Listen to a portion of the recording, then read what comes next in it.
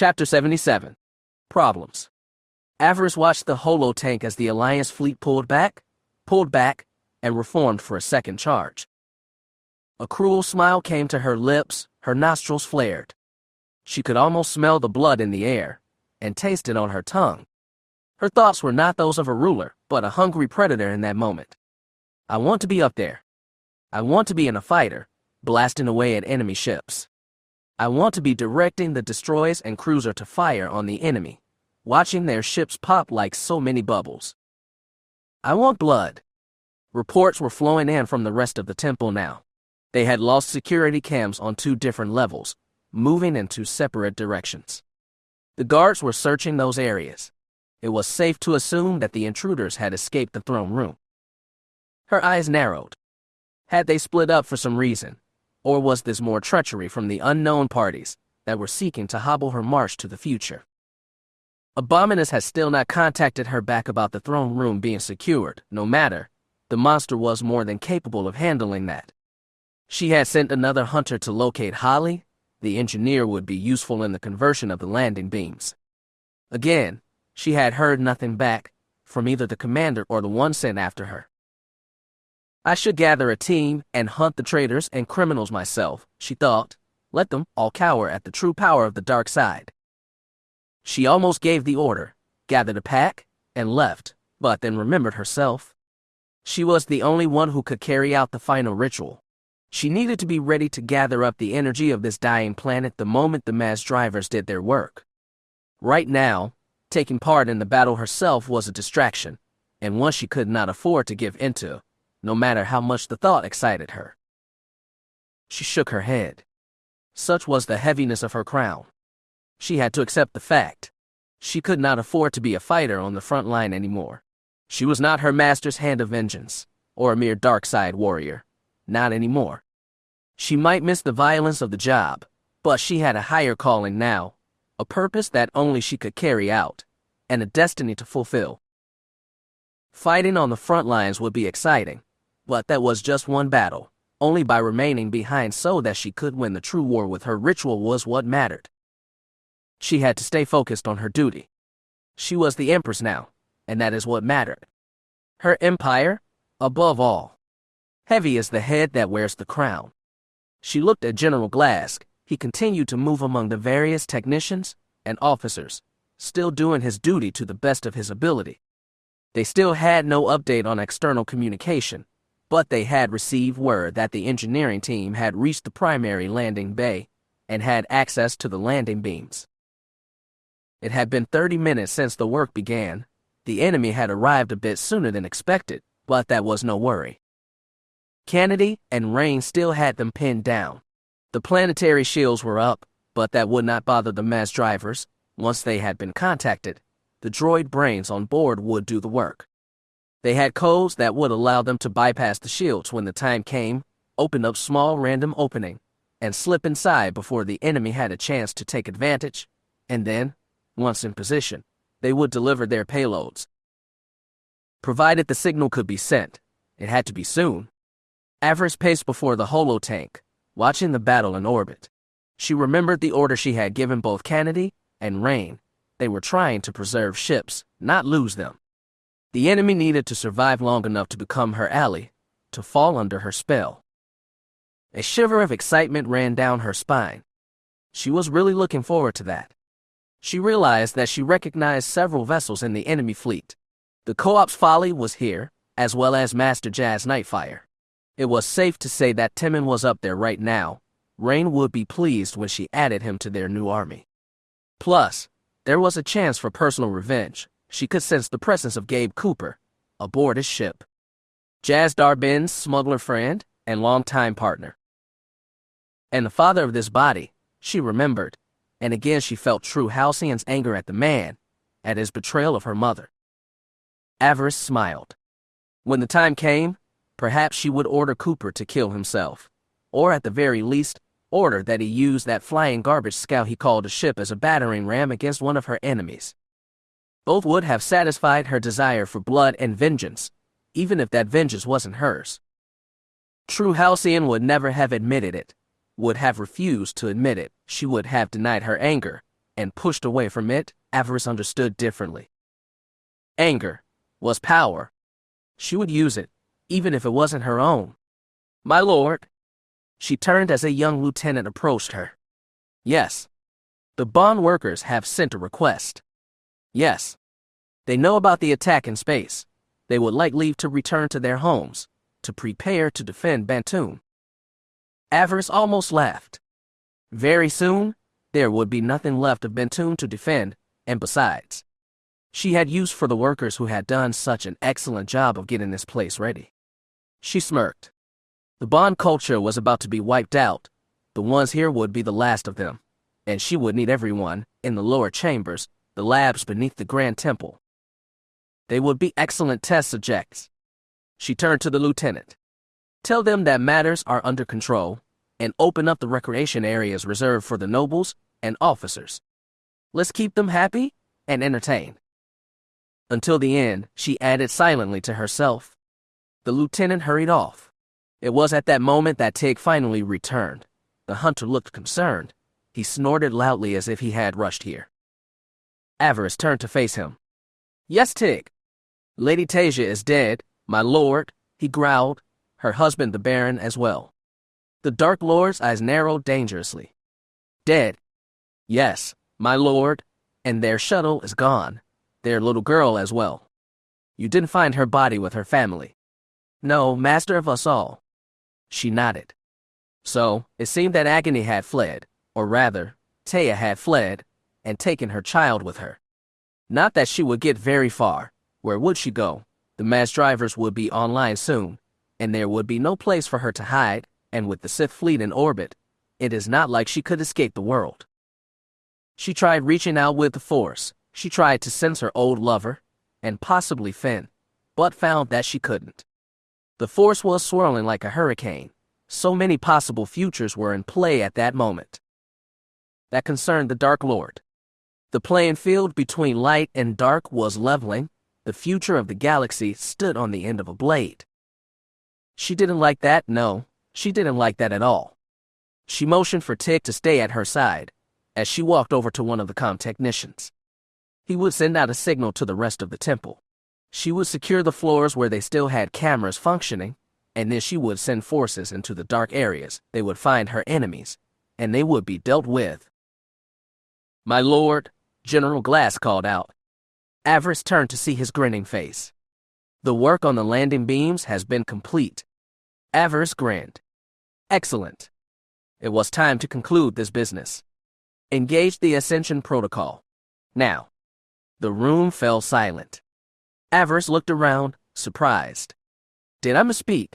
I said activate the Ascension Protocol." "My lord," Glass said, "we have no way to send out the evacuation signal to our forces." Avaryss shrugged. "So?" Again, silence. Avaryss glared. "What?" "My lord," one of the weapons technicians said, standing up. We still have many boots on the ground. Should we not send someone to warn them? War Master Bleeze herself is still in the capital. We could?" Avaryss blinked. The man's head twisted around, his neck breaking with a loud snap. There were gasps. Even General Glass jumped, his eyes widening. Avaryss' smile turned cruel and pitiless. She looked around at the gathered officers and techs. She snorted with amusement as Tig giggled behind her. She turned to Glass. "General," she said sweetly, "Ascension Protocol, now." "My lord," he said with a nod, and turned to the now empty weapons station. 2 guards were already removing the dead man's body, his relief filling his seat. "Ascension Protocol," Glass shouted. "Bring the mass drivers online. They may fire as their targets bear." Hearing the second part drew Lord Lyrhan's attention. "Mass drivers. What is Glass talking about, Avaryss?" She smiled wickedly. "He is talking about your ascension, my lord. I have decided to grant your request, make you the Lord of Bantoon."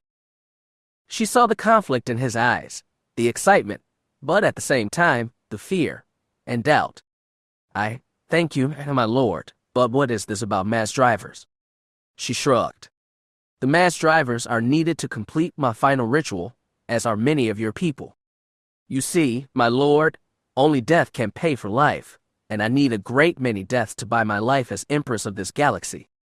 The mass drivers currently in orbit will flatten every city on Bantoon. They will strike with the fury of an atomic weapon, with none of the messy fallout. The man paled. Every city? Avaryss nodded. But the temple, we will be. We will be fine. We are far enough away from the capital that the shields here will protect us, and the future of Bantoon as well. The future. You and yours, she added. Once the destruction subsides, you and your remaining people will be the caretakers of this temple. It is what my predecessor Baron Hudlow recognized over half a century ago. Your people are the perfect fuel for the inferno that is about to consume the galaxy. You have my most sincere thanks for this sacrifice. The little man was dumbstruck. Clearly, he had never considered this, what it meant letting a Sith in through his front door.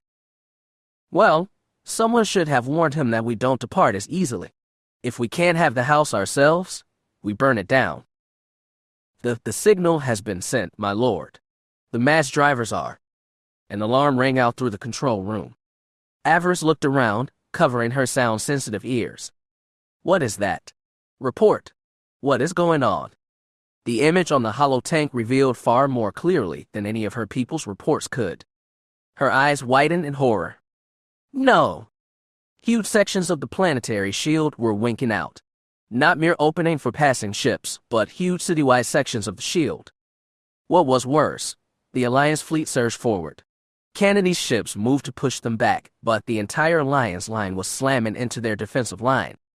Smaller ships, freighters, and Hammerhead-class corvettes had formed a defensive wedge and were driving deep into her defensive line. As she watched the Alliance engage her forces at point-blank range. The Alliance ships were getting torn up. 4 of the smaller vessels died in flame, but one of the wrecks held together just long enough to ram the Warcry head-on. The destroyer crumbled, hit by so much momentum moving forward. A small group of armed freighters and corvettes formed up in a dagger-like formation, literally fighting through wreckage, larger vessels shielding their smaller brothers, keeping the guns of her ships from destroying them. They were pushing for. She blinked. They were making for the polar region. They had found rain. The enemy ships were pounding her forces, and worse, they had opened a hole where the Warcry had once been. Kennedy was asking fast to close it, but there wasn't time. Hundreds of fighters were pouring through the gap, Sith and Republic both, the best flyers of the Alliance, she suspected. They must have been brave souls indeed to hold out against Rain's battle meditation. Her fighters were moving to engage, but the enemy was quick enough to avoid the larger ships, and the defense platforms couldn't lock weapons with the enemy so close to her own forces. 2 wings of her Bond heavy escorts were breaking formation to chase the fighters, but she watched as the fighters lined up and fired, targeting not her ships, but one of the mass driver satellites. It vanished from the holotank, destroyed. The enemy knew. The realization made her shiver. She snarled. They knew everything. Traitors, she thought, wishing only to have a neck to break. Damn the traitors. Someone had gotten the word out. Master. Tig's warning was necessary. She sensed the attack even as it came. Lord Lyrhan had pulled a holdout blaster from his sleeve. The little man was terrified, but not of her. He was frightened at the thought of being accessory to the death of so many of his people. He aimed it at her and fired. It took him less than a second, but that was still too slow. Too slow for the Dark Lord of the Sith. Avaryss whirled and raised her metal hand. She swatted the bolt, the tactile sensors and the artificial limb acknowledging the extreme heat. She turned and glared at him, death in her eyes. Seeing her block the blast, and her deadly gaze, made the little man pause. It was all the time she needed. Tig, she hissed before he could fire again. The hunter leapt on the noble, leapt and bit deep into his shoulder. Lyrhan shrieked in pain, even as the alchemical saliva entered his wound, beginning his own transformation. Tig ripped the blaster from his grip and tossed it away. It slid across the floor, disappearing beneath one of the consoles. The hunter slammed the little man's head against the ground for good measure, before regaining his feet. Lord Lyrhan, the man who dared to be a king in her kingdom, held his wound, and sobbed pathetically on the floor. Avaryss looked down upon him. Pathetic. Tig licked his lips. He giggled as he wiped at the blood on his mouth. "Welcome to the family," he bleated. The Dark Lord nodded. She had always considered herself a woman of her word. She had promised the man he would rule, and he would, as he regent, as a first among her hunters. A fitting reward for such a pathetic creature, the change would be for the best. It was already a poor excuse for a human. Tig leaned down, whispering insults, and who knew what else. Avaryss no longer cared.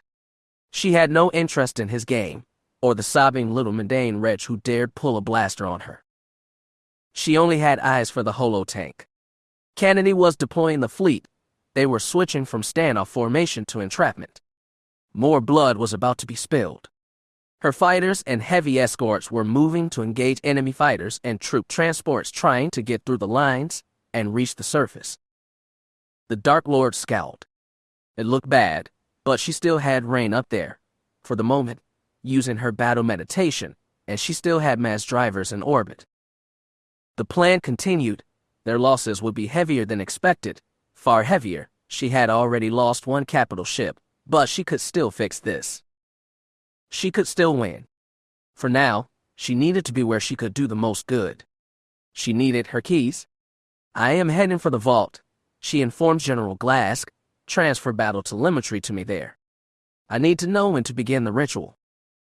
When the cities start dying, she thought no reason to repeat what the general knew was going to happen. He nodded. "Yes, my lord." She gave him one last cold look and then left. 2 hunters joined her, as well as Tig. She shook her head. This was not how it was supposed to have gone. She felt a sudden flash of heat and pain, that incense of vertigo, followed by nothing. It was a sensation that was so intense, and suddenly silenced. She sighed. Rain. She didn't need to turn to look at the holo-tank. She could guess what had happened. No doubt there was a new cloud of debris over the polar region, all that remained of her expensive meditation sphere. She shook her head. She allowed only a second of sadness for the girl, then crushed that feeling down. She still had work to do. "Oh well, it looks like I will need to train Ender myself, and I will need a placeholder apprentice in the meantime. Someone that I will need to watch very closely. Zen perhaps." It would be risky, she knew that, and taking care of Ender alone would be tricky, especially when surrounded by so many power-hungry sycophants. Yes, it would be hard, being both a master and an empress, but if anyone can do it, I can. She shook her head. She was, after all, the Dark Lord of the Sith. She could do anything. Chapter 78. The Traitor. More guards. Taya pushed the queen back, earning yet another glare from the injured Nell Trooper Valentine. The woman, free of Avaryss control, didn't like anyone touching the old queen. She must understand, I've burned all the bridges in my life to get us here. Any attempt to turn back now would result in my death, and the suffering of Ange. Taya would not do that. She couldn't do that. As a mother, she had no choice. She would defend her child. Merritt and the princess had taken the lead. Both seemed more complete now than they had since arriving separately. Taya could sense it in the Force. A connection had formed between the two. Something far more intimate and complete than anything he had had with Avi, or with her for that matter. The monster that had once been a woman shook her head. She could not deny it. She felt a tinge of jealousy towards the young noble woman. What she had found with Merritt was special. They heard voices and the sound of boots. Troopers were searching the temple for them. She was a bit surprised that they hadn't been found yet. Perhaps the space battle was not going well. If not, they might have a chance to make it to her parents' shuttle. Right now, it was the only way out of here. Taya needed to ensure that her daughter was safe. Once that was done, she would be free to do what was necessary. Free to truly free herself. Merritt risked a look around the corner. Princess Bela was at his side, almost pressed against his back. "Anything?" she asked. Merritt shook his head. "Back up," he said. "What?" the girl replied. He looked over his shoulder with a slight smile. "No, back up. Stand back. You are crowding me here. The girl blushed and retreated 5 steps. Sorry, she giggled. Old habits. Merritt snorted with amusement, smiling at her. A smile that lit up the girl's face. Taya watched the exchange with a knowing look. She loves him, she realized, and I think he has fallen in love with her. Again, she felt that flash of jealousy, but quickly let it fall away. Despite what they had had once, she had made the point of their relationship perfectly clear. She had asked him for a child, and he had given her that, and she had accepted that she needed to let him go. She would honor that arrangement, she had Anj, or would have when they were safely out of here. Let Merritt have his little princess, if he survived today. It was the least she owed him, for the role she had played in Avi's schemes. Why are you doing this? The question had come from Queen Vesseria. The old woman was giving her an arch look. You have stood beside Avaryss all these years, what has changed? Taya's eyes narrowed, so much had changed. Avi's decisions had given her no choice, but it was more than that. The Sith betray each other, she told the Queen. It has to happen. It is the way of things. Both the Queen and her guard gave her an arch look, no doubt recognizing that it was more than that. This was not about some power play.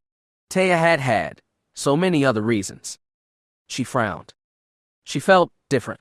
The rage that had been a part of her since her release in this new form was gone, and with it, the hunger for Force-rich blood that had filled her upon her awakening. When she tried to touch the Force, it felt different, strange, and comforting.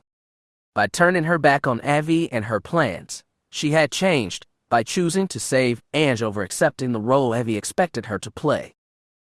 The monster, the woman who had been a monster, didn't truly understand. What has happened to me? Distantly, she could hear Avi speaking. It is a terrible thing to fall, and even more terrible to admit it to yourself. Avi had said that once. She was quoting some ancient Sith lord or another.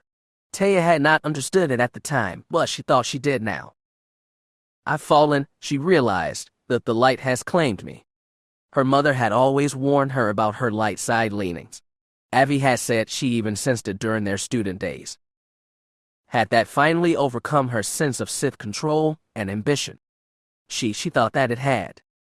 Once that thought would have horrified her, filled her with dread of what her mother would say. That didn't really matter anymore, did it? Her eyes narrowed. It made no sense. She had murdered her mother, and her father too. Should that not have fully drawn her into the dark side? Was it murder? Her conscience asked. You asked for your mother to free Anj. She refused. She attacked you, and you defended yourself. Your father tried to attack you, and you struck him down in self-defense. All these things were true, and the more Taya thought about it, the more certain she became. She was still Sith, that hadn't changed, but the dark drive, the ambition was gone. All that mattered was her daughter, and she would move the galaxy itself to keep her safe. She looked at the Queen again. She sighed heavily. Avi tried to take my daughter from me. She made me into what you see before you now. What I've become, it doesn't matter. Only my daughter's safety does. Taya bowed her head. I must keep Anj safe, whatever the cost. The two bond women seemed to accept that. She felt that too. The feelings of the mother, the love, and the desire to protect a child. They understood that, at least. Merritt and the princess returned. They still kept their voices low. The guards have moved on. We still have to keep quiet though. There is a camera at the end of the hall, Merritt said. I can disable it for a minute. That will give us time to make it past. Then I will disable it. He smiled. I know something that should work. They waited until Merritt told them to go. Then they hurried down the corridor. Taya paused as he joined them. He removed something from his belt, attaching it to the holocam with the Force. Taya looked around. They were almost at the shuttle, another level up, and 3 doors down. Then they would reach her parents' apartment, and the shuttle they had prepped for their trip to the Bond Moons. They would still need to be careful. If the Alliance fleet was in orbit, but it was doable, the shuttle was only lightly armed and built for speed, and already cleared as friendly to all Avaryss forces. It was their best shot to get Anj out of here. The group moved together, with Taya and Merritt in front, She scanned the hall with her new eyes. Avi would have deployed her hunters by now. They could be all but invisible to most sentients, but she had been recreated to be their commander. She was more than capable of sensing them. Plus, their force disruption abilities had no effect on her. Any hunters that they came across she would deal with. She felt no qualms about killing the creatures. They may have been sentient beings once, but Avi had twisted them into being nothing less than mere extensions of her will. If she was being perfectly honest, killing them would be a mercy, freeing the people they were from what they had become. So far, the path was clear. They made it up one of the stairways. There was a holocam at the top, but it seemed to be offline, likely by whatever trick Merritt had used. As they made their way up, they heard voices, angry voices. Merritt motioned for them to stop. What do you mean they are all dead? Did I not speak clearly? Lord Tasia and her husband are dead. The counselor was cut down by a lightsaber, and the Baron was struck down by a blaster bolt. Taya winced, the memory of her patricide haunting her. I didn't have a choice, she thought. Mother didn't give me one. There was a brief pause. Taya thought she recognized the speakers. Abominus and Zen, Avi's former apprentice and executor. What of the shuttle? Is it still there? Did you lock it down? The shuttle is gone, the little girl too. Taya's eyes widened in fear. Gone. It couldn't be. She scrambled the lock herself to prevent anyone stealing it. Ange was on board asleep. She nearly leapt into the hall and engaged Avi's sycophants. Only a harsh look from Merritt stopped her, but it was so hard, being here, knowing that something had happened to Ange, and being able to do nothing about it, it hurt. She wanted to get to her baby. They heard the sound of heavy boots, more troopers arriving. Barrack, Zen called out, acknowledging her husband. Did you find anything? No, he answered. We are receiving reports of camera failures in the eastern corridors. Our intruders appear to have split up. Taya heard Abominus snarl. She did her best to keep her presence in the force small. Abominus was an excellent tracker. If she sensed them, they were done, but if the shuttle was gone, they would need to find a new way out. Make for the eastern corridors, Zen ordered Abominus. I will take Barrack's men, and we will secure the section floor by floor. We will find the intruders. Do it then, Abominus hissed back, and if you find them, do not kill Agony. The monster that had been born of Naz laughed cruelly. I wish to feast on her blood, and I will be most disappointed if it is cooling and dead when I find her. Off with you, creature, Zen said. Master Avaryss demands results. They heard the sound of many feet leaving, and the strange cackle giggling of several hunters. Merritt looked at Taya. They had hoped to use her parents' shuttle to get the queen and the others out of here. What were they going to do now? There was silence then. They needed to wait for Zen and her husband to move on if they did not. Taya's eyes narrowed. They would need to take the executor down fast. The troopers wouldn't be a problem, but time, and the noise needed to do so, was. If any hunters were still in earshot, Abominus would be back, and the whole escape would come crashing down. It was at that moment that Zen called out. What she said surprised them. I know you are there, Finn. Our time in the Padawan pack all those years ago make it impossible for you to hide from me. You can come out, my old master's things are gone, and my men hold this section of the temple. Merritt's eyes narrowed suspiciously. Taya looked at him, questioning what was going on. He moved forward, motioning for the others to stay back. What is going on, Zen? If you knew I was here, why not inform the rest of your allies? Allies? Zen said with a laugh. I wouldn't exactly call them allies.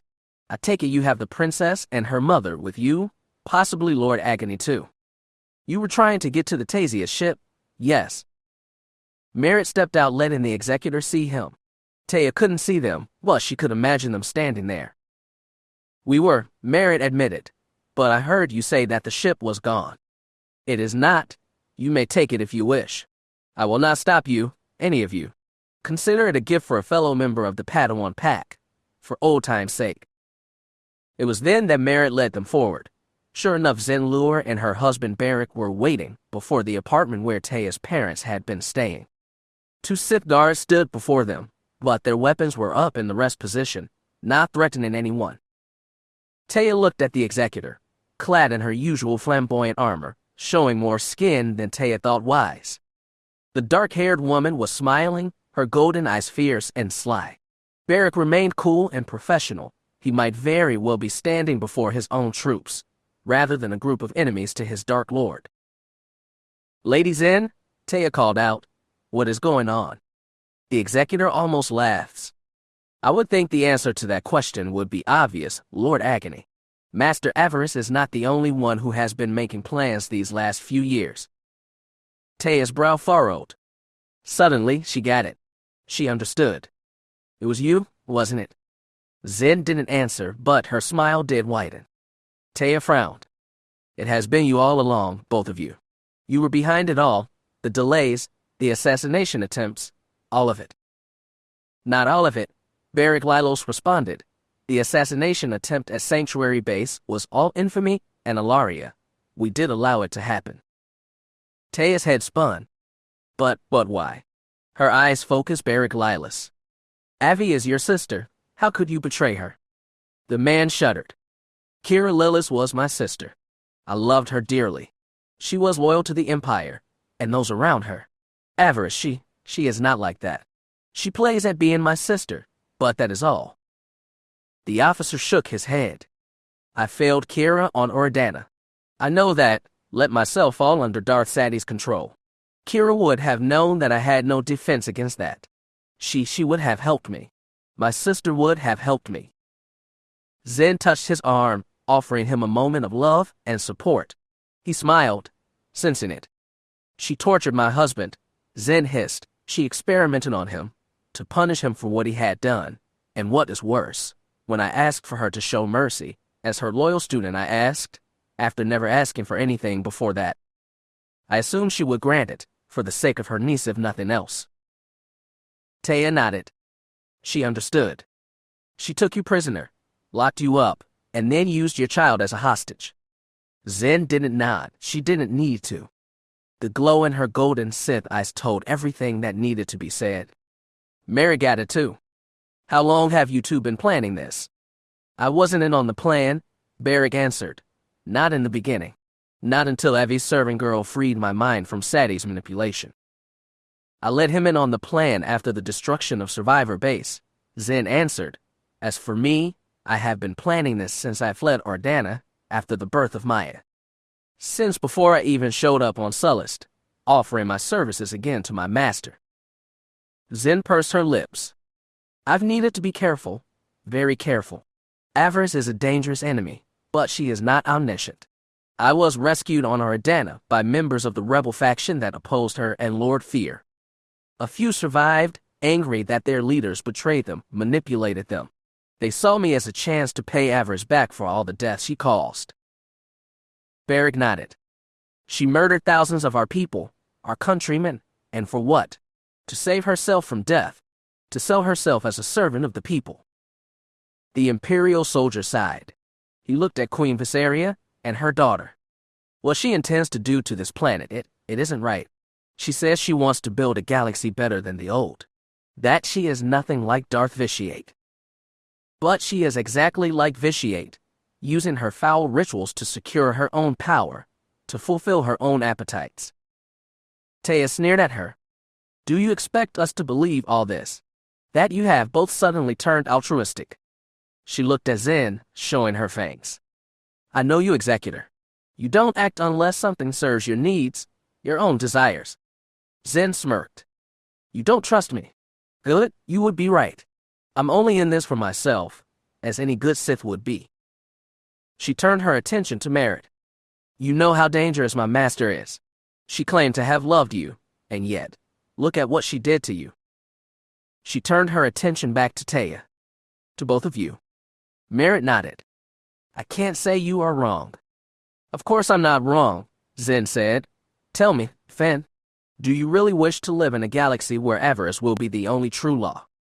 If her ritual works, she will reshape the minds of everyone in the known galaxy.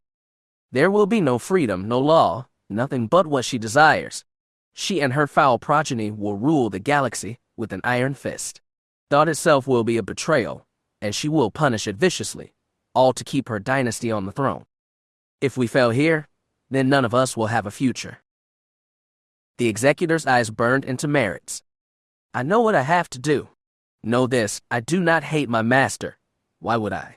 She freed me from the shackles of the Jedi. She gave me the chance to be the woman that I was destined to be. I love my emotions. I love being Sith. And I love you, my darling wife, Barrick said. She smirked at him. And I you, my husband. She turned her attention back to Taya and the others. Avaryss taught me well. I accept the Sith imperative. It is I that should have been her first apprentice. Necris had always desired a different type of power. Her needs were not the political. Yet, when I returned to my master's side, she took that up-jumped serving girl as her heir. She abandoned me, but she forgot one thing. Zen's smirk turned cold. The Sith imperative does not care about choice. Avaryss made me both her ally and her enemy the day she took me in. I learned well from my masters, from both of them. Sidarbin taught me the value of betrayal, and Avaryss, with all her games, taught me to truly use it. When Avaryss went into exile, I made my move. I contacted the Empress. Darth Asina offered me all of Avaryss' holdings if I could bring her low. She offered me far more than anything that Avaryss could. I'm sure Avaryss suspected me when we first met up again on Sullust. I know she watched me close, but over time, she has stopped watching. All she has seen when she looked at me is family. Barrick's wife, the mother of her niece. I was part of her family, and her family was her possession. Zen laughed. That has always been her blind spot, her desire to replace the family she lost as a girl. That blind spot was a weakness. The fact that I've been able to do what I've done up to this point is all the proof that the dark side needed. Darth Avaryss is weak, and as her apprentice it fell to me to bring her down. Yet, she would never meet in single combat. She would use her creatures to destroy me, or use Rain's powers to weaken me during our duel. What I've done, every betrayal I've committed, if she was truly worthy of ruling the galaxy, she would have discovered me. The fact that she didn't prove she is no longer strong enough to rule us. It is her time to fall. It is my time.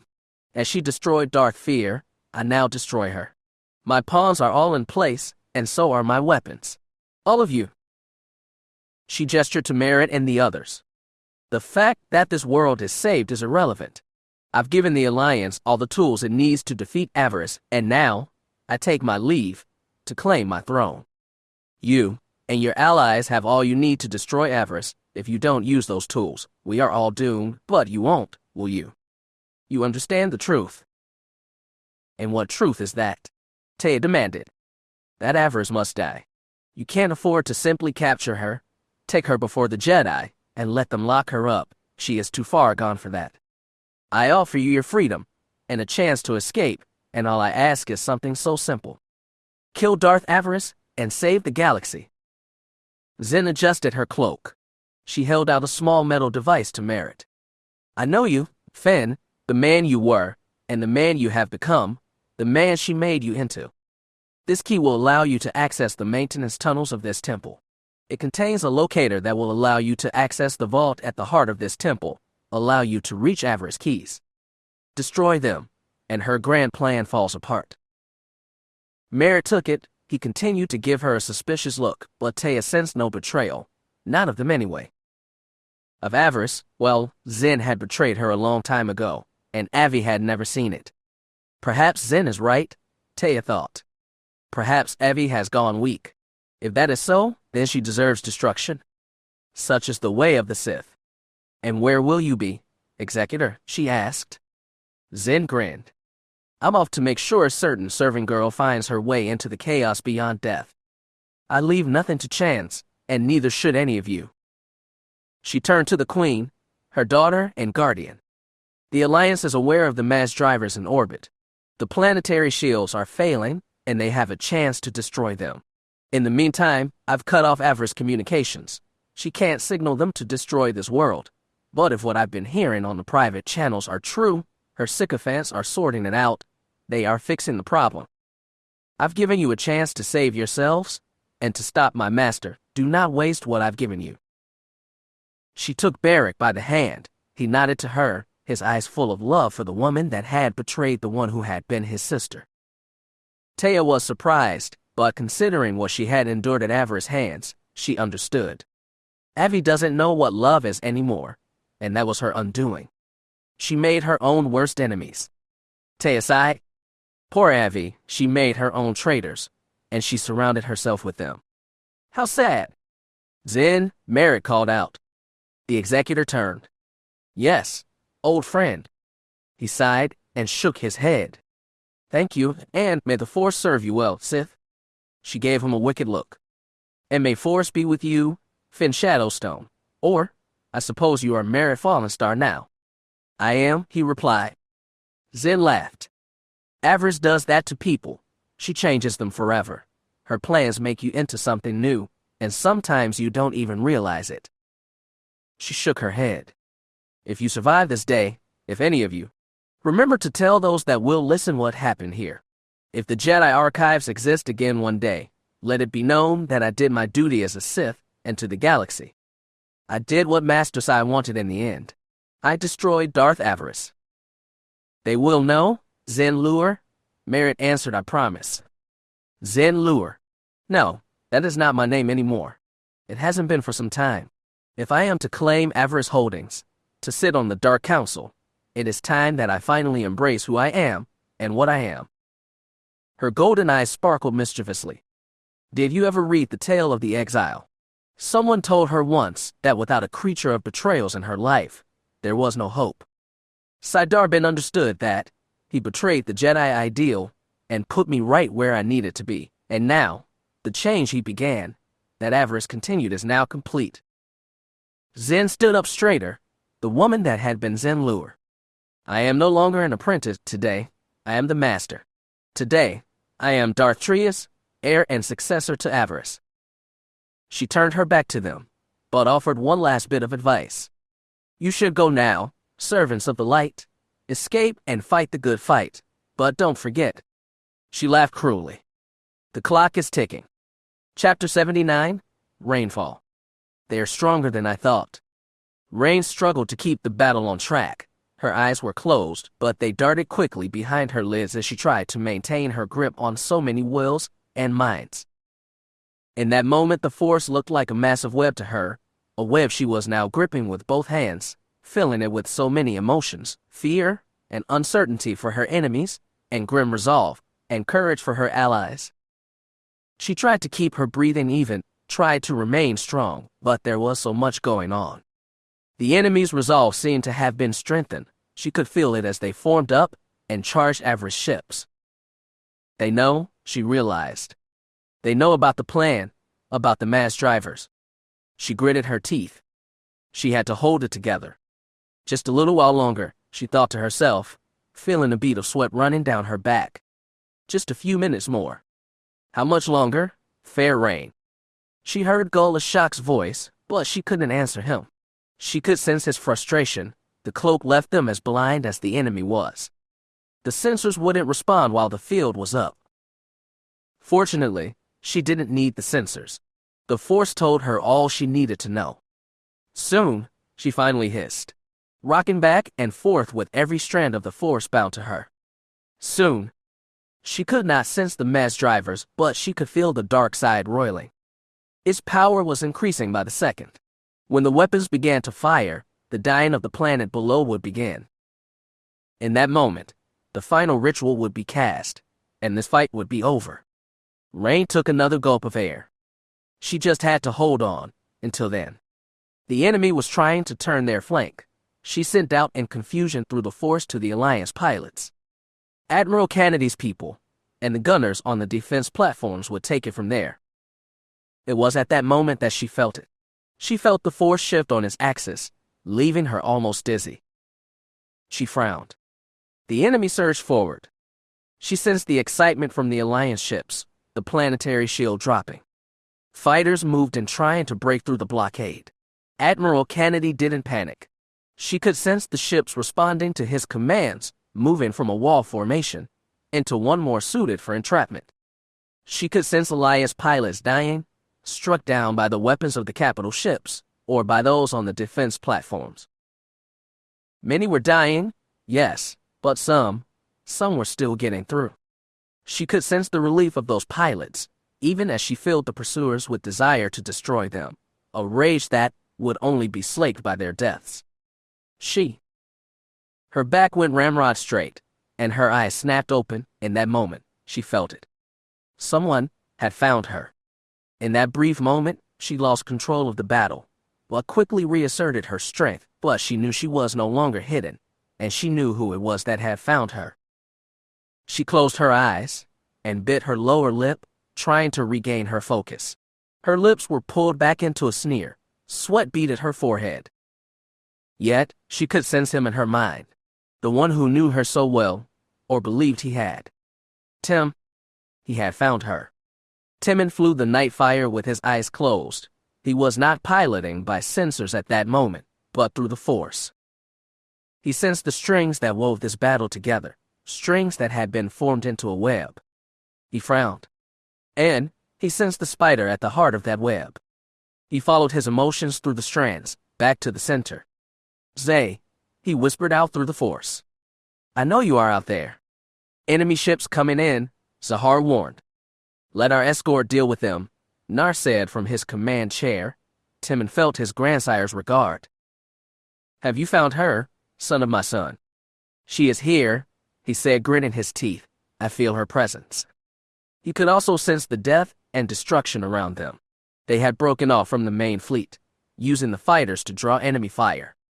Several of Captain Cooper's armed freighters and 2 of the pirate corvettes were acting as a physical shield against enemy fire.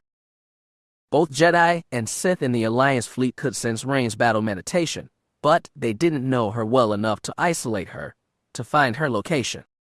She was not on one of the capital ships in the line, so she was farther back, directing her forces from a distance.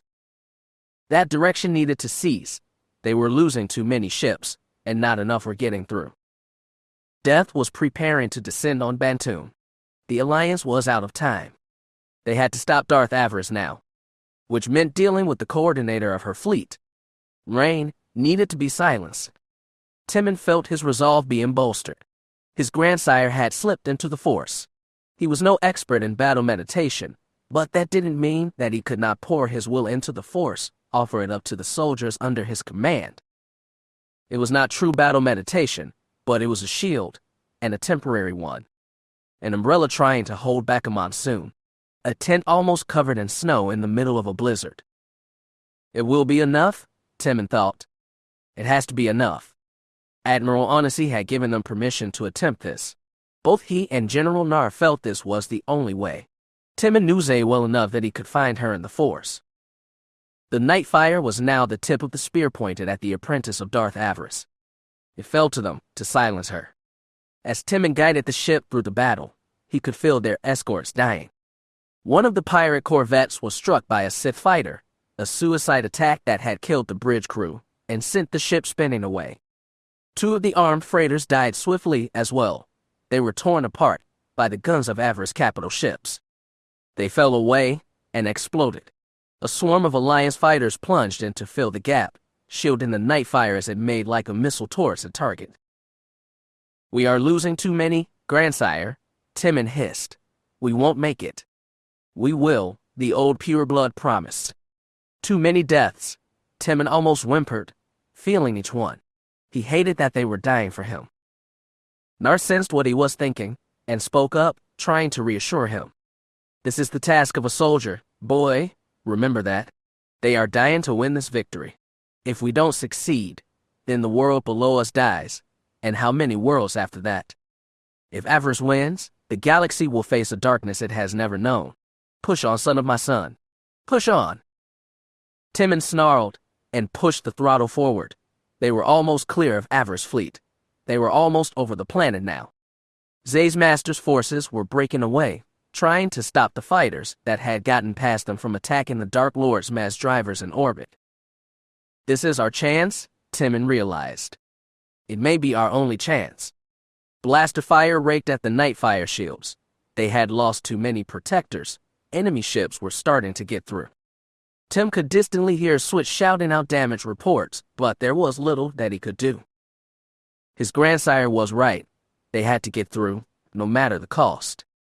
He could sense the resolve of those around him, his grandsire, and Zahar, Rufo, CC, in his own way.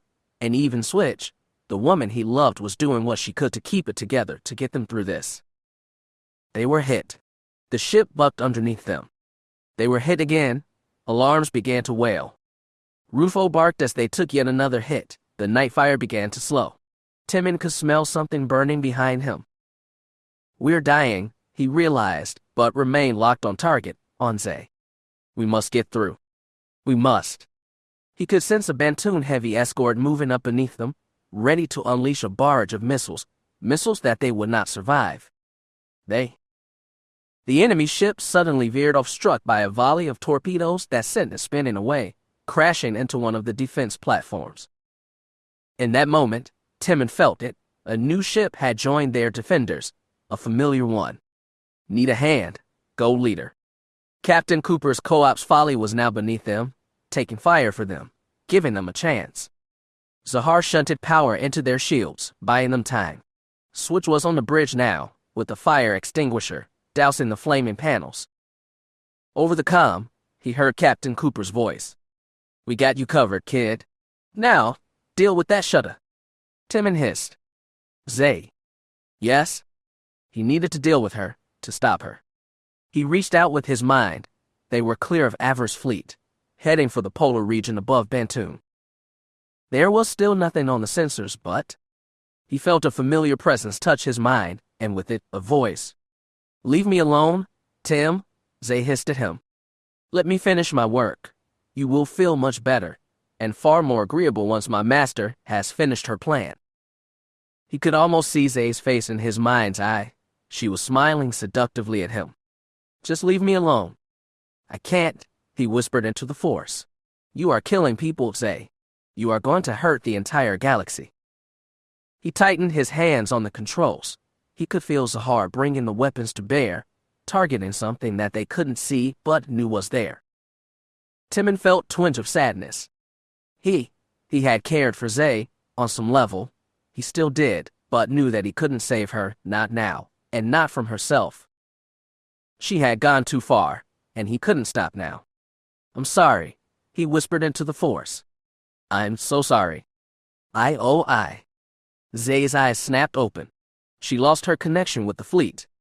Dropped the cloak, she ordered go, and armed the weapons. Her Twi'lek lover obeyed without question. The darkness that had filled the viewports fell away, revealing the planet below, and the battle playing out around it. She also saw the flotilla of ships drawing closer, too close. "Fire all weapons," she spat, angry at Tim for doing this, for endangering both her and the plan. "Destroy them." I. The meditation sphere appeared in front of them. Timon had opened his eyes, as he brought them in closer. Suddenly the weapons of the spherical vessel opened up. Lasers and missiles lanced towards them with deadly accuracy. Timon went evasive. He fired on incoming missiles, blowing one of them up, and taking two more with it. A fighter zipped in front of the night fire, one of Wolf's squadron, taking the killing shot that would have ended the night fire. The Wolf pilot let out a scream as he vanished into the Force. Timon Tag growled. "I'm sorry, Zay." "Now, Zahar," he shouted. The boy pulled the triggers.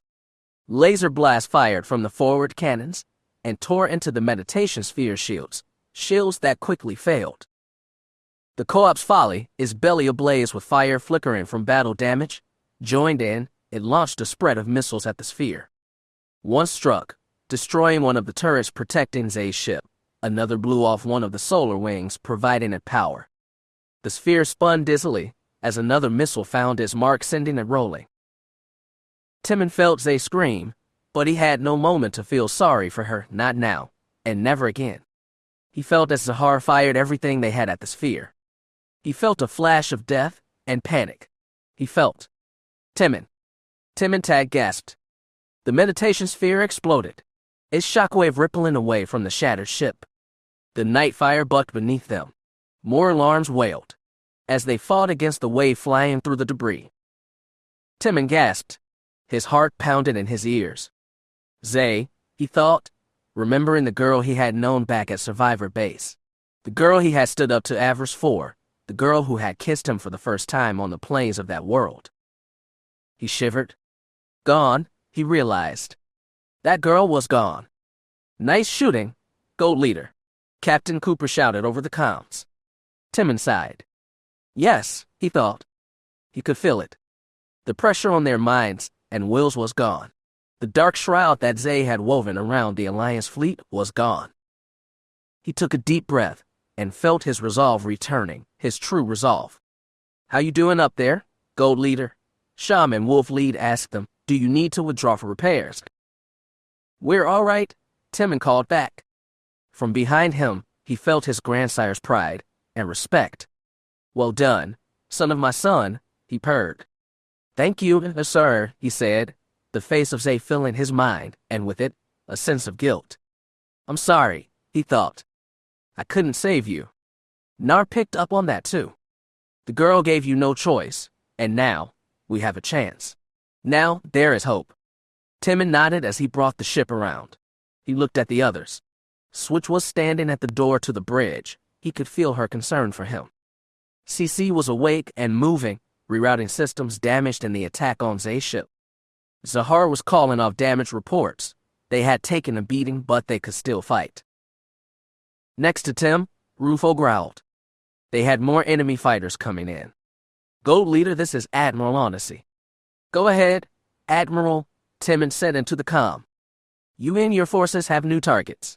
Enter Bantoon's upper atmosphere. We have new targets for you. These are Darth Avaryss weapons, her mass drivers. You need to take them out. Timon nodded. Copy, Admiral, he called out. Gold Group, Wolf Squadron, this is Gold Leader. Make for the planet and target every target coming up on your screens now. We can't let a single one of those weapons fire. A chorus of copies rang out over the communicator. Timon dove, what was left of their escort, and Wolf Squadron following at his heels. His eyes narrowed as he saw it. It looked like a weather satellite, but it blazed with the power of the dark side. He fired on it. The lasers tore into his armor. Suddenly, the power source inside the satellite detonated. The metal rod that would have been fired at the surface broke through the side of the destroyed weapon and spun away. Timon grinned viciously. One down, he thought. Many to go? I. Among the wreckage of the destroyed meditation sphere, a single escape pod floated. It could not make it to the planet. Its thrusters were damaged. The pod rolled over and over. Inside, 2 lives remained. A lone Gamorrean warrior and a small blonde woman, a Sith and would-be Empress, left unconscious. The pod continued to roll through the planetary orbit as the battle progressed. Finally, it was detected by a single ship, a Sith Fury-class interceptor. The vessel accelerated, avoiding the battle around it. It activated a tractor beam, hooking the damaged pod, hooking it and dragging it behind it. Aboard the Fury, 2 of Darth Avaryss' allies, her former allies, watched. Beric Lillis and his wife, Darth Trius. The new lord of House Trius smirked. Got you, you little cat hound. She turned to her pilot. Take us out of here. We are returning to Dromedkas. Beric looked at his wife. We're taking her with us. He asked, a surprised look on his face. The Sith Lord chuckled. Not all the way. I know the perfect place to dispose of this servant trash. Beric didn't look so sure. Her battle meditation is valuable to the Empire. Perhaps you should discuss this with Asuna. Trius frowned. I will take no chances with her, Rick. She is Avaryss' apprentice. She must be removed. For the good of our house and our daughter, we can't afford to be timid. He looked like he was going to say something else, but finally he nodded, accepting her choice. She was glad. She was pleased. She again looked at her pilot. Get us out of here, she repeated. Yes, my lord. Trius leaned back and sighed. It felt strange. She thought of all those that had served Avaryss, all those that had fought with her in the beginning. They were all gone for the most part. She didn't know about Holly, but she doubted the changeling would escape Bantoon alive. Avaryss' 2 tank-born brats still lived, but they could be hunted down, now that their mother was no longer a threat. As for Ander, he was now hers to raise. Maya liked him, so she would keep him. In time, he would become an excellent tool for their house. The children were children, she thought, and she saw them as no threat. Asuna knew that they needed to be dealt with, and now that Trias had done what needed to be done, she could finally claim victory. Avaryss holocron was still out of there, of course, she would need to find it. The Empress expected it, it was to be a trophy to her greatness. Trias would let her have it, of course, after she had mastered it. The new Dark Lord nodded. That was it then, the children would be dealt with, and the last of her master's servants as well. So that was it, no more rivals to be destroyed. Which meant they were the last, the ones that would have all that Avaryss had once possessed. She almost giggled. That she and Rick were among the survivors was amazing. Almost amazing as their new lives were going to be. Lives of power and prestige. She smiled as they slipped past the Alliance fleet, now too entangled with Avaryss forces to stop them. She watched as the stars stretched into lines, as their ship vanished into hyperspace, dragging Rain's escape pod behind them. She did nothing for the first hour, and then, after making sure that the line holding the escape pod was still secure, she chose to act. She pressed the button, disengaging the tractor beam. The escape pod fell away, fell into the swirling otherworldly reality that was hyperspace. Lost, Trias thought, lost forever. She remembered the embarrassment the girl heaped upon her during their time on the survivor's world. Her arrogance when they sparred, knowing that Avaryss would protect her. Well, Avaryss couldn't protect her now, not anymore. Now, at last, vengeance was hers. Rain was gone, lost forever in hyperspace, never to return. Goodbye, you annoying little rodent, she murmured with a happy smile. Goodbye, Rain. Chapter 80. Loss. The pain was so bad it nearly overwhelmed her. Shireville staggered. The sense of death and loss almost took her breath away. All around her the battle raged. The damaged troop transport that had brought the enemy was now cover for the remaining Paladina and their allies. The security troops that had come to take back the shield station lay dead around them. Yet, it was not satisfaction or victory she felt. It was pain, terrible pain. The very force shook with it. Thousands crying out as shock and fear. They cried out and vanished in moments. The Jedi whimpered. In that moment, she realized that they were too late for many innocents here on Bantoon. The attack had come far too late. One of the mass drivers, she realized. One of them had managed to complete his mission. Somewhere on the surface of Bantoon, one of his cities had just ceased to exist. Avaryss had drawn innocent blood today. Finding out what had happened, what the witch had planned for this world. She had been horrified. The thought of sacrificing an entire world to feed some Sith spell. She had hoped that the Alliance had arrived in time, but if what she was feeling was true. Too late for some, she realized with tears in her eyes. We were too late. Despite what was coming, Avaryss forces here in the capital still fought viciously. She still saw Sith troopers among them. If they didn't know what was coming, or knew and were simply prepared to die, she couldn't tell. Regardless, it didn't matter in that moment. She could sense the force swirling like a hurricane. The light and the dark both raged against each other. The battle in space was still undecided. She could sense that much. What came next would likely decide the fate of all. She looked skyward, trying to get a sense if the mass driver meant for the capital was still floating up there, still on its way to its target. If it was, they would likely not have much time. The uprisings against Avaryss should have spread to every city by now, and if they had, would those people fight as hard if they knew a swift death was hanging over them? Shira couldn't say, she could only hope, and tried to keep her faith in the light. Defeat was not an option.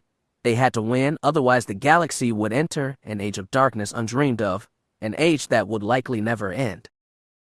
No, the Alliance couldn't give in. They had to stop the witch, here and now. The sound of many armored boots drew her attention. She looked up as a full column of Sith troopers were marching down the street, led by a soldier in black mirror-polished armor and a flowing black cape. The leader held up a megaphone disc from her belt and spoke into it, her voice echoing off the buildings. "This is War Master Bleeze of House Avaryss. Surrender now, or be destroyed." Shira shook her head. She couldn't believe it. Did this War Master Bleeze even know what was going on above them? Shira looked around her. Of the original 12 Paladina, only 7 remained. She couldn't say if there would be enough to break through the Sith line and make it back to one of the safe houses. The Jedi's eyes narrowed. Escape had never been the plan, of course. This was a win-or-die situation. She could not risk the Sith retaking that shield station. Despite what the Slicers had said, she would take no chance of Avaryss forces bringing the shields back up. "This is Shira Veal of the Jedi Order," she called back. "If you value your lives, you would be wise to depart." "Greetings, Master Shira," the War Master called back. "Lord Avaryss will be most pleased to know you are here." I'm sure she would, Shira thought, looking at the sky. She could still not tell if the mass driver was still up there, readying itself to destroy the city. She tried to reason with the soldier. Perhaps there was a way to stop this fight with no more loss of life. "Do you not realize what is happening, War Master?" she shouted, using the force to make her voice ring out across the street. "Do you have any idea what Avaryss is doing right now?" "If you are referring to the mass drivers, then yes," Bleeze answered her. "I am aware what is going to happen to this place, and what is likely to happen to me as well." Shira growled in disbelief. "Are you really prepared to die here, War Master? To sacrifice yourself for Avaryss schemes? Do you think that I'm afraid to die for my master? I'm a soldier of the Empire, Master Jedi. I swore an oath to live and die by my Dark Lord's command. If death comes for me today, I will welcome it. If my sacrifice buys a future where all the galaxy is at peace and under Imperial rule, so be it." Shira sighed. A fanatic then, or under some Sith spell that makes her not care for her own life. The fact that the rest of the troopers under her command were not running or questioning either told the harsh truth. There would be no defection from Avaryss calls. These soldiers would fight on until the mass driver delivered his death from on high. Loyalty or Sith manipulation, it didn't really matter in the end. The latter was to be expected of a Sith like Avaryss. The former was troubling. She appreciated the soldier's courage, but to die like this, when she didn't have to. Shira looked at the Paladina around her. They were exhausted from using their powers, but they looked up at her, their gazes unbroken. Master Kit was injured, but still held up her lightsaber, ready to continue the fight. The old woman looked at her. "We must hold this position. We can buy our allies time. That is the best we can do," she said. Shira nodded. Fine. She could not save those that had perished, but she could fight on for the good of those still living. She could buy time and try to prevent the success of the witch's schemes.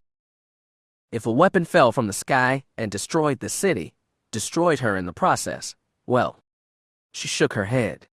Well, that was just the will of the Force. There is no death, there is the Force. She brought up her lightsaber, ready to lead the charge out into the street. The War Master would not anticipate a charge. She would expect the Jedi to dig and let the enemy come to them. That gave them the advantage. A sudden charge would. A pair of Sith fighters screamed overhead.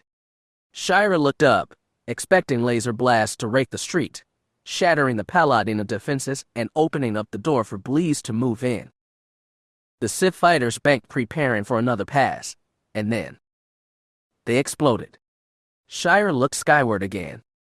2 squadrons of Republic fighters flew by overhead. She felt a slight glimmer of hope. They had done their part. The shields were down. The Alliance had breached Avaryss defenses. Heavy blaster fire raked at the Paladina cover. Another night fell as the War Master called the advance. Shira and the others fell back, bringing up their blades and blocking the laser blasts of the advancing Sith troops. The enemy swarmed over the broken transport, many being cut down by the Paladina ricochet, but more forming up behind. From within the captured shield station, grenades came raining down. It slowed the Sith troopers, but didn't stop them. Bleeze emerged, flanked by a pair of troopers wielding what looked like captured Zackle energy shields. They protected the War Master's advance, even as she fired with her own Sith rifle. Bleez took careful aim, firing as she advanced. One of her blasts went through one of the windows of the shield station. An explosion blasted out. Bleez likely having shot one of the soldiers throwing grenades, and in death that trooper had dropped a grenade before it could be thrown. "Advance!" Bleez shouted, "Death to the enemies of Avaryss." Behind the advancing Sith, several troopers fired grenade launchers towards the Paladina line. Before the bomb force wielders could stop them, they detonated, not with fire and shrapnel, but with the loud piercing shriek. Sonic grenades, Shira thought, even as her thoughts were torn apart by the waves of concussive sound. Blaster fire increased as the stumbling Paladina were mowed down in a hail of fire. The force shielded them somewhat, but sheer numbers were winning the Sith troopers were too many. Shira made it back to the entrance when she saw it. When she witnessed the death of the Paladina Grand Master, Kit Shalaya was hit several times, but still managed to shoot down 2 troopers and cut down 3 more with her lightsaber. Then, Bleez was there. She had drawn a wicked single-bladed pike, and while Master Kit was distracted blocking another trooper's cortosis woven blade with her lightsaber, Bleez struck. She drove the pike up to the hilt into the other woman's chest. Master Kit lost her lightsaber. She tried to bring up her blaster and shoot the War Master, but Bleez merely pushed her arm away. She spun the fatally wounded Paladina around, and as he fell to her knees, Bleez caught her in a headlock. "No!" Shira shouted. Bleez twisted the other woman's neck. A sickening crack could be heard over the battlefield. Shira gasped as the force echoed with the woman's death. Jaz Darbin's first apprentice entered the force even as her body toppled over. Empty robes puddled at the Sith trooper's feet. With an angry growl, Shira launched herself at the War Master. She lashed out with her blade only for Bleez to pull one of her own troops in the way of the lightsaber. Bleez danced back, firing her blaster pistol. Shira blocked the blows only to be bowled over by another of Bleez's troopers. The Jedi tore out the man's throat with her claws, but before she could rise, Bleez was on her again.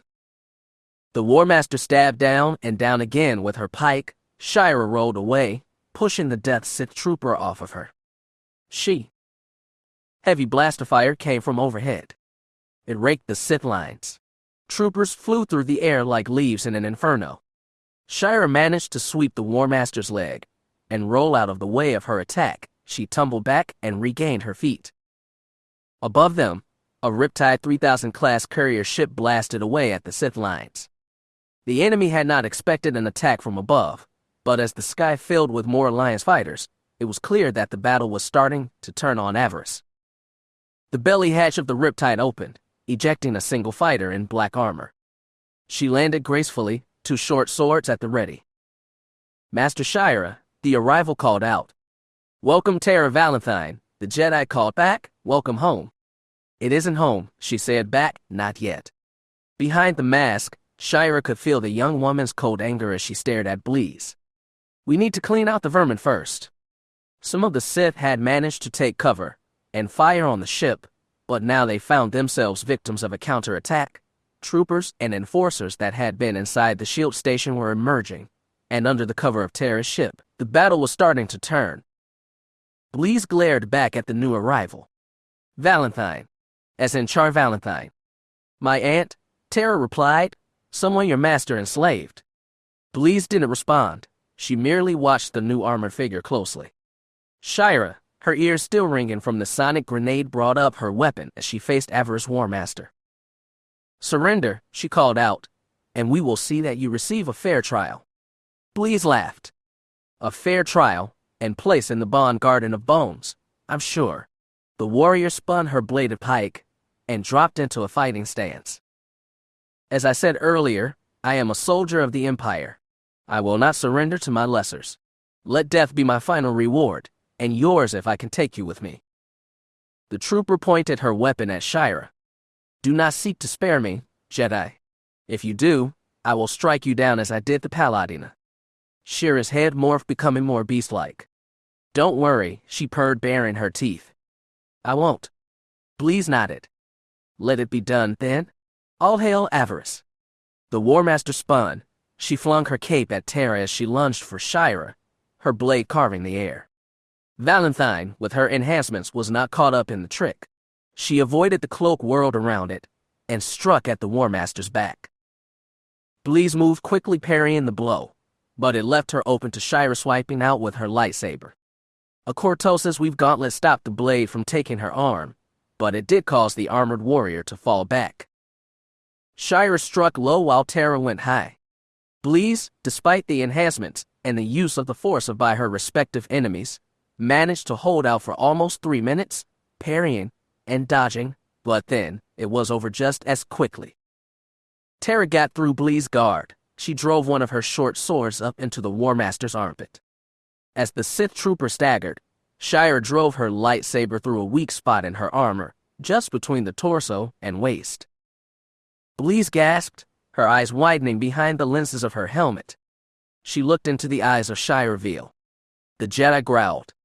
She was tempted to tear out the Sith's throat with her teeth, but held that desire in check. The beast raged, but it was part of her, and so was the Force. She controlled it. It didn't control her. The two women withdrew their weapons, and Bleeze stumbled back and away. Her pike fell from her hand as she collapsed next to the burning shield station. Shira approached carefully. In case of some trickery, she removed Bleeze's helmet, revealing the face of a dark-skinned human woman. Blood ran from her nose and mouth. Her eyes were empty, staring at nothing. Shira sighed. More death, but a necessary one. Another of the witch's pawns was off the board. She turned to Terra. "The mass driver," she asked. "The one for the city." "I destroyed it on my way in," her friend informed her. "The capital is safe, but more cities are still under threat. Avaryss forces are fighting viciously up there." Shira looked skyward. The air battle was moving away from the capital. Fighters were moving more and more out to sea. She turned and looked as those that she had fought beside emerged from the broken shield station. Soldiers were fanning out, and blaster fire still rang out as the remaining Sith troopers exchanged blows with the Bond defenders.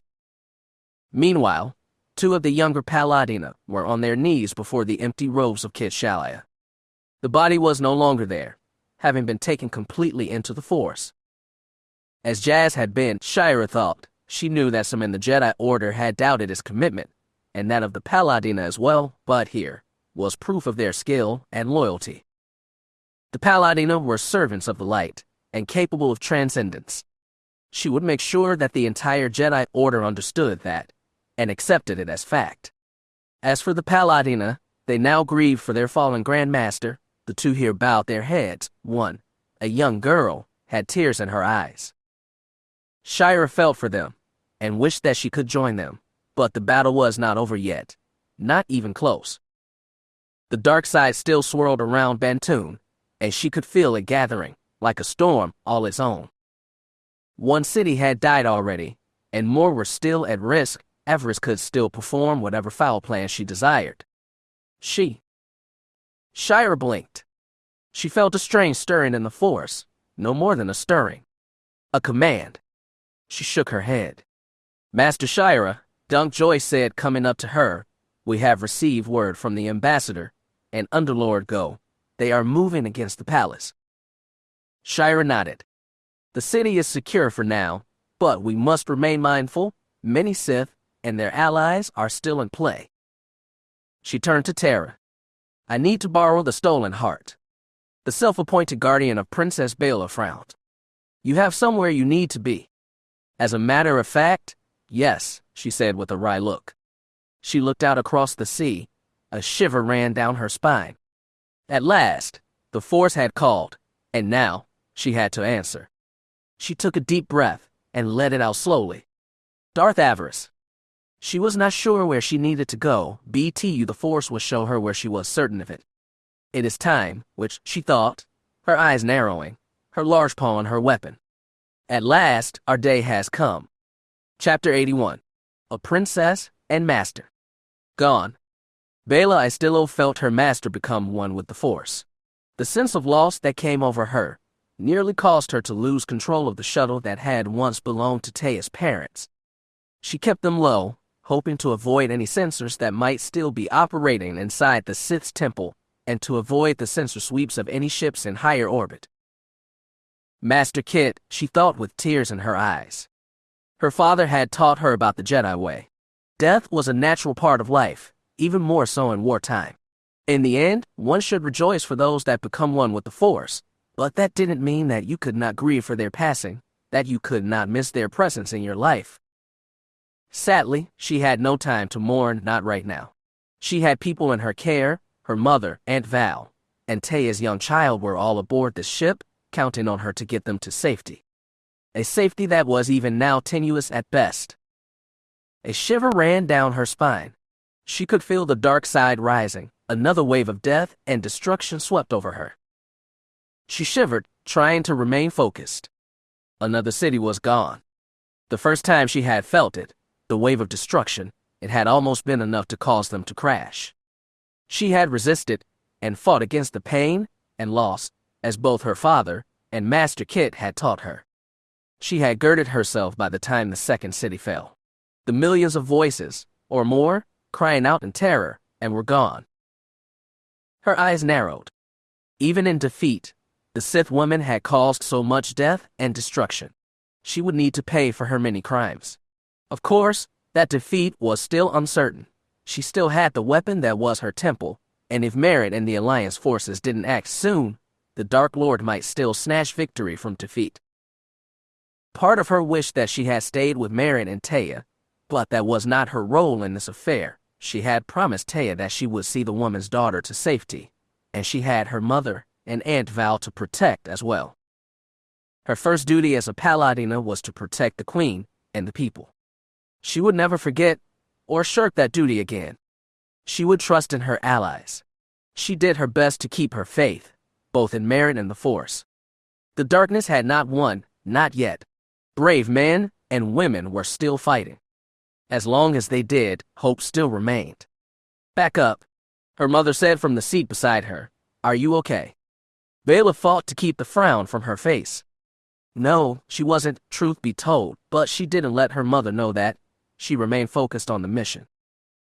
I'll be all right, she replied. Once we are out of the temple sensor range, I will take us into orbit. We can't afford to get caught up in the battle. This ship has no weapons. We should be fine if we stay on the other side of the planet. From there, we can reach one of Gold's safe houses on the moons. From there, we will. She paused, a warning rippled out through the Force. A sense of malice that she had not felt until this moment, so distracted by the mass death that the Sith had unleashed. Bayla frowned. Their escape was in jeopardy. She knew that immediately. She looked behind her towards the back of the shuttle. Something was not right. Can you take the controls, Mother, she said. There is something that I need to check on. I can do it, the Queen promised. What is wrong, dear? Not sure, Bayla answered, rising and heading to the back. Just keep us low, and head for orbit when the sensors say the sky is clear of enemy ships. The princess adjusted the lightsaber on her belt. She allowed herself to drift deeper into the light. Despite being gone, she could almost feel Master Kit's presence close to her. You can do this, girl. You are ready. Bayla nodded. She wanted to believe that, for her mother's sake, and the people under her care.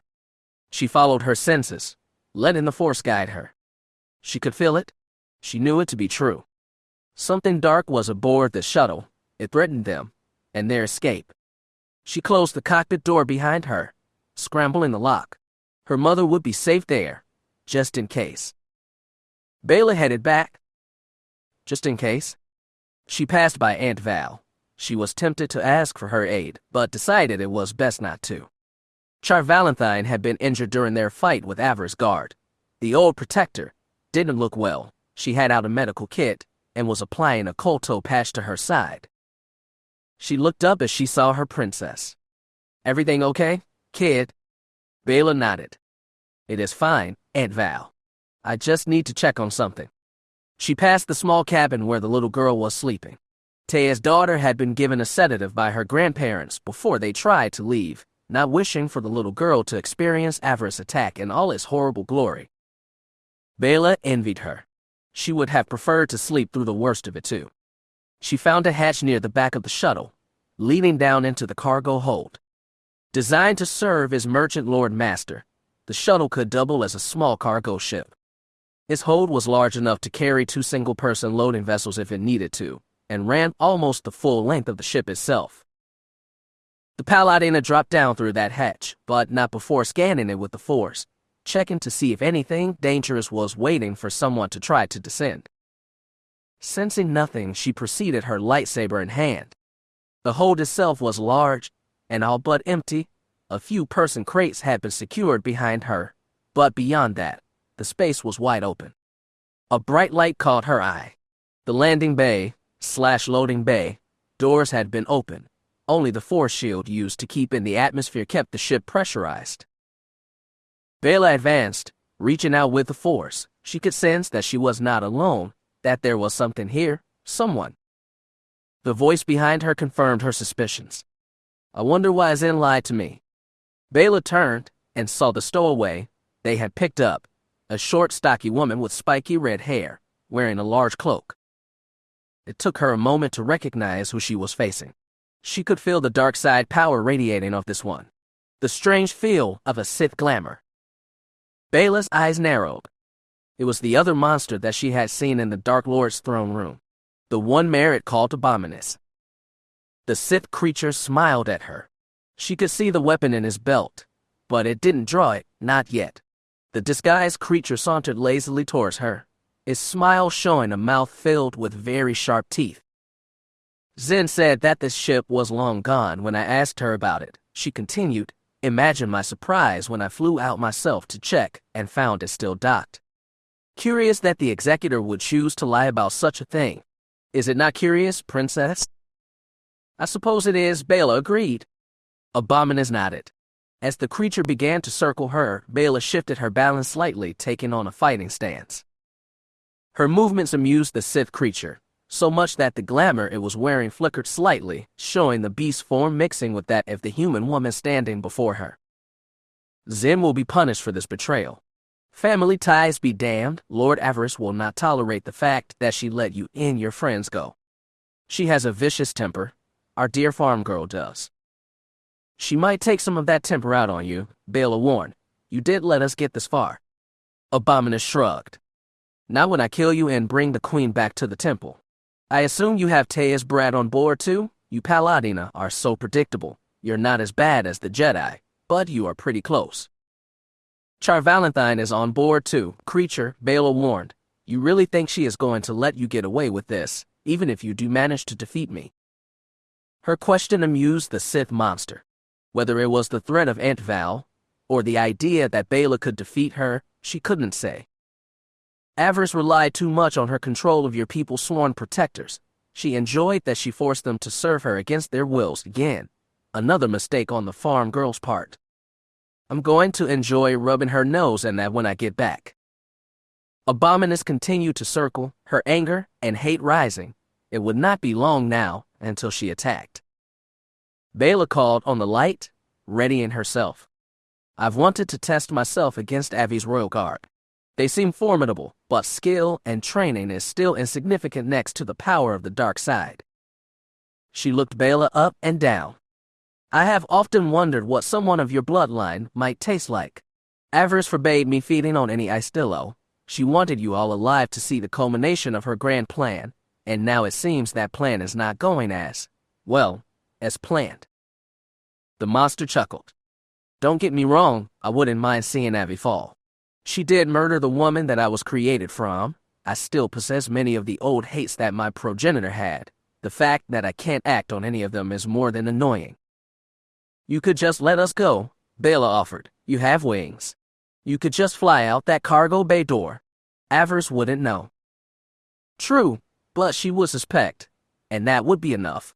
Besides, if she does manage to pull off her take over the galaxy plan, I would rather not be on her bad side. The monster grinned again. Bela realized that the time for talking was almost over. The creature had all but gathered her power. Speaking of bad sides, Abominus said, still grinning, mine is thirsty for force-rich blood, and it has been some time that I've indulged in one of you Paladina, and I've never gotten the chance to taste an Istillo. The glamour fell away, revealing the monster that had stood beside the Sith Master in the throne room. A hungry hiss escaped his lips. Curiosity shall now be satisfied. Hello, snack, and goodbye. Abominus moved so fast that Bayla could barely keep track of her. Her lightsaber hissed as she cut to the princess left. Bayla breathed out and let the force in. Her silver saber blade emerged from its hilt. The battle began. The dark side monster cut viciously at her, but she managed to parry them all, redirecting the force of the blows, and then she struck back. Bayla didn't bother drawing her blaster. This hold was not big enough to predict the ricochet correctly. This would simply be a contest of the force, and a contest of lightsabers.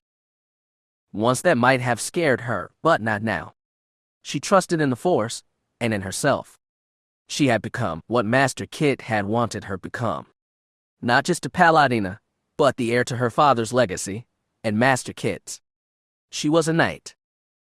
And she had a monster to slay. Abominus' style was as vicious as it was monstrous. The creature used its wings to try to wound and distract, but was quick enough not to lose them to one of her enemy's quick slashes. Twice she tried to envelope Bayla in them, only for the paladina to dance out of the way. The monster snarled and tried to close the gap, trying to push her enemy towards the open portal and the long fall into the ocean below. Bayla twisted and rolled beneath both the wings and lightsaber blade. She came back to her feet, trying to keep herself between Avaryss' monster and the portal up into the ship. She was fighting to protect not only herself, but her mother, Aunt Val, and the child aboard. Abominus advanced again, cutting and slashing in a vicious version of Jim-So. Bayla switched her style between Makashi and the Mandalorian sword style that her father had adapted for Master Kit and the rest of her order. The hold filled with pink light as the two lightsabers sang and danced, the blaze flashing with each contact. Finally, the monster withdrew, a look of respect and surprise on her grim features. "You fight well," she said.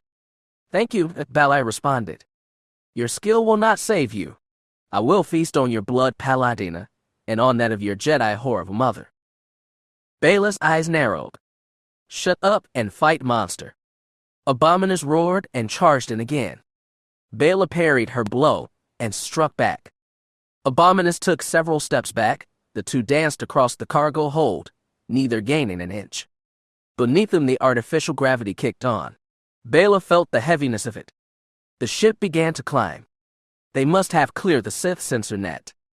Her mother was taking the ship into the upper atmosphere. The shift gave the monster a brief moment to act. She took it.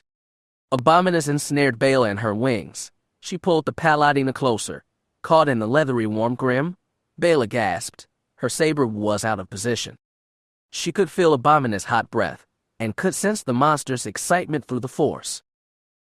Bayla couldn't cut her way free, so she didn't even try. She couldn't leap clear of the wings, so she did something else. She dropped down. She slid out of the monster's grasp. She slipped through her arms and used the force to slide between her enemy's legs. She twisted and spun, came back up to her feet. Abominus snarled in frustration, her meal denied. The creature raised her saber again, eager to strike down her opponent.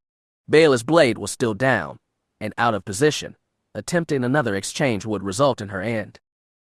So she didn't even try. She had something else in mind. She reached out with the force. She turned off the field shield in the cargo bay. The Sith's eyes widened. "No!" The atmosphere screamed as it blew out of the ship. Bayla grasped the cargo netting attached to the shuttle walls. She was lifted off her feet, but held on tight. Abominus was not so lucky.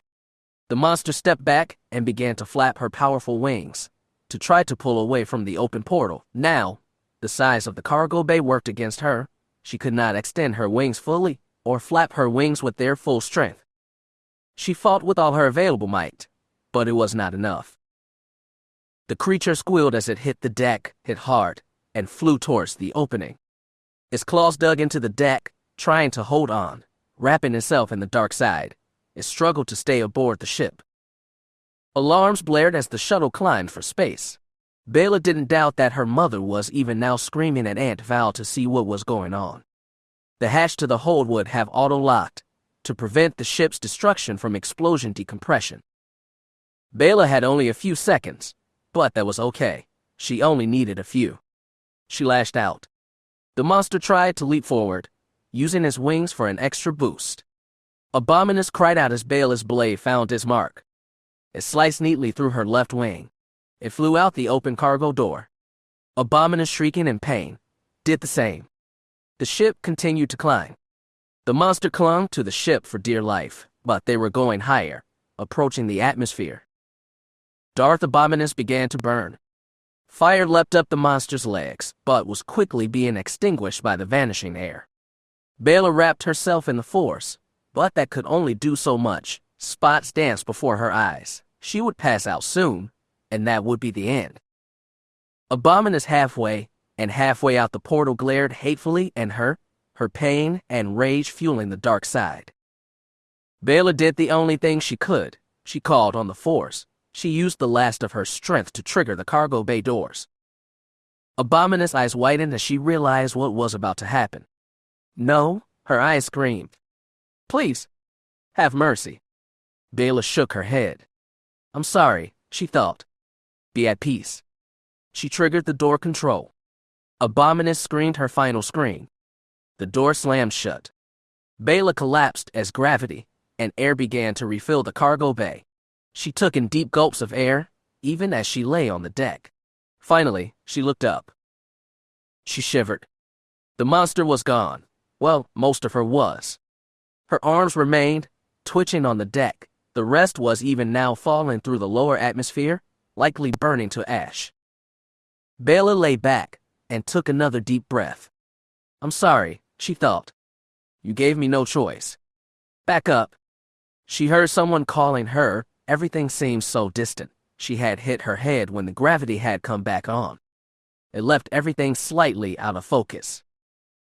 She looked up, seeing a familiar face. It was her Aunt Val. The old sworn protector looked down at her, concern in her bright green eyes.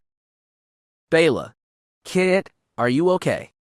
Bela nodded slowly. She felt no rush of power for her victory over the monster, only a sense of cold relief that the fight was over, and those aboard the ship were safe. Death was never to be celebrated, but sometimes, in battle, it was necessary. I'm fine, Aunt Val, she managed to say, still trying to slow her heartbeat, to recover from her brush with death. She looked up, seeing the severed arms on the deck. She shivered, a mix of adrenaline and relief. I'm fine, she repeated. We're safe. Chapter 82. The Final Ritual. So much death. Avaryss could sense it. It seemed to be swirling around her, filling every hall and fixture in the Grand Temple. The battle in space, and now, the destruction on the surface. She had felt it, the destruction of millions. At least a few of her mass drivers had fired off successfully. The Dark Lord shivered. The feeling, it was intoxicating. More to the point, it was time. After years of careful preparation, it was finally time. The final ritual. The moment that she made the galaxy hers. She hurried down the corridor in the company of 4 of her hunters. The destruction beyond these walls was being drawn to the temple. The Sith glyphs and shape of the structure was absorbing the dark side energy like a sponge. Everything had not gone according to plan, not even close, but it was enough. It was more than enough. She had the keys, and now she had the fuel. It was time to make all those ships in orbit hers. She murmured under her breath as she walked, gathering her power. When she stepped into the vault, she wanted her full power to be in bloom. The dark side would be hers to command, and the keys would rise from their places of honor, and the change would begin. She didn't think she had enough power to destroy the Eternal Empire, but that was fine. She would take care of that, after she had dealt with the enemy above. Once she had full control of every warship in orbit, she would commence firing on the remaining cities of Bantoon. Orbital bombardment wasn't pretty, but it would do what was needed. With those final deaths, she would have the power to destroy the Zakwal, and then everything would be hers. Glass to Avaryss, her commok chirped. She drew it from her belt and spoke quickly. What is it, General? I'm busy. We have managed to re-establish communication with the fleet, my lord. There is a problem. Avaryss frowned. Another problem. What is it? My lord, I don't know how. Speak up, General. Now. It is the fleet, my lord. The bond commanders of our heavy escorts, they have witnessed our mass drivers in action, and well, they are firing on our ships. Our own bond allies are turning against us, my lord. Avaryss nodded. That was not unexpected. We shouldn't be surprised, General. I was counting on all the mass drivers firing at once, not giving our allies time to realize what was happening. Fear not, I can handle this. Master, perhaps you don't understand. Without the bond ships, our remaining fleet is greatly outnumbered, and our lines are broken. The battle is lost. Steady yourself, Glask. The battle is not lost. In fact, we are about to win. I'm starting the final ritual now. The enemy, or faithless bond allies, what I did to the Raid Cha I shall now do to them. None can resist the power of the dark side. Send word to the Admiral that he only needs to hold out for a few more minutes. Victory is coming, and I will usher it in for us. Keep your faith in me, General. Our success is now assured. There was a brief pause, Glask weighing what he was hearing from her against Kennedy's report. That annoyed the Dark Lord. General, we are standing by, my lord. May the Force serve you well. Avaryss nodded. Better, not by much, but acceptable. She quickened the pace. If what Glask told her was true, she didn't have much time. Success, she thought, after so many years of planning and manipulating, finally success.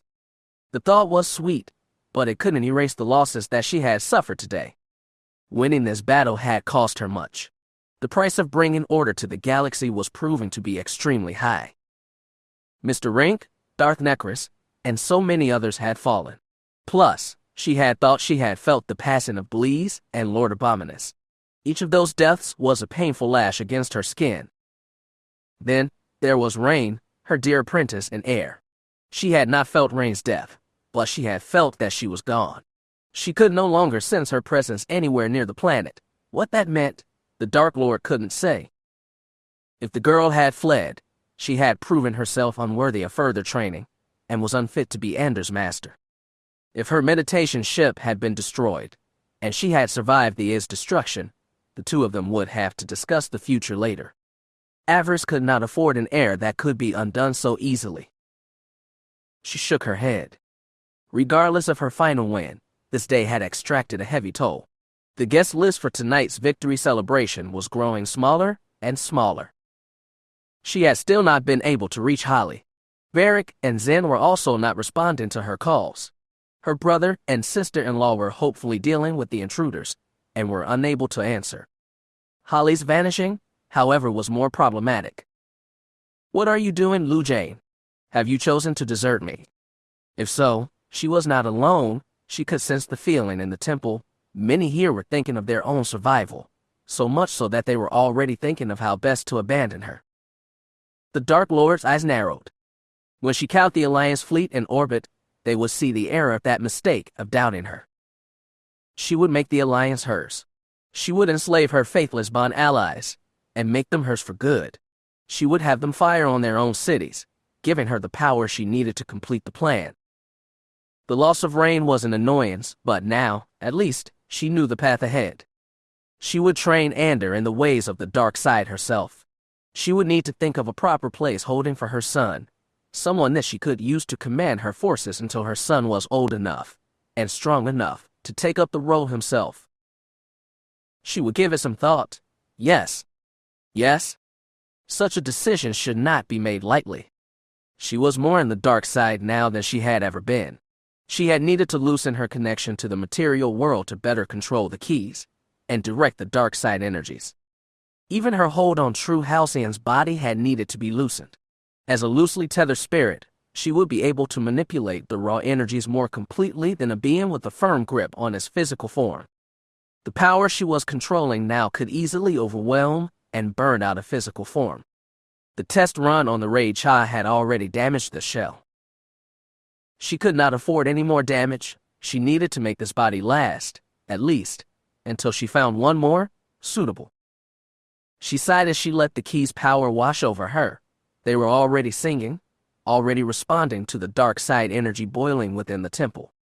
She paused. What? What was going on? The keys were singing, but it was not in the way she recognized, not the way she knew. The keys were in use, she could feel it, but how? They were sealed in the vault. She drew her lightsaber and broke into a run. Her hunters had to rush to keep up. She came upon the vault. The door was wide open. The 4 guards she had posted were dead, broken against the wall, or cut into several pieces. Avaryss ignited her lightsaber. She strode into the vault with her creatures at her side, eager to deal with whoever dared try to steal her victory. Stop, she called out. Stop or I'll. Her voice failed her. What was going on before her? She had trouble processing it. What she saw astonished her. It made no sense. Her hunters leapt at the intruders, only to be blasted away by waves of pure force energy. They hit the wall hard enough to shatter every bone in their bodies. Avaryss was left alone with the intruders. The intruders and a power beyond anything she had felt before. The keys were fully awake, rotating in the air, but not in the way of the final ritual. 4 swirled behind the master key on his pedestal. They swirled and seemed to be forming a door, a hole in space and time. Before that hole stood Finn and Agony, or rather, Taya, their hands up. They were directing the keys, but should not have been able to. Only she and Rain had known the ritual, and she knew that Finn had no talent for sorcery. Agony's was so limited that it was laughable. What are you doing? Avaryss shouted. What are you doing to my keys? Finn and Taya turned to face her. Their expressions were unlike anything she had seen before. Finn's face was a mask of arrogant cruelty, the kind of face she would have expected if he took up rank and title of Sith, but his eyes were different, not the golden glow she was familiar with. No, his eyes were black as the voice of space, lit by a single crimson light. Taya's expression was also unknown. Her eyes had gone a deep blue, setting in a sea of silver gold. She seemed calmer than she had ever been before, her face reflecting a sense of pity that was unbecoming of the monster that Avaryss had shaped her into. The 2 watched her. They seemed to have been waiting for her. Taya spoke first, her voice warm and filled with compassion, even though none was offered to Avaryss. The usurper is here, brother. It is time to end the charade. Finn laughed. When he spoke, his voice was cold and without pity. Indeed, sister. It is time that this little one learned her place. Avaryss scowled. Was she sensed in the Force? No. It couldn't be. As she watched, a tall old being wearing fine robes stepped through the portal being formed by her active keys. His long flowing beard went down to his chest. His eyes, like Finn, were pools of deep black, but held the same blue light that Taya's eyes held. The Dark Lord met his gaze, and in that moment, she realized what was going on, and what she was now facing. She sneered. You let your children puppet my friends. I don't think I have ever heard of you doing so in the records, old man. She looked at him, and at Finn and Taya, and in that moment, she could see what had happened, who had come to oppose her. The keys had been created to tap into the power of a world beyond worlds, and those worlds had guardians, or rather, custodians. She hissed at the realization. The Mortis gods were here. They had come for her. It made sense. She realized Taya and Finn were now creatures of both the light and the dark. Taya had been born a Sith, but always had been drawn to the light, even in her more monstrous form. Finn was a Jedi she had submerged in the darkness. His connection to her drew him to the Sith, even though he still fought against it. Both were linked to the light and the dark. No wonder the Mortis could connect with them. The son had taken control of Finn while the daughter now held Taya. They had used her friends' bodies to use the keys as Darth Avaryss had once hoped. They had opened a true door to the world between worlds, and had brought the Father here. Now the 3 faced Darth Avaryss, the heir of Vitiate, the rightful Dark Lord of the Sith. The gods were unimpressed. The son laughed with Finn's mouth. Friends. You call these two friends? Pretender. I doubt you even understand what that word means. This one understands nothing, brother, the daughter said. All she desires is death and destruction. I desire order, Avaryss snapped. I will bring it to this galaxy. You do not bring order, Avaryss, Empress of Nothing. The father's voice boomed. You would seek to corrupt space and time itself, filling it with poison, and using it to end all choice in this galaxy, and any other you could touch.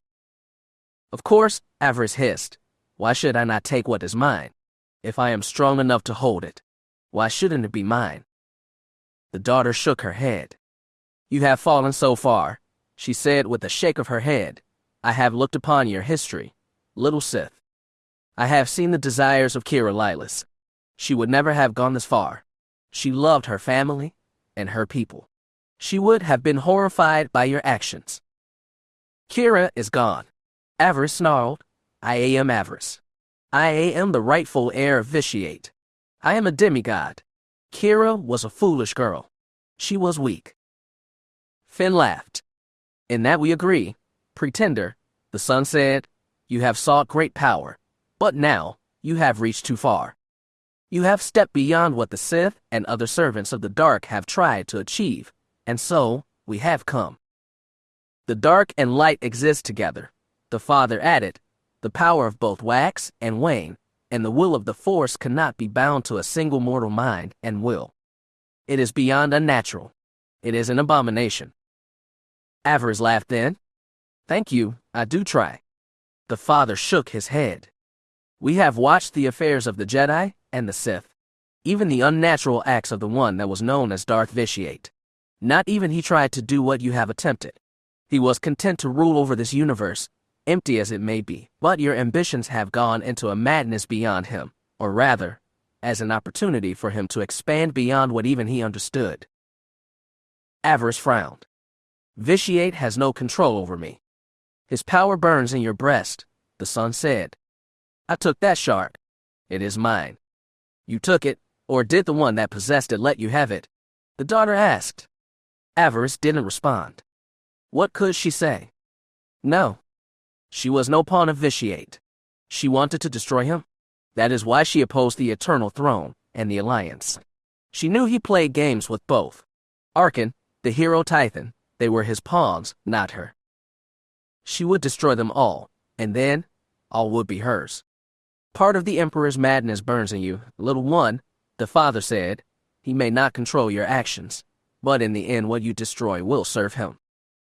I am the master. Avaryss snarled. I serve no one. The father sighed. Vitiate will be destroyed. His spirit will be cast down. By your actions, you will survive after a fashion. We have seen it, the son said in Finn's voice. You will exist only as an echo of denied greatness and ambition unfulfilled. A whisper in the blood of those that come after. You will be a stain in the Force, the daughter added. A being of perpetual cold, you will freeze until the cold puts you to sleep, and only the fires of the dark side will awaken you. You will exist in torment for millennia, and in turn, torment others for centuries to come. Avaryss glared at her. What is this? Are you three cursing me? You have cursed yourself, the son responded, and you only have yourself to blame. You are a failure pretender, and you know how the dark side treats failures. The daughter gave her a sad smile. But you don't have to endure such punishment. Let go of your hate, and die here. Let yourself pass into the Force, and cease to exist. All you must do is ask for it. Avaryss glared at her. Ask for what? For forgiveness. The Force will forgive if you are willing to accept it. Let go of your hate, and let go of Darth Avaryss. Kira Lilith can be with her family, the father and sister that loved her. All you have to do is let go. The Dark Lord sneered. Her rage was like a star in that moment, a star about to go supernova. The Force took everything from me. My family and my life, any chance at happiness. It made me what I am now. It let fear have me. It left me like this. Do you think that I can forgive that? Do you think that I want to be forgiven? You think that I will let it govern my destiny again? Never. Everything is mine. I will have it. The Force will not stand in my way. You will not stand in my way. The father sighed. Then you are doomed, child. The cell is prepared, the son said with an eager smile. Then you will never escape the damnation of your own making, the daughter said regretfully. Avaryss smiled wickedly. You cannot stop me. Not in this place, and not in this moment. The dark side is mine to command, and as long as the keys exist, my power here is absolute. It is even beyond yours. She reached out to the keys and felt them start to respond. Despite their threats, the mortals could do nothing to her here. The keys were hearing her call, and they were responding. She could still finish the plan and cast the mortars down. The three looked around the chamber, and again, the father sighed. Your reign is at an end, Empress of Nothing, and not short enough it was. Avaryss almost laughed. More words, more empty platitudes. These were not gods or guardians. They were nothing.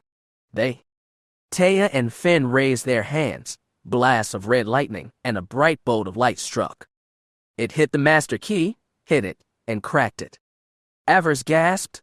The power nearly overwhelmed her, and began to flow into the other keys, and they cracked as well. The Dark Lord's eyes widened in horror.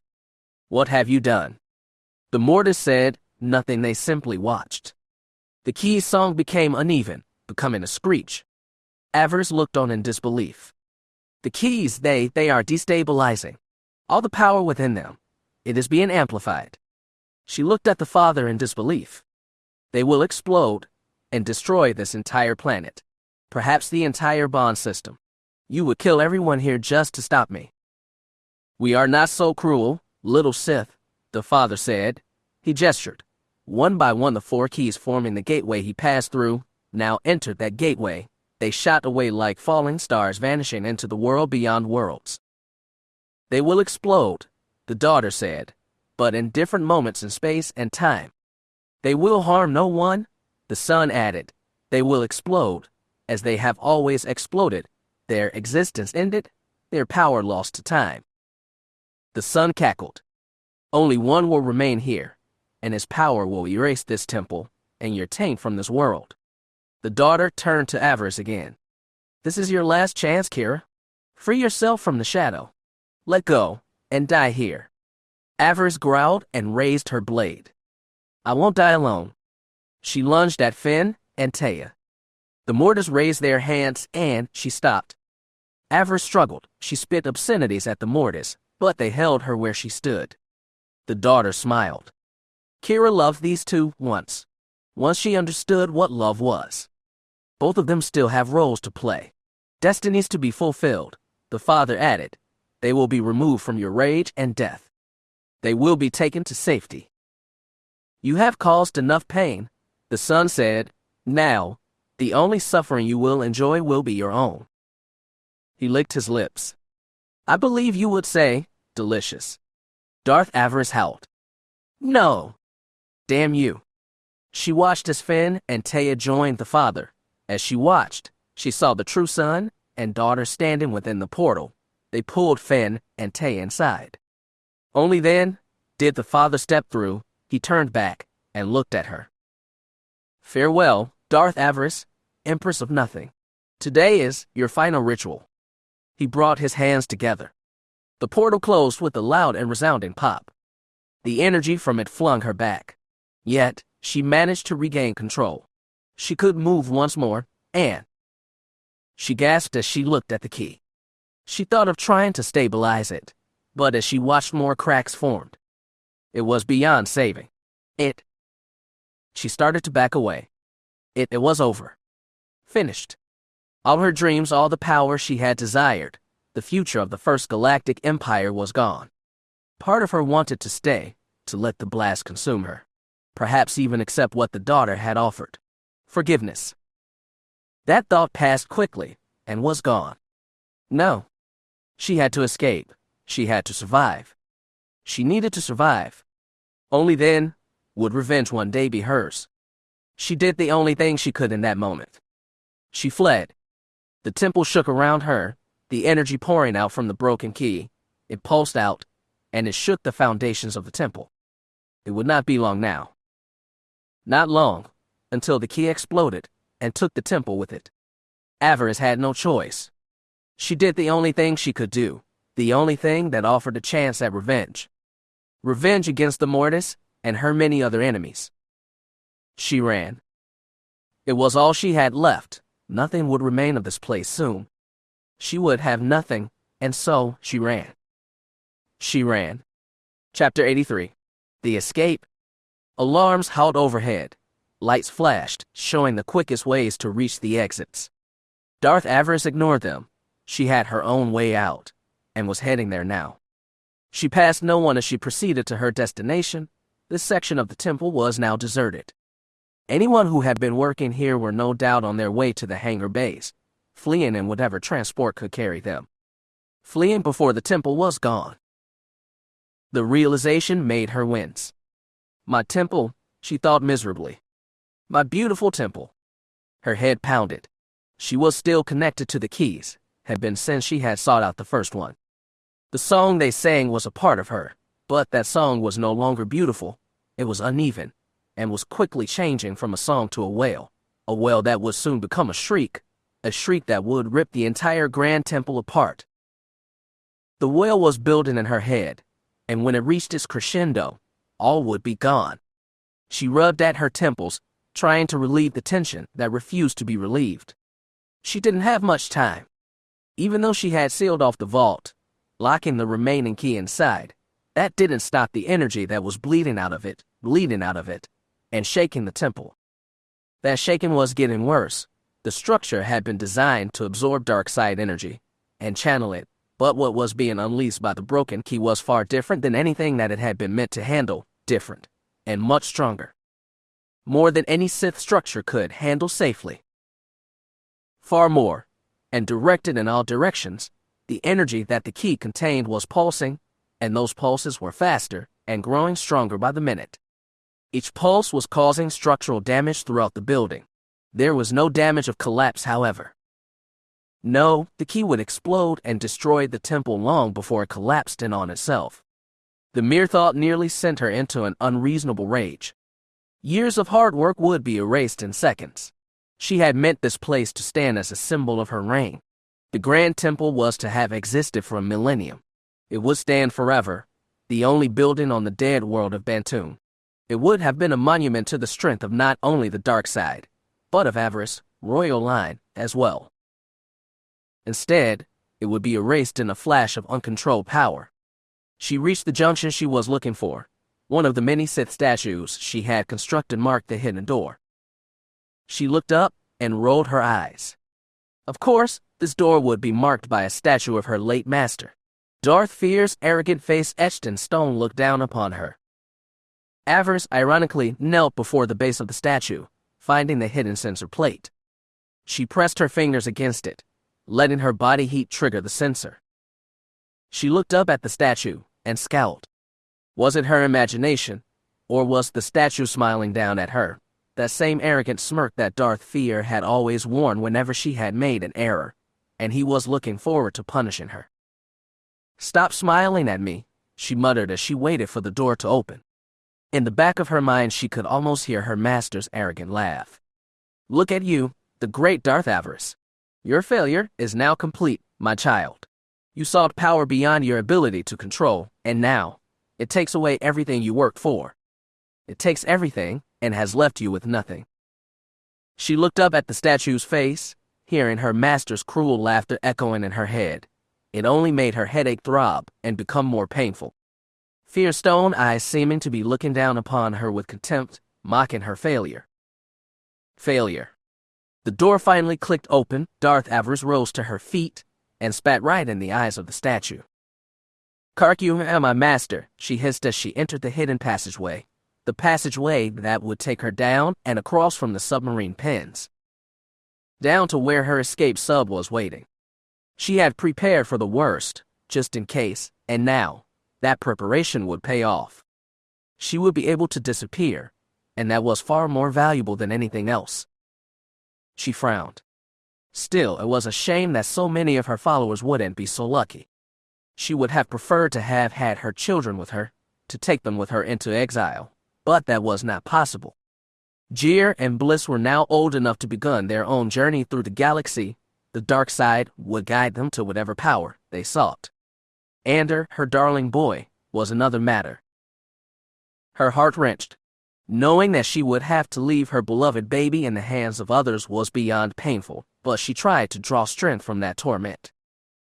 Once she was settled, once she was sure that she could acquire her son without him being missed, she would. She would make it all up to him then. When they were reunited, she would make sure that he realized that he was loved, that his mother had not abandoned him. She would also need to find a new apprentice. Rain's loss would not be easy to come back from. Rain wasn't dead, she was sure of that. She would have sensed if the girl had fallen into chaos. Sadly, Avaryss could only sense her presence distantly. She was now far from here, and beyond her master's grasp. Yet, another thing lost, and it would not be the only thing lost this day. Her followers were likely doomed, her fleet as well. This day continued to extract a heavy toll. She had seen the holos of the battle in orbit, and knew the Alliance strength. It was highly unlikely that Kennedy, Glask, or any other members of her court would be able to successfully escape Bantoon. Especially with her former Bond allies turning on her, realizing the fate she had planned for their world. Yes, she feared the Bond nobles would make a clean sweep of things. Her fleet would not be able to escape. Surrender to the Alliance was not an option either. After all, she knew Darth Avaryss, her attitude, and the way the so-called Empress conducted business. Even if the Republic ships among the Alliance tried to take prisoners, the Sith commanders would not allow that.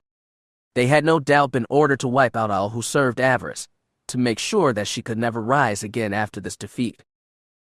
That thought made Avaryss smile slightly, despite how grim things looked. On the surface, it looked like she had nothing left, that her enemies were destroying all that she possessed.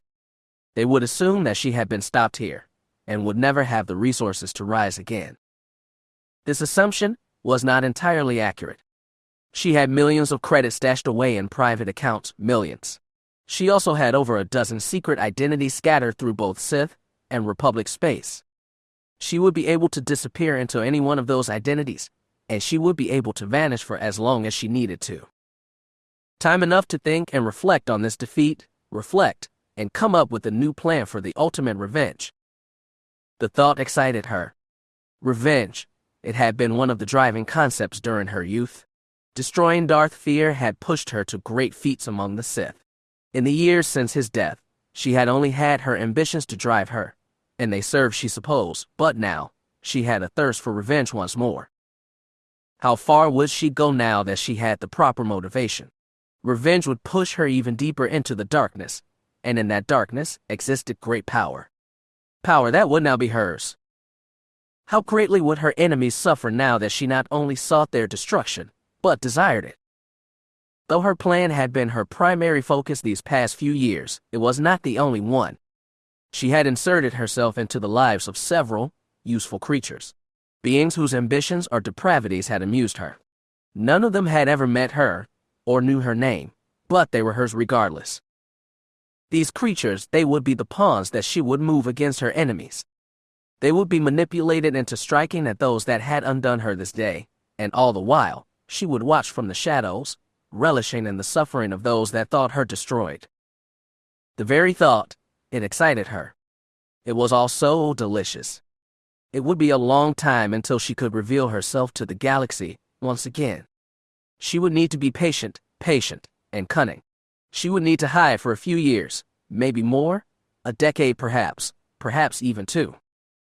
In the meantime, she would live a life quiet luxury. Few would see her face, and none would hear the name Darth Avaryss. She would simply be another wealthy recluse. She would be an eccentric mogul that was too shy to reveal herself, even to those that would be her friends. Friends, she thought with a sneer. She would need to be careful not to fall into that trap again. Taya and Finn, how could they do this to her? After everything she had done for them, how could they have betrayed her like they had? And what exactly did you do for to them? A small annoying voice in the back of her mind asked. You turned Taya into one of your pet monsters, and you submerged Finn in the dark side. You tortured him, and abandoned him on an almost barren rock in the middle of nowhere. Tell me, Avi, what have you for your friends? For what reason do they have to be grateful to you? She ignored that voice. It was pointless. No matter what she had done, both Finn and Taya had made it onto her revenge list. They would suffer for doing so. All would suffer. It would be smart if no one saw her leave the temple, if she simply disappeared, but there was one that she wished to speak with before she fled, one who could be very useful in the coming years. She put her comlink to her lips. Holly? Commander Holly, respond please. She waited, and again, no answer. Avaryss cursed under her breath. What the hell had happened to Holly? She had had some final orders for Holly, instructions that would make her new plans far more viable.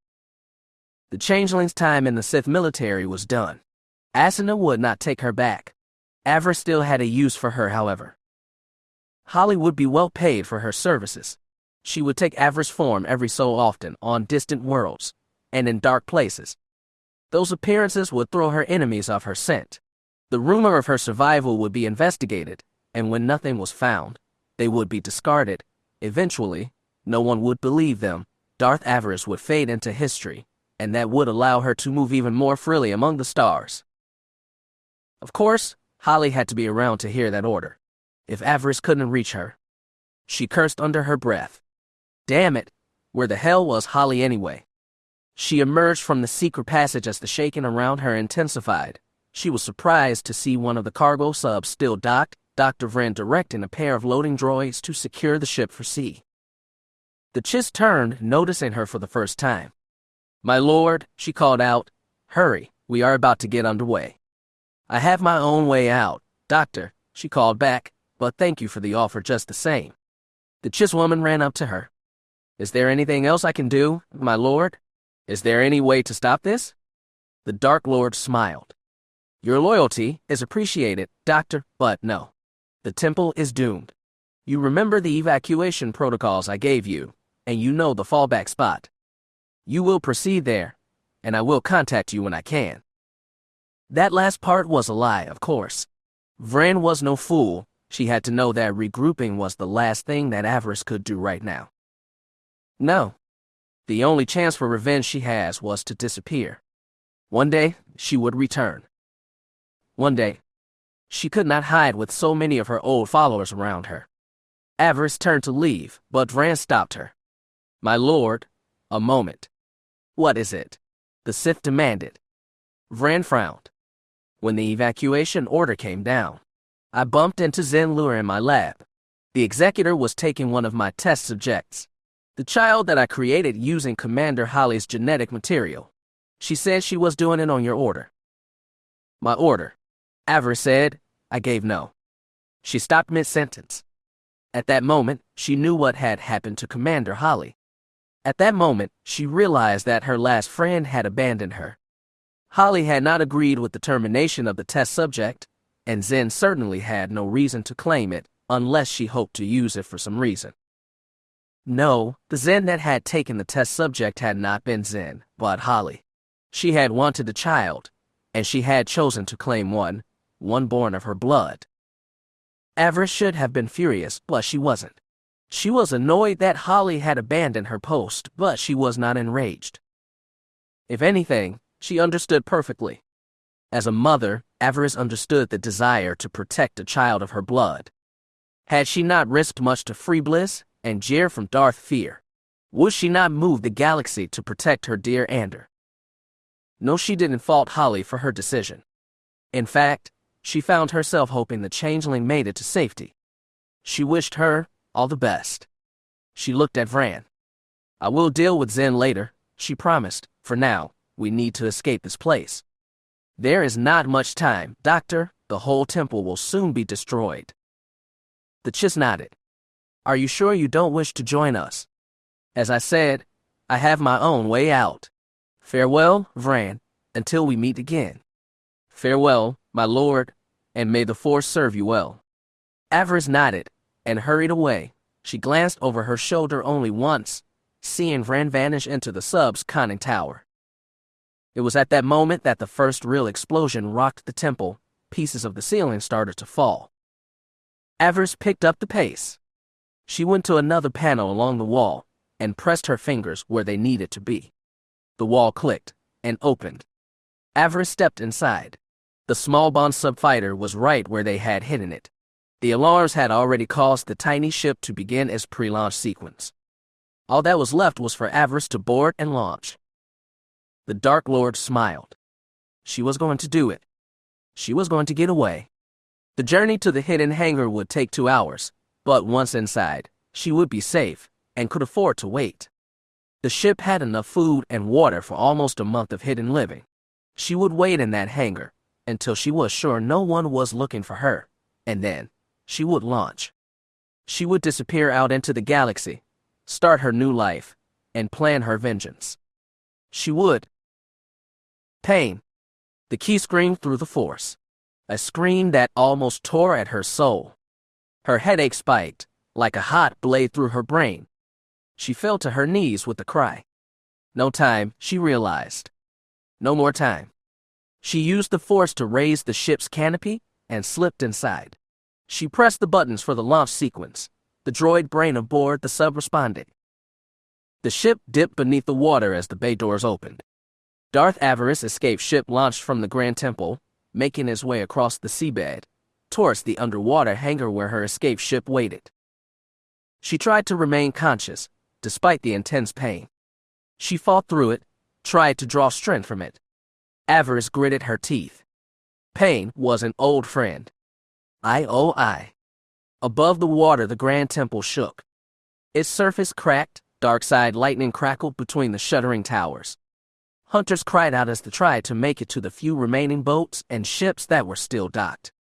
One of the pads built into the side of the temple tumbled away, taking over a dozen Sith troopers and hunters which had been trying to board a shuttle.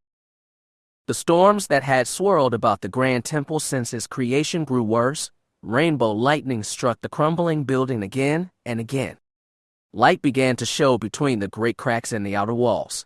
Sith glyphs carved into the stone pulsed brightly as they absorbed the dark energy, but were quickly overwhelmed.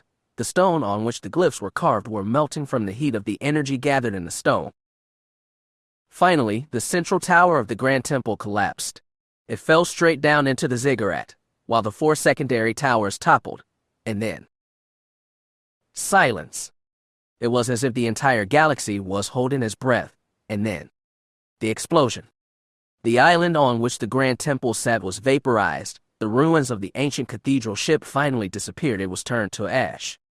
A flash of light, far brighter than even an atomic detonation, vaporized all traces of the Grand Temple.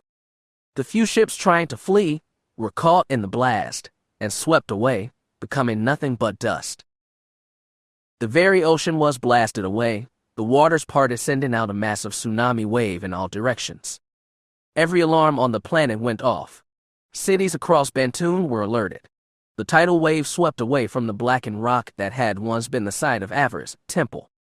Finally, the waters rushed back in where the temple once stood, rushed in, and with an ear-splitting crack rushed out yet again, creating yet another tsunami.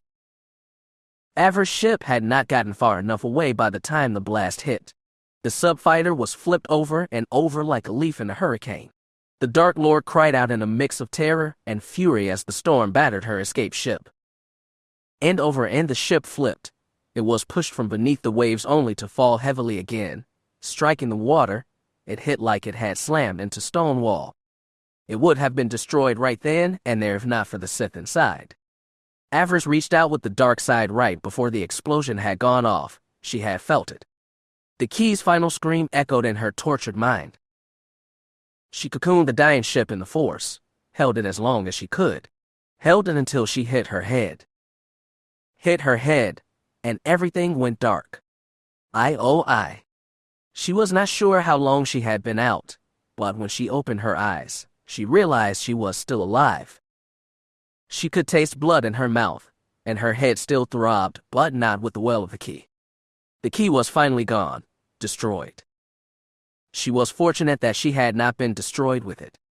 The sub had come to rest on a rocky reef. Above her she could see the bubbling surface. The water overhead churning angrily.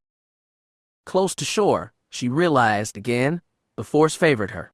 At least she would not drown, lost in the open sea. Avaryss groaned and rubbed her eyes. She checked herself over, finding no major injuries or broken bones. She looked down at the console before her. No light shone, and even from here, she could see the damage to the ship's outer hull. The ship was done for. She had no chance to reach her hidden ship. She would have to risk swimming to shore, finding another way off-world. She would need to hide, prepare. She would need to. She heard a loud cracking. She paused. Another crack, followed by an evil hiss. The Dark Lord gasped in surprise. She cried out as water started spraying through the broken sub-fighter's canopy. It got into her mouth and in her eyes. An emergency alarm went off, but the ship didn't move. Salt water stung her eyes as she took one final deep breath and hit the emergency release lever above her. The canopy blew out above her. Water rushed in as she tore away the safety straps that had held her inside the ship. She pushed off with her feet, leaving the broken vessel behind. She fought hard. She kicked for the surface, which was not as far away as she had feared. She gasped as her head broke through the water. Before she could get a full breath, a wave struck her, pushing her down and forward. The Sith struggled. Fear of drowning almost overcame her, but she channeled that fear and used it. Anger flared, and with that anger came the power she needed. She again broke through the water surface, broke through and was forced up onto another wave, forced up, and then sent crashing down hard on the shore of an unfamiliar beach. Coughing and sputtering, Avaryss struggled to crawl up onto dry land, the metal fingers of her left hand digging into the sand. Waves continued to crash around her, but she fought against the tide, fought, and won. Finally, panting and exhausted, she came to rest on the shore. Her head spun, and her heart pounded. Alive, she thought to herself, trying to slow her breathing, trying to will her heart to slow. I survived. She struggled to sit up, to look around. She gasped. She was not sure where she was, but she could see where she had come from. The horizon it was. She shivered. She could see the massive cloud of dust and debris rising from the sea, rising from where the Grand Temple once stood. That cloud had even breached the atmosphere, she realized.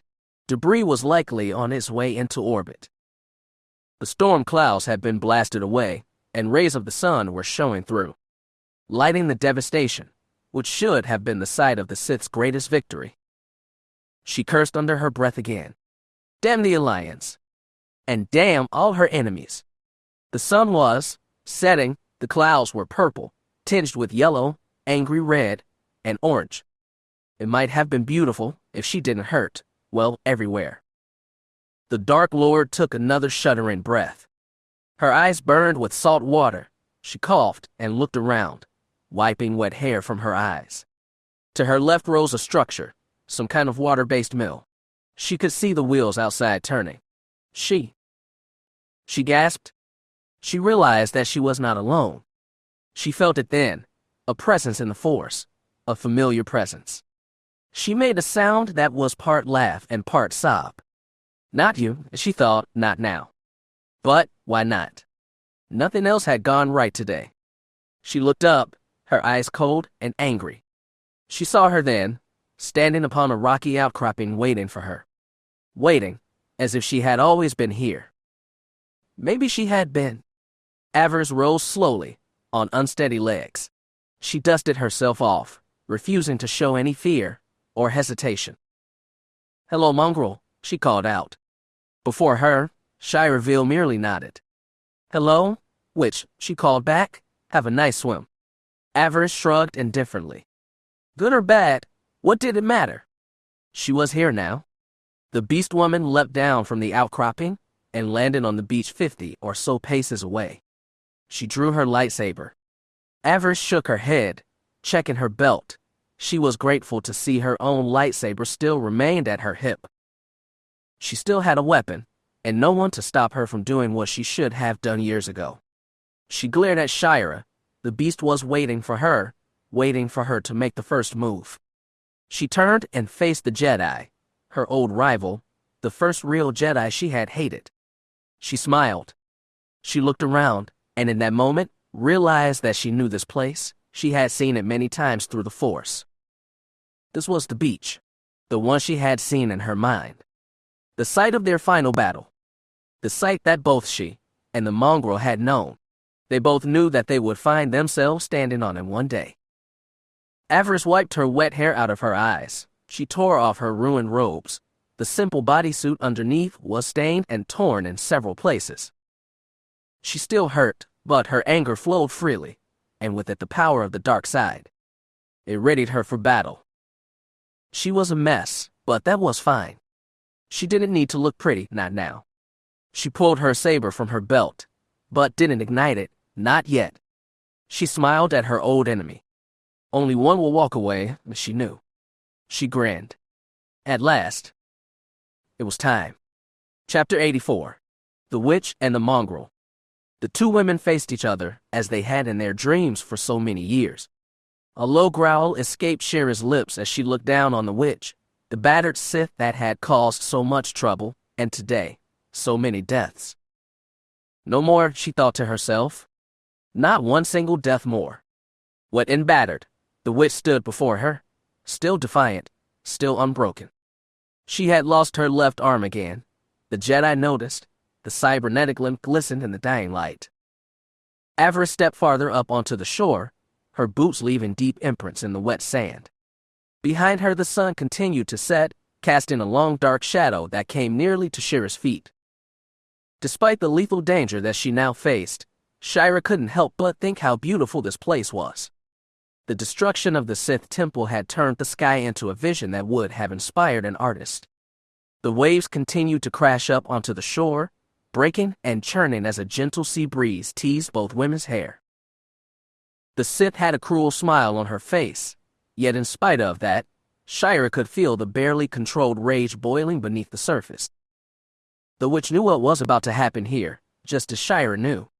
There would be no interruptions this time, no guards, or well-meaning creatures to turn up and stop what was about to happen. Shira's paw wrapped tightly around her lightsaber. The moment had finally come, their moment. She took a deep and cleansing breath, preparing herself. The moment they had both known would come was finally here. They had reached the end. Do you have any idea what you have done?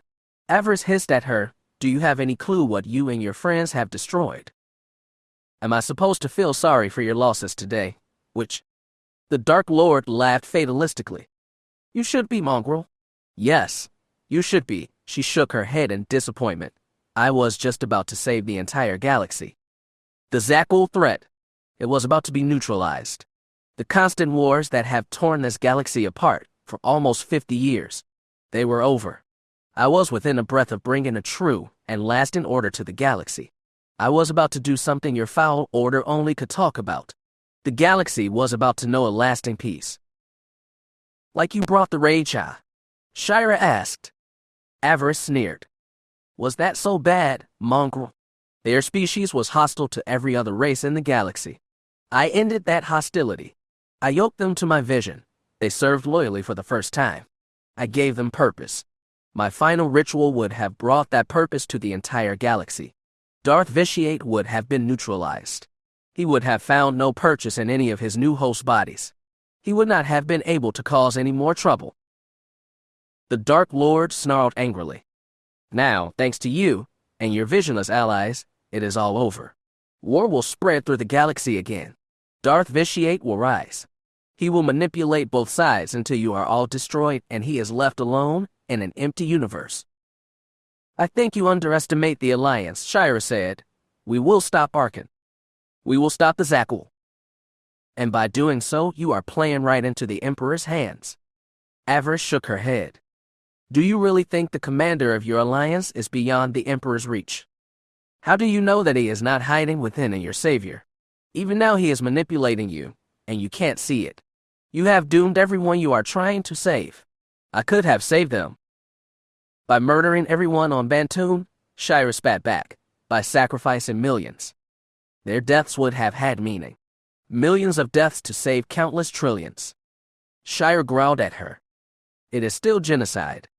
Death with a purpose. One world for the entire galaxy. Future generations would have understood. The Jedi shook her head. You're psychotic. Avaryss snorted. Psychotic. A multi-syllable word that only shows how small your vision truly is, mongrel. Jedi are willing to die for their cause. Why shouldn't the Bond race have been given the same chance? The Dark Lord shook her head.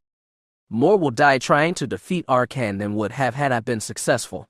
And again, there is no guarantee that the Emperor will not use your victory to achieve his every dark dream. You had a shot with me, mongrel. I offered you a chance, maybe the only chance. The Sith looked down at her saber hilt, and her smile widened. My dreams of an easy conquest are now dead. It is possible that all that will be written for me will be an epitaph, or a footnote in the archives of the Sith and Jedi orders, but I won't be alone. She began to circle Shira, who matched her movement. The fur on the back of the Jedi's neck stood up. She understood. The time for words was almost over. Of course, Avaryss purred, my fate may not be as hopeless as I think. You had to come here in a ship. A ship that I can use just as easily as you. Perhaps you will aid in my escape. It will take time for me to come up with a new plan, but who knows? In a few decades, I will be able to try again, and who knows? I might even succeed. You don't have a few decades, Shira informed her, and you are not escaping. The Sith chuckled. What would happen if I threw down my weapon right now? If I gave up and surrendered to you? Shira shook her head. I didn't come here to arrest you. After everything you have done, do you actually think that I would let you live the rest of your life in a prison cell? Do you think that I would risk you escaping again? That is not a very Jedi-like attitude, Master Shira. Maybe I'm not feeling very Jedi-like right now, which? The two continued to circle. The tide was starting to come in, lapping at their feet. Yes, Avaryss hissed, I can feel your righteous anger. Do you even know how powerful you would become if you gave in to it? It is likely that even I wouldn't be able to stand against you. Don't waste your breath, which? I'm not one of your fool pawns. I won't fall for your dark promises. A pity that, the Dark Lord said, I remember what Ve'ilo said to me once, that in a different time and place, we could have been friends. No chance of that now, Shira said. No, I guess there isn't. The two women stopped circling. They stood before each other, weapons in hand, but not yet ignited. So, this is it then? Avaryss asked. I guess so. The Sith took a step back, her feet getting set for the first sequence of Surisu. Know that I won't hold back. I know, and I will do what I must. Avaryss laughed. You'll try. Shira sensed it in that moment. An attack from behind. She ducked as the large stone called by Avaryss whizzed by her head. The Dark Lord didn't hesitate. She struck. Her crimson blade ignited and slashed outward. Shira's green-white blade met it, and turned it back.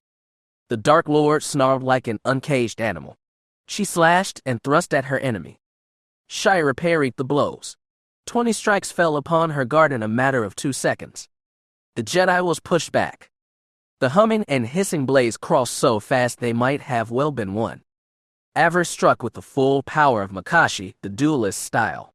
Shira fell back amazed by the witch's speed. She had thought that years of ruling as a tyrant, having a child, and resting on her laurels on this world might have dulled Avaryss' skills. She had been wrong. The Sith was as fast and brutal as ever. The Jedi needed to give herself to the light, let it puppet her moves. She had no time to think or strategize. If she paused even for a moment, Avaryss would have killed her. She weathered that first storm, weathered it, and struck back with a flurry of her own. Avaryss didn't give any ground. She switched easily to Surisu and blocked Shira's attack. Her blade was a wall of crimson light. Finally, the two locked blades. They stared into each other's eyes, while trying to shove the other back, to cause a stumbling retreat that would set up a killing stroke. Shira broke first. She stepped back and spun away, just avoiding the fatal cut by the witch's saber. She kept her guard up as she used the force to leap back further onto the shore. Panting, both women faced each other again. Avaryss smirked. You have grown stronger, she commented. Shira nodded, catching her breath. So have you. Strong enough to kill you, a mongrel.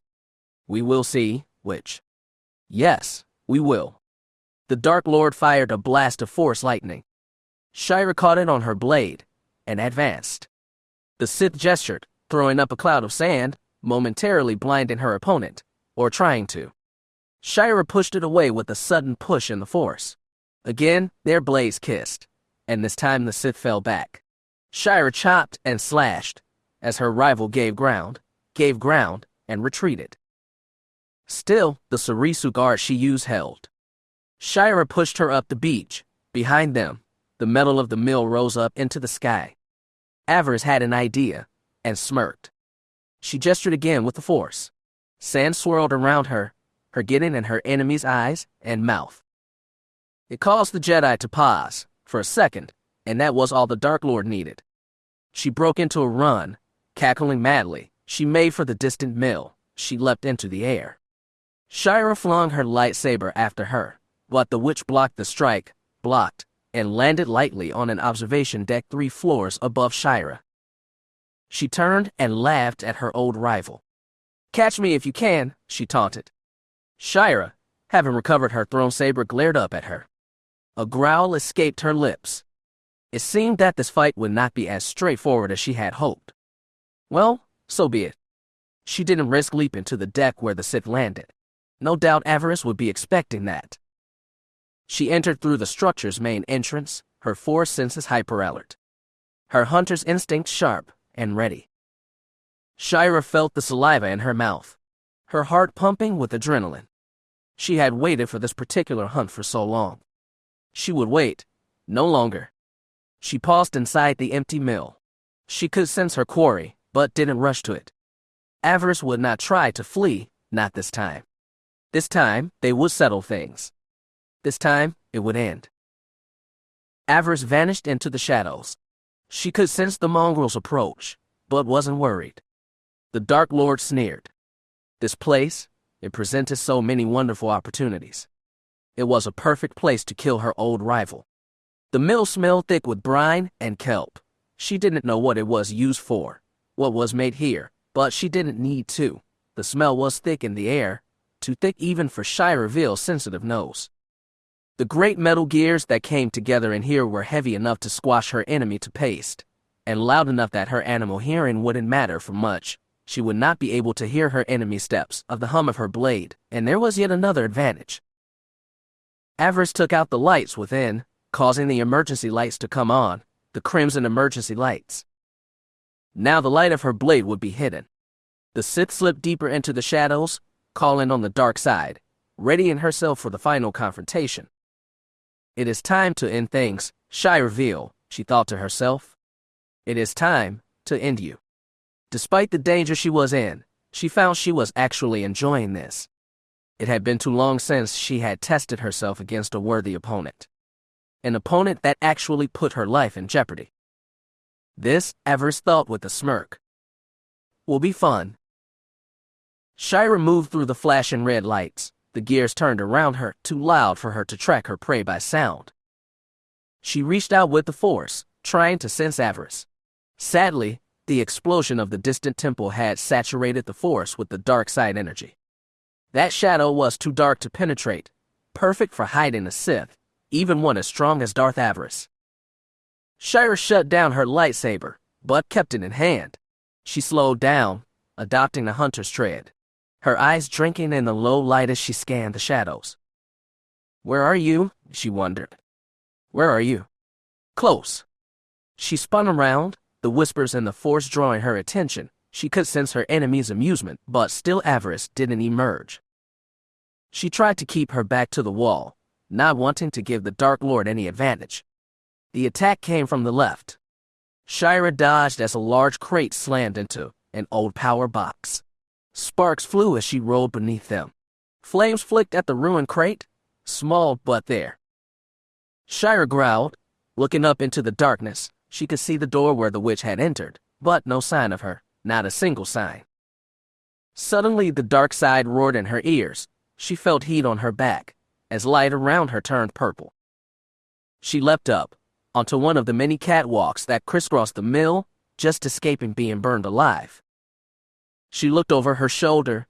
The small flames had become an inferno running up the wall, a blue inferno, fueled and directed by the dark side. Flares of hot blue flame shot out toward her as the witch used her pyrokinesis. The flames turned into a coil of serpents, hissing and snapping at her. A lightsaber would do nothing against such a threat. Shira moved.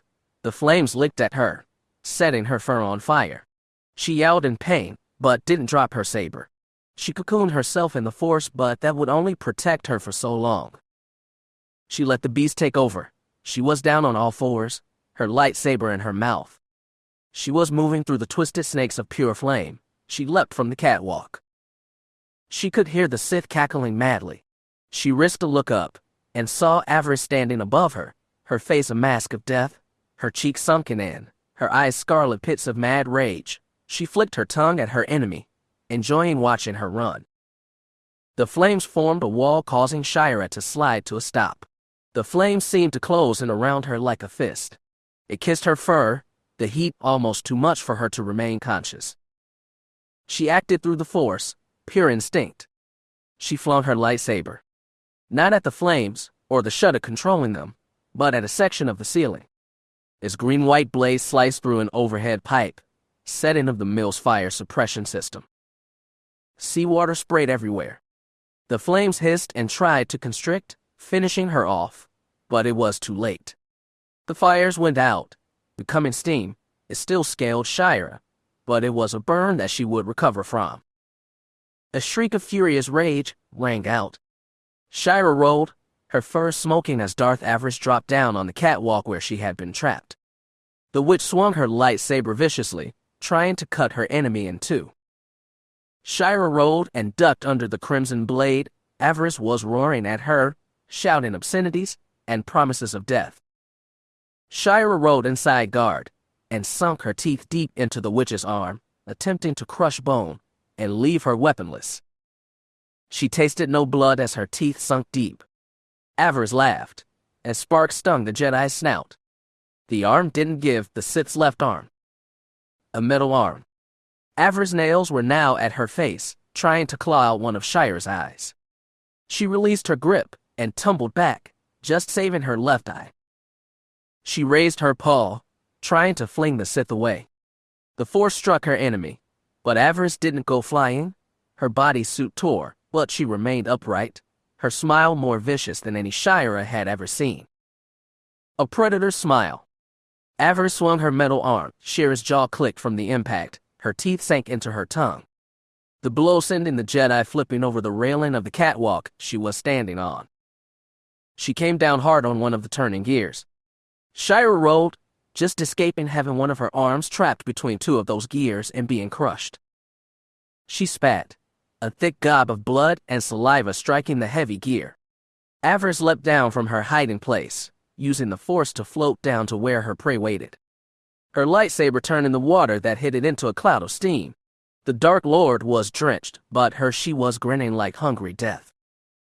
"What is worse," she shouted, "the smell of wet dog, or the smell of burnt wet dog?" Shrieking in triumph, she swung her blade trying to decapitate her enemy. Shira rolled off the gear and grabbed another, taking her up past the witch. Avaryss followed. She grabbed another gear, carrying her up as well.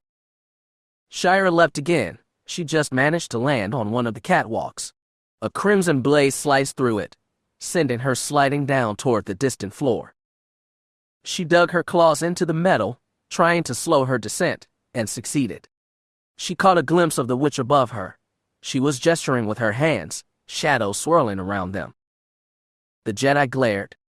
The witch was conjuring some new horror with Sith magic, but that wasn't the only thing she could see. She finally saw where her lightsaber had landed.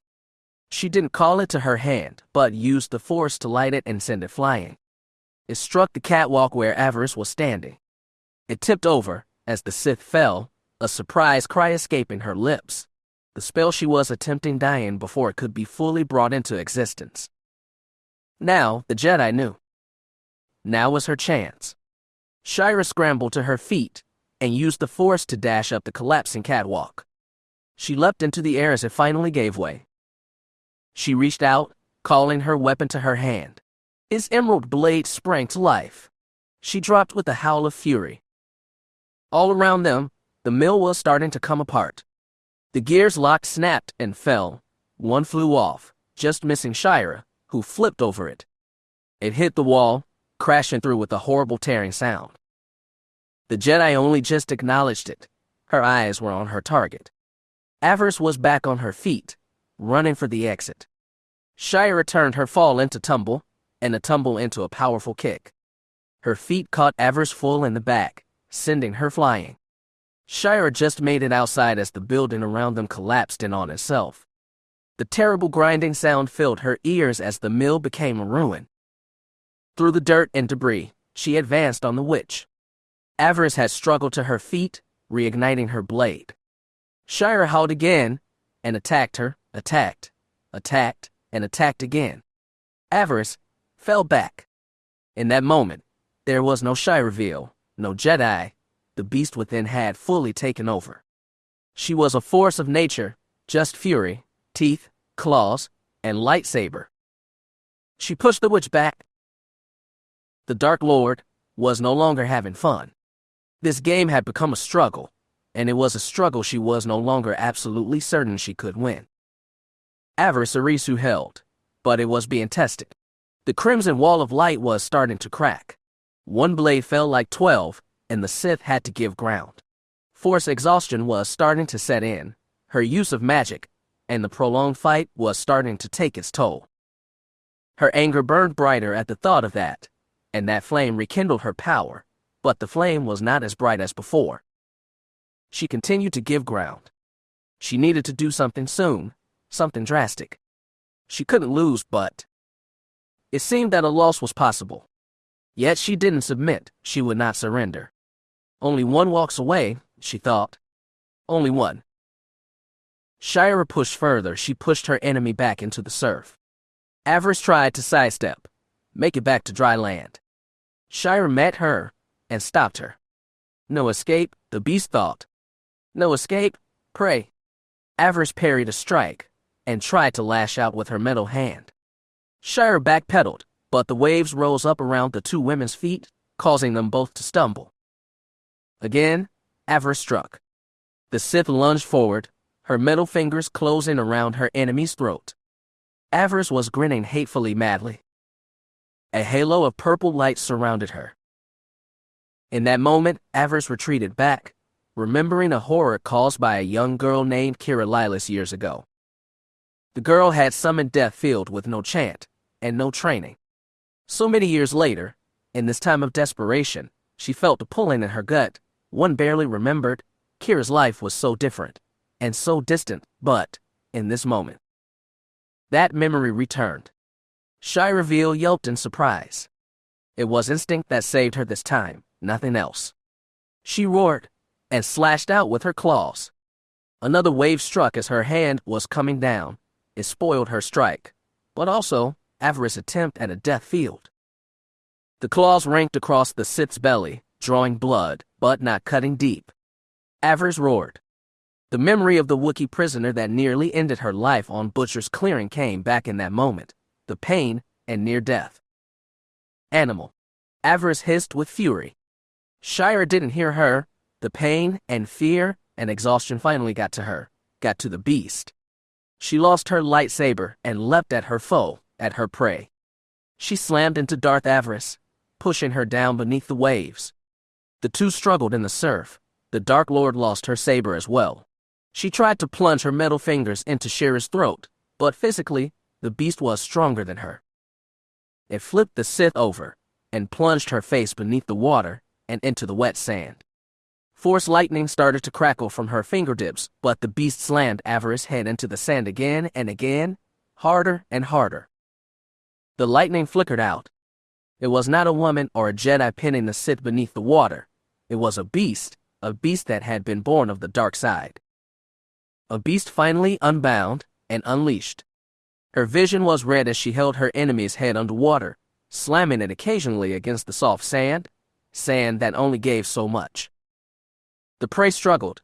It reached blindly grasping and tearing out fur, seeking an eye, an ear, or a jaw, but it found nothing.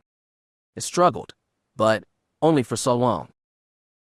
The struggles grew weaker as the impacts hit harder, and air was exhausted. The beast held her down, pushing her face deeper beneath the water. The prey beneath her kicked and struggled, but those struggles grew weaker and weaker. Then they stopped. One final weak kick came from the prey, and then nothing. The beast threw her out of the surf. She bounced and rolled across the ground, ending up face up on the shore. It leapt upon the prey, glaring down viciously, hungrily. Blood and saliva dripped from his scarred muzzle. Tear out the throat, instinct said. Tear and feast on the soft flesh. The prey coughed, blood flowed freely from a broken nose, wet sand and blood marked his face. Eat it alive. Make it suffer. The beast looked down, hungrily examining the weakened prey. It smelled no fear, but that was okay. Blood was better. Blood was. Shira. The call made the beast draw back. It growled as it sensed others approaching. It stood over the prey, its future kill. Mine, the beast thought. My prey. The wind brought a familiar scent, one that was both familiar but changed. It was. Her eyes widened. It was a male. It was the male. Her male. She let out a hissing breath. Her mate.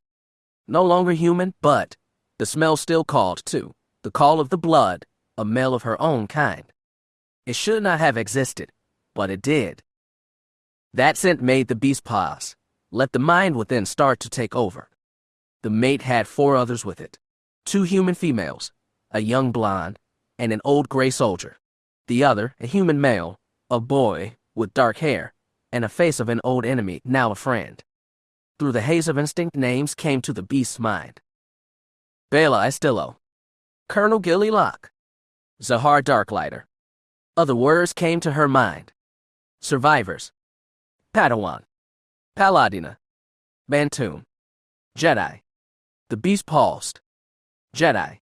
That word brought others, words of the code. No emotion, but peace. No passion, but serenity. No ignorance, but knowledge. Shira, the male court, said to her, "Come back to me now, love. Remember who you are." The beast growled, but there was no heat in it. The face changed as the beast went back to sleep. In that moment, the woman, the Jedi, woke up. Shira Veal shuddered. Everything hurt. She was burned, cut, and bruised, but she was alive. She looked down at the prey, at Darth Avaryss. The Sith was unconscious, but she was still breathing. Kill her. The darkness whispered in her mind. She felt her claws flex, and imagined tearing out the witch's throat with her teeth. It was more than she deserved. She could. Shira Veal remembered who she was. She remembered her training. She took a breath, and let it out. She was not an executioner. She wouldn't kill an unarmed prisoner. The witch would stand trial for her many crimes. She would answer to Bantoon for all the death she had caused. Yes, she would be judged. Shira stumbled, but Court was there. He caught her. Her senses came alive in the presence of a male of her kind. She leaned against him, whimpering. "I'm here," he growled. He was stronger now, easily holding her upright. She nuzzled his fur. "I feel terrible," she murmured. "We will get you back to medical," he promised. She looked at him, her dark brown eyes taking in his changed features, the features of her kind. "I think I like the change." He gave her a toothy grin. "I thought you might." "Master." She looked at Zahar, her student. He had recovered her lightsaber, and she took it back with a grateful nod. She looked over where the beaten Avaryss lay. Gilly Locke and Princess Bela stood over her. Locke had the Sith's lightsaber in hand. The Paladina princess had her blaster out, aimed at the beaten Dark Lord. "Only one will walk away." Shira nodded. That is what the Force had whispered to her about this duel. She had known it for so long. Avaryss wasn't dead, but she would not be walking away. She would be carried off this beach and taken into custody. Shira looked at Bela. "Is it over?" she asked. "The battle. Avaryss' fleet has been routed. The few that weren't destroyed have fled," Zahar informed her. "The Alliance fleet destroyed the remaining mass drivers." Shira sighed with relief.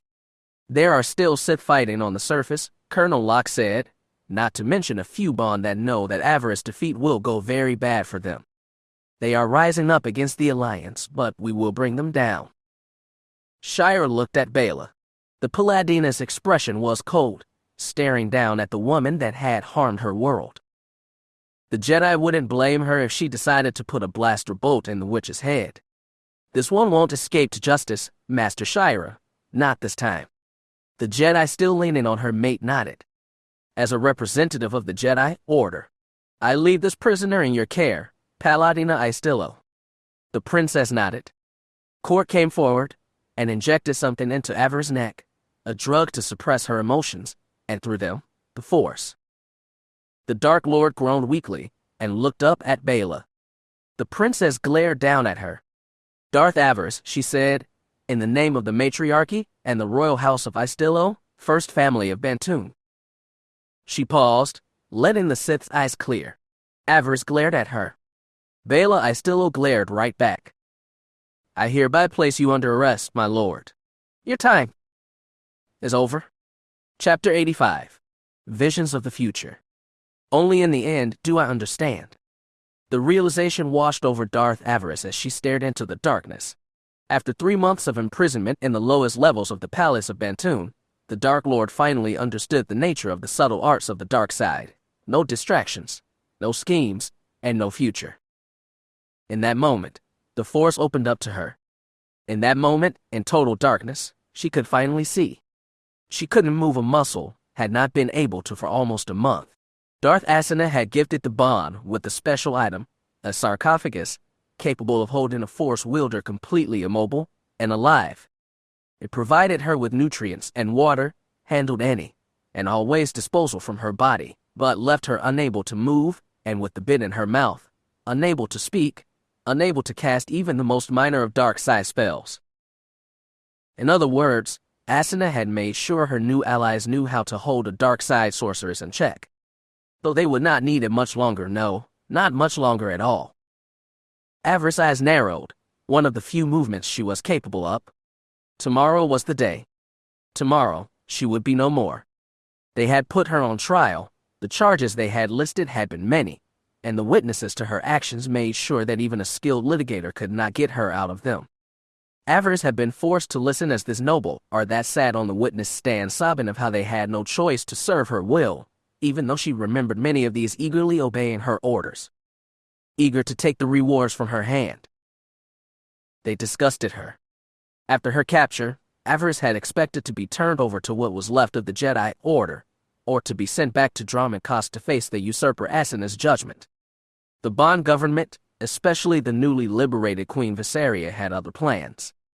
They wished to punish her themselves. They wanted to make an example of her. The Sith had tried to conquer them once before under Darth Revan, and so they were eager to see her punished, both for what he had done and what she had done. Their pride demanded that they finally make a Sith answer for what had happened to their world. Plus, despite everything she had done galaxy-wide, the Bond felt they had the greatest claim on her life. It was against their world that Avaryss' worst crimes had been committed, so they believed that their claim was the strongest overall.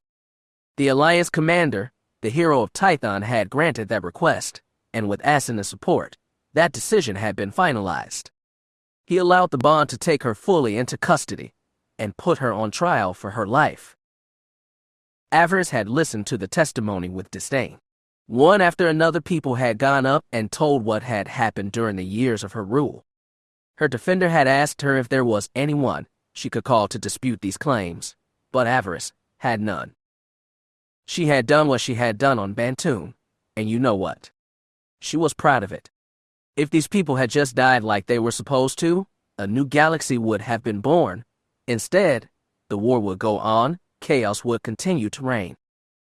If anyone was guilty of mass destruction and death, it was them, not her. Finally, the trial had ended, and the jury went to decide her fate.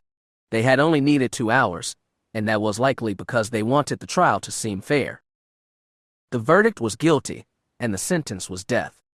The Jedi didn't believe in execution. The Bond were not so noble. Their origins as butchers still colored their perspective. Avaryss respected that, and besides, She had no desire to spend the rest of her life in a cage. So here she had remained since the trial ended, waiting for her day upon the sea, the day that the Bond would exercise their favorite form of execution. During that time, Avaryss' mind had been free to explore the more subtle arts of the dark side. They couldn't aid her in an escape, but they did offer her a sense of comfort. If she could have smiled, she would have. She should have been terrified at the thought of her own death, but she wasn't. The physical world, it didn't seem real anymore. Touch, taste, and smell were muted. It felt like how it had been before taking this body, when Kira Lila's body had been failing. She had first disconnected herself from the physical world then, so that she would not be as affected by the seizures of that dying frame. In preparation for the final ritual, to make using the key's power easier, she had used that technique again, sever some of the connections to this body she wore. There had been no time to restore those connections before her final duel with Shireville, and so they remained. Her spirit existed both in the real world and in the realm of the Force. The sensation was strange. She could feel chaos whispering to her, but also something else, something stronger and purer. The pulsing heart of the dark side itself saying to her, offered her more than an end. My vengeance will not be denied, she realized. My death will mean nothing. My legacy will continue. It was then when she accepted her end that the visions had come. This was not the first time she had had visions, though it seemed like it had been years. They had first come during her beginning. They had fed off her anger and frustration during her student years. She had had dreams about the future, but those had been spotty and lacked context. Now, free of worldly concerns, the Force showed her much, and what it showed her gave her a sense of hope for the future. Even though she had accepted long ago that hope was a lie, still, it was nice to know that things would continue on, even after she was gone. At first, she had experienced the past that had been annoying. She knew where her choices had led, and for the most part, she had had no regrets. The Lilith family, Darth Fear, fell. She relived her moments with them all, and experienced the ending of each one after another. She pushed such sights away. The past was gone. She needed to focus on the now and tomorrow. The present showed her the extent of what she had done, what she had brought down upon the galaxy. In the darkest corridors of the Sith Empire, there were dark lords that coveted her secrets. Even now they dispatched bounty hunters to track down her collection of scrolls and books, seeking to turn what she had learned to their advantage. And above all, they sought one thing, the holocron that she had spent so many years crafting. The secrets of the old empire, hoarded by Darth Vitiate, and believed lost to time. They would not discover those secrets. The holocron was well out of their reach. Though many did seek it, it would not be found. Chief among those seekers were Beric Lilas and Zen Lure, or as she called herself now, Darth Trias. Asuna rewarded Avaryss' former apprentice with her old holdings. She had not offered the Dark Jedi a seat on the Dark Council, but that would no doubt come in time. It had been them all along, Avaryss thought as her vision turned red. I couldn't see it, or didn't want to see it. My own family betrayed me. Again, she could almost see Darth Fear's smirking face. He had known that the Lilas family was a threat, and Avaryss had acknowledged it, but she had allowed sentiment to get in the way, thought that her superiority over Zen would keep her in check. She had been wrong. If Zen had challenged her openly for her throne, she might have respected her more. She could have had the power of the keys and ruled over the galaxy.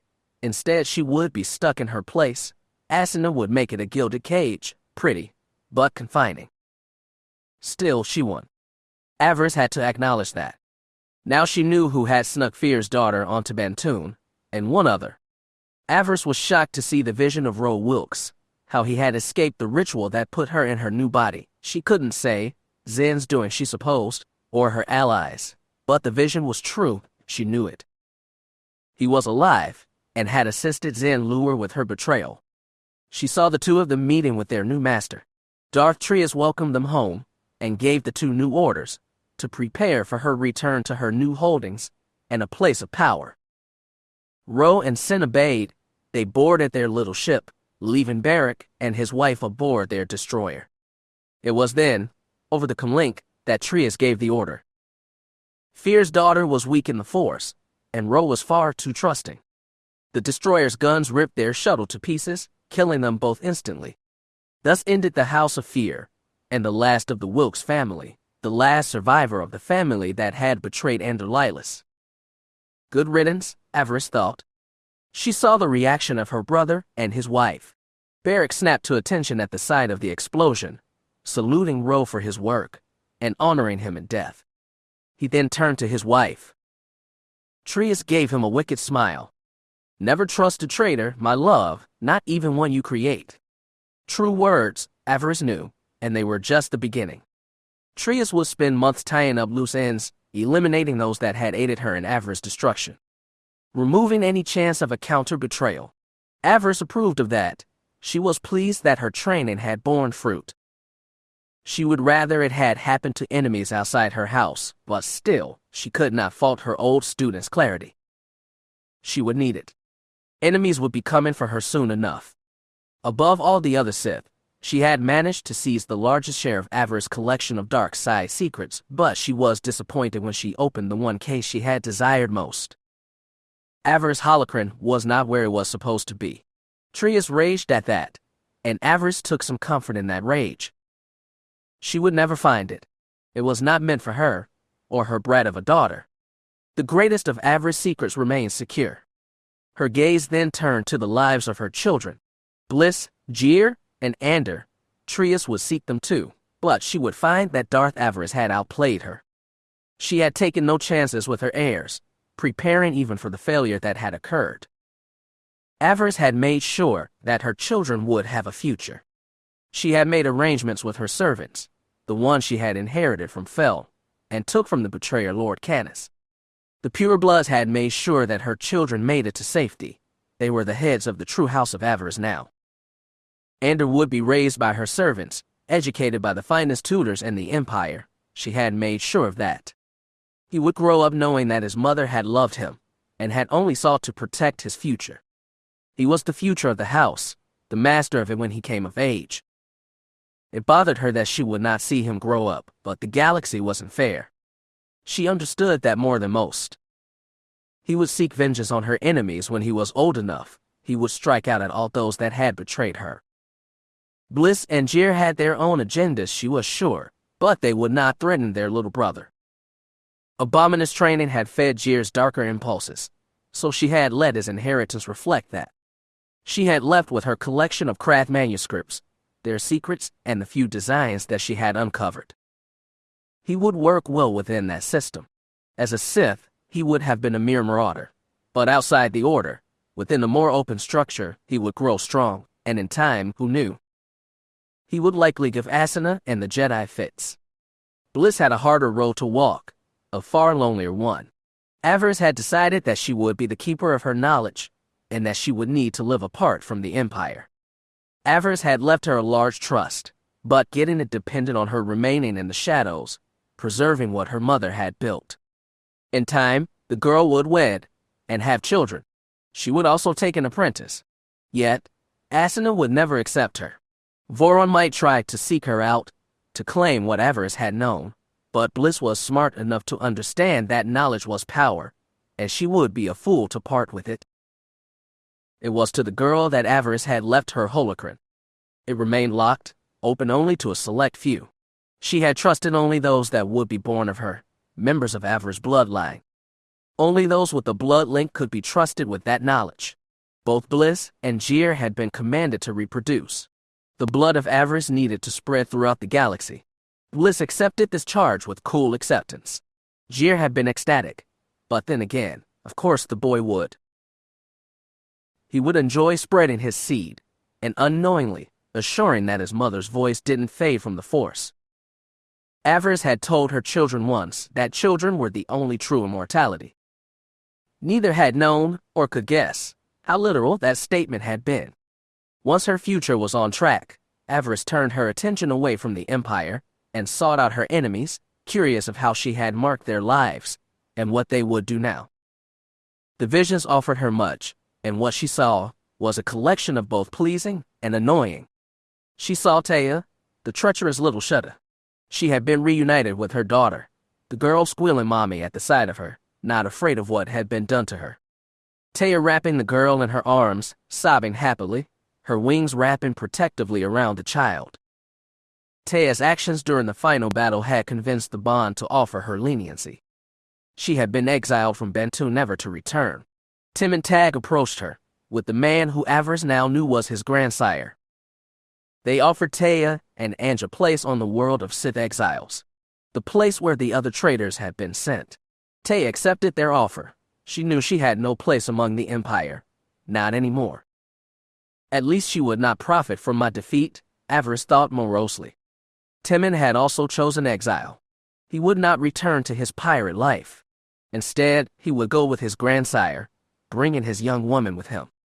The young man would aid the alliance if they called, but his first duty was now to his woman, and the youngling now growing inside her. Dr. Tag embraced the woman, the mother of her first grandchild. Thinking of Timon, seeing him, reminded Avaryss of Rain. She was shocked to discover that she could sense her apprentice. The girl was not dead as Trias had believed. She was alive, but lost outside of time and space, trapped between this world and next. But she would not remain there. Avaryss could see that. The Dark Lord shivered in excitement. It would take Rain time, years, but she would escape the prison that her rival had left her in and return to begin building her own power base. There was a kingdom waiting for her. It would not be the empire that Avaryss had dreamed of, but it would make the girl strong, and in time, a threat to Avaryss' enemies. Would Rain win? She couldn't say. The Force was even now in motion. Multiple possible futures existed for her apprentice. The final vision of her fate was clouded. The Dark Lord wasn't concerned. She had trained the girl well. She had given her all the tools she needed to succeed. Avaryss wished her well. Hurt them, my dear, she thought. Hurt them, Darth Rain. Your master commands it. Her visions turned to Calo Nord, the bounty hunter that she had once felt so drawn to. He had left that life behind and embraced the name of his birth. He was once again Choir Cooper. He had visited her last month, asked about his sister. He wanted to know if true Halcyon could be brought back, if Avaryss could be expelled from her current body, and his sister restored. Avaryss had almost laughed at him. Despite a few echoes, his sister was gone, burned away. This body was hers, and would perish with her leaving it. Choir had been furious, wanting to lash out. It wasn't just his sister that he now mourned. Gabe Cooper, the smuggler chieftain, and Choir's father had been killed in the space battle over Bantoon. The old man's ship had been badly damaged, fatally so, but rather than leave it, he had used it to ram one of Avaryss' mass drivers, stopping it from destroying yet another Bond city. Despite their history, despite years of anger and pain, Choir missed his father and regretted their years apart. Admitting this fact had the end of his time as Calo Nord, and made the young man realize that he no longer needed the identity to have what he had wanted. He had aided the Bond against her forces, and been rewarded. They finally accepted him among them. Plus, they had found the carbonite slab where Avaryss had imprisoned his lover, Princess Merix, the elder sister of Princess Bela, and heir to the throne. The Bond freed her, but her long hibernation had done damage. She was left blinded by her experience. The doctors could not say if she would recover her sight, but her mind remained untouched. She asked him to stay. The princess had chosen to follow her heart, no longer bound to the idea of a political marriage. That was bad news for many of the nobles and matriarchs. The queen had not forgotten their role in her downfall. The Bond nobles would soon find that Queen Viseria was not as weak or forgiving as they thought. Some would be joining Avaryss in death very soon. Choir married the princess and was confirmed as the next High General of Bantoon. The two also introduced their daughter to the planet, the continuance of the Istilo line. Avaryss couldn't believe that she had missed the child in her purge. The Bund had proven to be smarter than she thought, but even they could not resist time. She had come to hate Bantoon in these last few months of imprisonment. The dark side rewarded that hatred by offering her a view into the future. One day, the Bond hyperspace route would become unstable, and the planet would be lost to time, isolated for eternity. After a few centuries, it would be forgotten, along with the Paladin Order. Ironically enough, the Jedi would make sure that they would be forgotten. The Jedi at its core would never accept Jas Darben's teachings, and once Bantoon was lost, they would lock up all traces of the Paladin Order in their archives.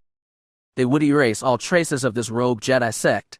It would become a footnote in history, something for Jedi scholars to touch upon in passing and ignore.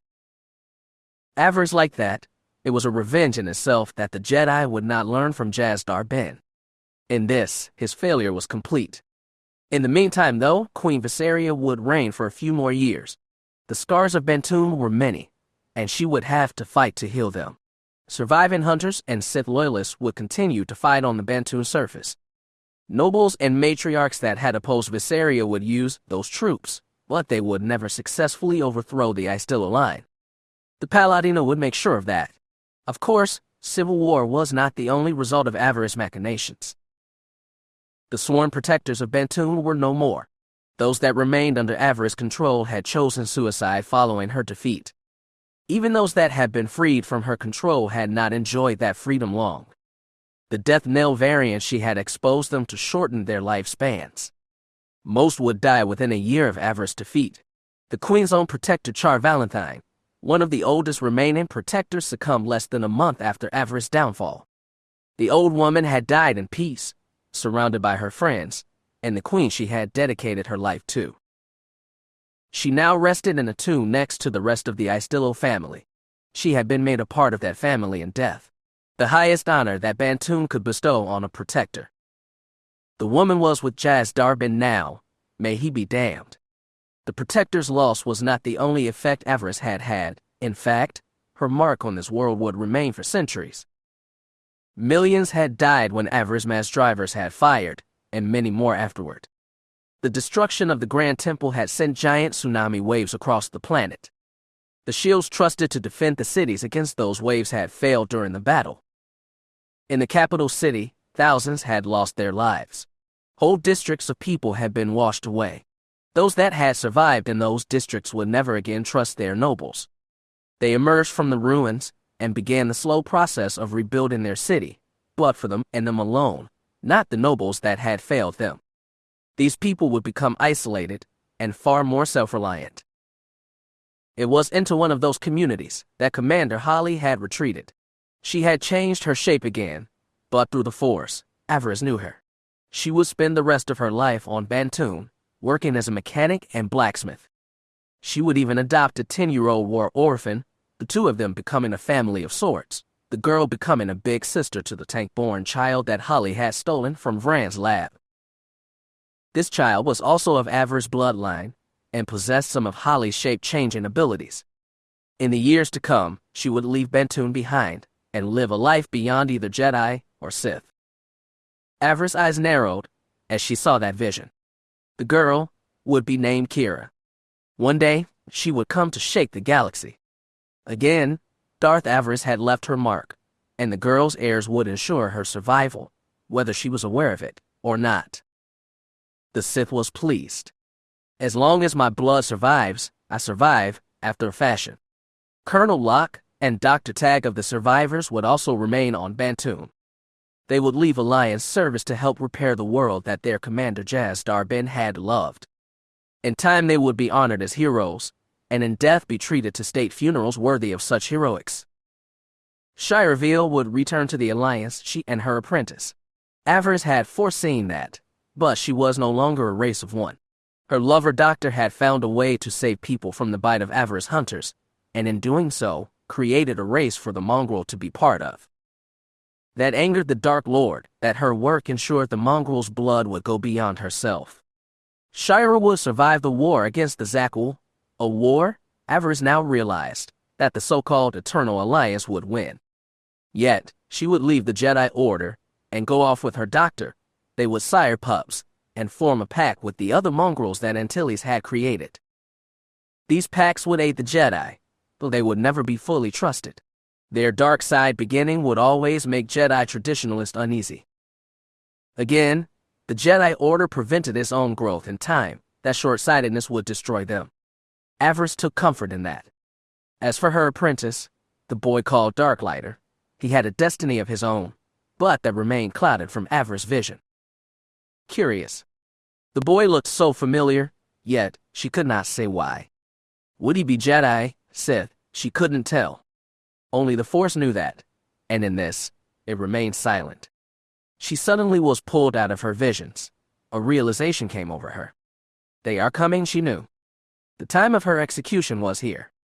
2 final visions presented themselves, ensuring what she needed to do before the end, the last matter that needed to be attended to. She saw the Princess Bela, no longer a soldier or royal, but the new Paladina Grandmaster. She would speak for their order both on Bantoon and beyond. She would lead her people in the Alliance's service, and in time, take her place as one of the legends of that order. And she was not alone. Finn, or rather Merritt Fallenstar, was with her. He was staying on Bantoon, staying with her. Avaryss' hatred burned brighter. Again, she could not see her dream friend's fate. What was about to happen was tied up in it. Her execution was a shatter point, and she could not see what would become of him beyond it. Despite the bit in her mouth, she tried to smile. Perhaps she didn't need to see what was to come to know his fate. Perhaps his fate was hers to make sure that he no longer meddled in the future. I can't do that, she realized. I will do that. Merritt had made his choice, to stand against her, and he would answer. Even in these final moments, she could make him answer. Yes? She didn't like others playing with her things. She would ensure that no one else played with him. The door opened. She was almost blinded by the light. Princess Bela herself stood at the door, flanked by 2 Paladina and 2 of the Alliance Commander's Jedi Knights. It is time, my lord, the girl said solemnly. Time for your final journey. Amusement flashed through the Dark Lord's eyes. Not just mine, you little shudder, she thought. Yes? It is time. Chapter 86. The Shadow of Greed. It is too beautiful a day for this. Merritt Fallenstar stood on the deck of the Bond wave cutter as it left the safety of Capital Harbor. Flanked by 4 hover scouts and 3 sea-going light combat ships, the execution party proceeded out into the ocean, their course the area of the ocean that the Bond called the Garden of Bones. The place that was to be Darth Avaryss' final resting place. It was a bright sunny day. The sea had finally calmed after months of restlessness. The destruction of the Sith Grand Temple had sown chaos into the weather for months, but finally the planet was starting to return to normal. The permanent storms that had raged around the Grand Temple were gone, and the sky was blue and clear. A gentle sea breeze teased the hair of everyone on board. Not that anyone noticed. This was a solemn occasion. The Bond chose to execute their most dangerous prisoners, but that didn't mean that they celebrated the event. It was just something that needed to be done. Darth Avaryss had brought too much destruction and death to this world. The people needed to know that the threat of her was ended. Today, they would have confirmation of that. Today, the Sith Lord would be no more. Merritt looked down from his place near the bridge. She stood on the center of the deck, not in fine robes, but in a simple gray shift. Her long black hair blew freely in the breeze. Her hands were secured up to the wrist, and the bit in her mouth remained. Flanked by 4 Paladina Knights and 2 Jedi Masters, the 2 orders were taking no chances of Avaryss finding a way to escape what was about to happen. Merritt reached out with the Force. He sensed nothing beyond the execution party. He knew that Sith remnants still were causing havoc across the planet, not to mention the few hunters that had escaped the temple's destruction. None of these had lifted a finger to save Avaryss, but that was because she had been in a cell in the lowest part of the temple. Now that she was here, out in the open, someone might make a try. The forces around them would ensure that they didn't succeed. Are you okay? He looked down to his right. Bela stood next to him, clad in the robes of a Paladina Master. Backup finally filled out the role that Master Kit had wished for her. Merritt shrugged. Okay, is not the word that I would use, he replied, but I accept what is about to happen. Bela nodded. She understood him better than he likely understood himself. The bond she had used allowed him to access the light again remained. Sometimes they could even talk without talking. He had grown closer to her than anyone he thought possible, with the exception of the woman about to be executed today. Bela reached out and squeezed his hand. You didn't have to be here for this. He shook his head. I need to be here. She has been a part of my life, of me for so long. I've never known a time that she wasn't. It doesn't excuse what she has done, to me or anyone else, but I owe it to her to be here, to witness this event. He managed a weak smile. Besides, there is still a chance she might choose to let go of her hate. Pass peacefully into the force. If she needs my help with that, I'm here for her. Bela slid her hands into the sleeves of her robe. I'm not sure if she is capable of that, Rit. She showed no remorse at her trial, and even now, I can't sense anything. He looked down at Avaryss again. He sensed only a cool acceptance of what was about to occur. She was brave. He had to give her that, either that, or she simply didn't wish to show any weakness to those she considered enemies. Merritt looked around behind him. He and Backup were not the only ones that had come from the palace. Bela's brother Go was here, standing to their right. Go had moved up in the galaxy since the liberation. With the death of Gabe Cooper, he was now in charge of the bulk of the Smuggler Chieftains organization, he and Co-op's eldest daughter. Finney Cooper had come here to Bantoon as her sister's representative, and to honor her father at the official ceremony that had taken place after the victory. She had not left Ghost's side since. Even now the two stood together arm in arm. Merritt would not be surprised if something more developed between the two. To their left stood Tara Valentine. She now wore the uniform of the chief of security for the palace, a role left vacant with the death of her Aunt Val. She had come to see herself as the last sworn protector. The deaths of the rest of their organization and the shutting down of the program meant that no more would be created to serve the Bond nobility. The risk of another Sith using them was just too great. Val had asked her niece to remain with the Aistillo family, to honor the charge that she had accepted for all of her adult life. Tara had sworn that she would, and so, once again, a Valentine watched over the royal line, and would do so for the rest of the woman's life. Standing on the deck, next to the Jedi watching Avaryss, was Shira Veal. She was here as a representative of the new alliance. Neither the commander or Lana Beniko had been able to attend. The war against Arcann and the Eternal Throne was starting to heat up. Lana didn't believe that the Zakuul would make any move against Bantoon. With Avaryss' weapon destroyed, they had no reason to attack the planet, even in this weakened state. Still, as a matter of goodwill, the Alliance had returned the Zakuul Knight, Lennox Go. The man didn't seem very anxious to go home. He had failed Arcann, and more importantly, Arkann's sister. The weapon he had been sent to secure was destroyed, as well as his power source. No doubt the man could guess what reward awaited his return. Yet, he left, saying nothing, not asking for shelter or protection. He was a knight of his people. He would die as he had lived. Merritt kept his eye on Shira. During Avaryss' trial, she had confessed to him that she feared she had made a mistake, not finishing Avaryss off when she had the chance. She was here, not just as a representative of the Alliance, but to make sure that what had happened had not been a mistake, and if it was, she was prepared to give her life to correct it, if she needed to. The journey was not far. The Wave Runner made good time on the calm sea. The Garden of Bones was an area of clear blue water. The breeze made it difficult to see beneath the surface, but Merritt knew what was down there. Bodies, so many executed beings, their feet sunk in Duracrete, their bodies left to float forever, or until the fish took all that remained. Still, Avaryss remained unmoved. She didn't meet his gaze, had not even acknowledged him since being brought up from her cell. The last time they had spoken was a week ago, after her sentencing. He had come to her cell to try one last time to settle matters between them. Her time was done, he had assured her.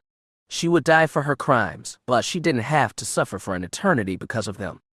He asked her, begged her, to let go of her hate.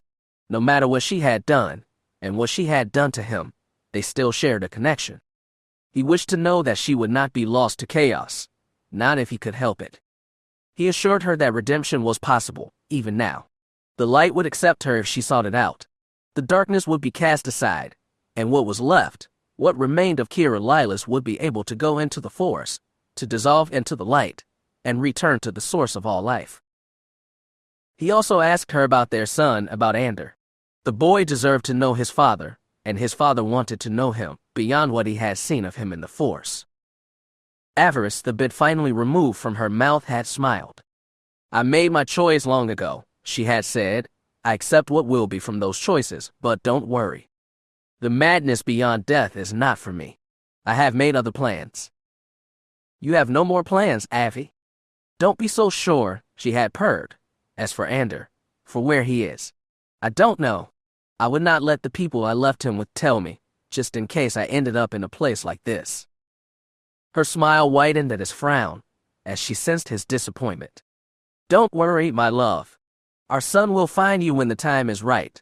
When he is ready, the Sith cackled. You might not be glad that he did. She had fallen silent again. He tried to get her to speak further, but she refused.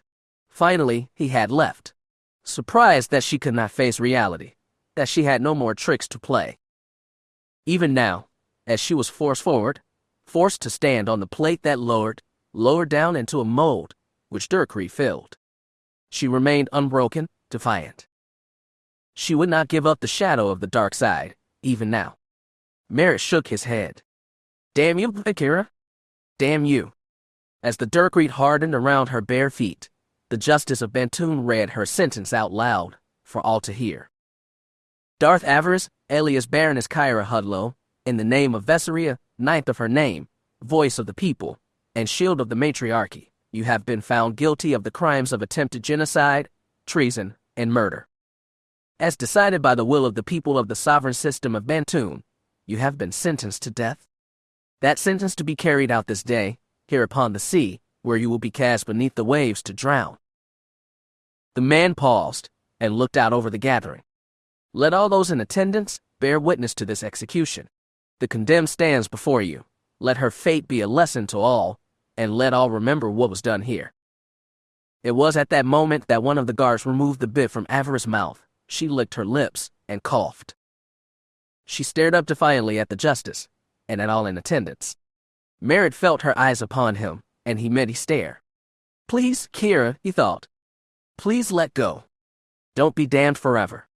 Does the condemned have any final words? The Justice asked. The Jedi and Paladino around her tensed, just in case she tried to speak some Sith spell. Not that that was a problem. She had been dosed with the same drug the Jedi used to limit a Force-sensitive powers. She would not be able to call on her emotions for a few more hours, so there was really no danger. Avaryss smiled. She laughed lightly. You are all damned, she purred. You are cursed. A pox on this entire wretched galaxy. Know that this does not end with my death. The House of Avaryss will rule the galaxy. The Republic will bow to one of my blood, and they will destroy the Jedi Order. I have foreseen it, and it will come to pass. Let her words be marked, the Justice said. I'm not finished. Avaryss roared. Merritt was surprised to feel those words echo through the Force. She should not have been able to do that. It should not have been possible. Avaryss looked around in disdain. My death is not the end. It is the beginning. Long live the Sith. Long live the Empire. She looked around at the party. If they thought she would beg for life, they were mistaken. She laughed. That's all. I'm ready. One of the guards leaned forward. He told Avaryss not to hold her breath, to accept what was about to happen. She snapped at him like a cat hound. The man backed up and looked up at the party above. It is time, he said.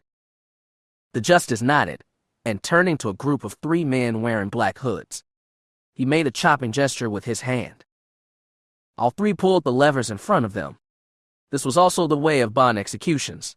Only one lever was connected to the panel beneath the condemned, and it was changed regularly. No executioner knew for sure if he was the one that carried out the sentence. A bell dinged over Darth Avaryss. The deck before her opened as a trapdoor. The Dark Lord of the Sith fell through it. She didn't cry out as she fell. If she tried to hold her breath, Merritt could not tell. She splashed down into the water, her body dragged down by the chains and the Darkreed block around her feet. A few bubbles emerged, but that was it. Everything fell silent. Merritt looked down into the water. He could still sense Avi down there. He could sense fear for the first time, fear and anger. She raged against the chains, but could do nothing to free her body. Her physical body. Merrick cried out. He grabbed his head. Pain. A wave of pure fury and hate washed over him. It all but blinded him. It was like a hot buzzsaw in his head. The world started to turn black. His vision tinged with red. He saw the water turn black and began to boil. No, he thought. It wasn't possible. She couldn't. Dark side tendrils exploded out of the water. A kraken made of shadows reached out for the wave cutter. One of the tendrils seized the justice. The man cried out in agony and terror as his flesh was melted from his bones. He vaporized at the very touch of the thing. A paladin knight leapt to his rescue, the man's saber flashing silver. His blade passed through the shadow, doing nothing.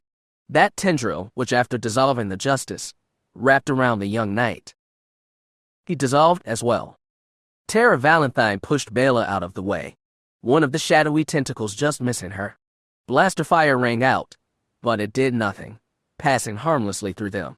People screamed as they were burned by the touch of the tendrils, a manifestation of pure dark side energy.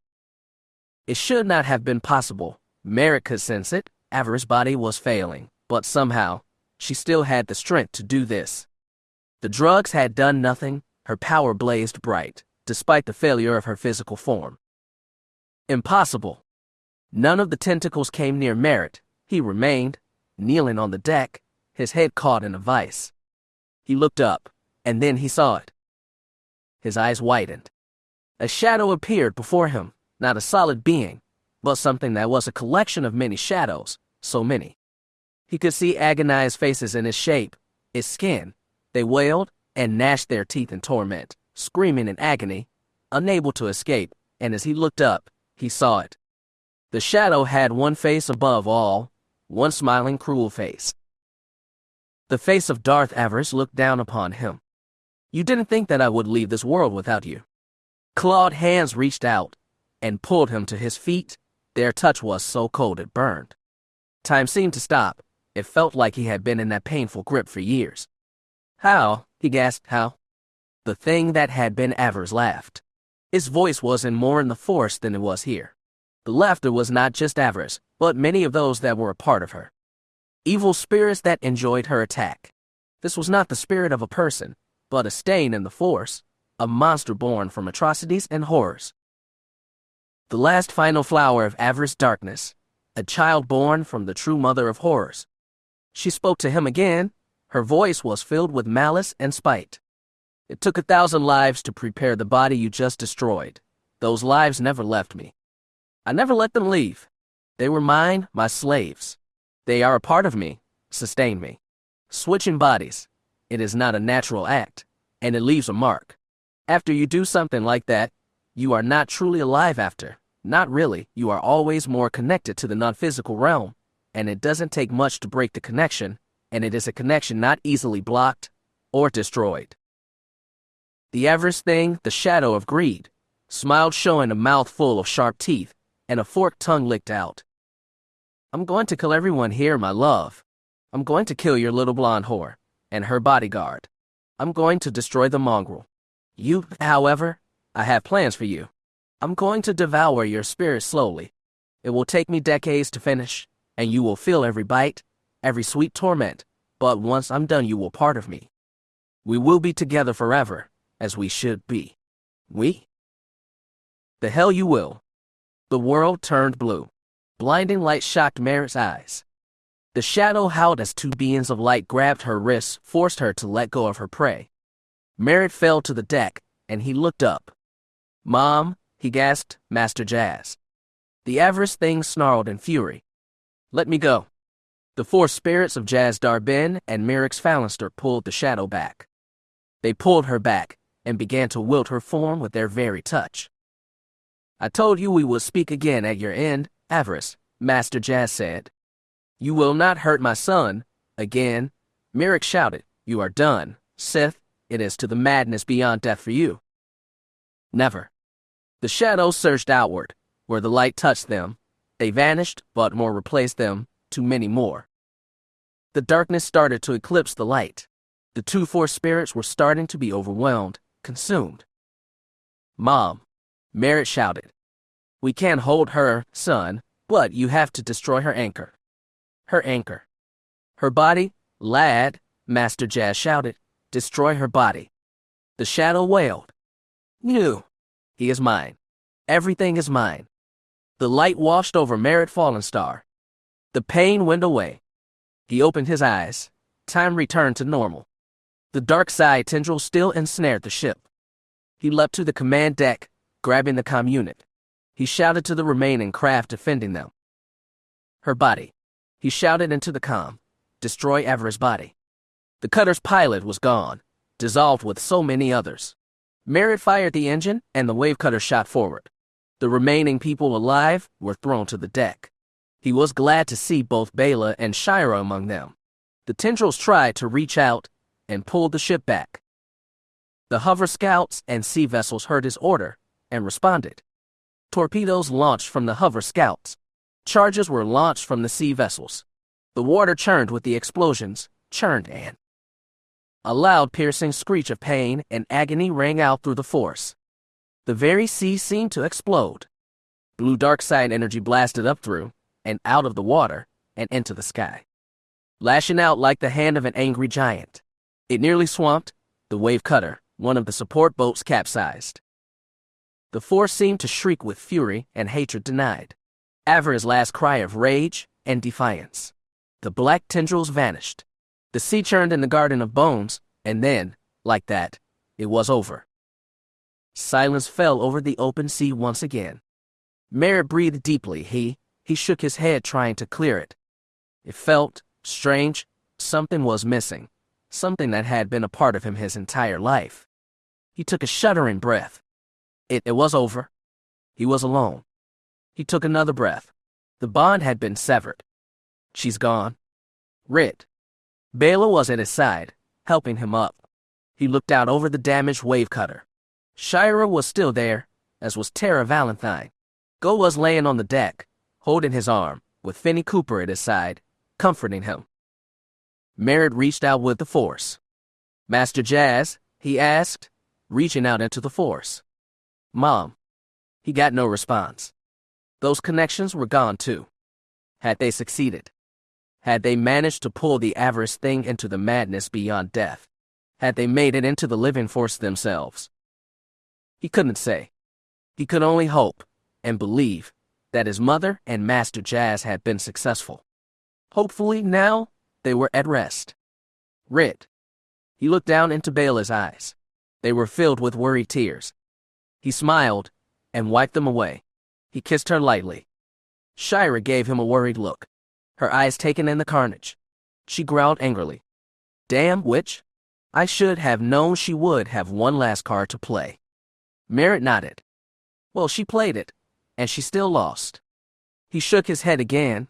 He caught his reflection in one of the panels. He had thought with Avi's death his eyes would return to their original color. They did not.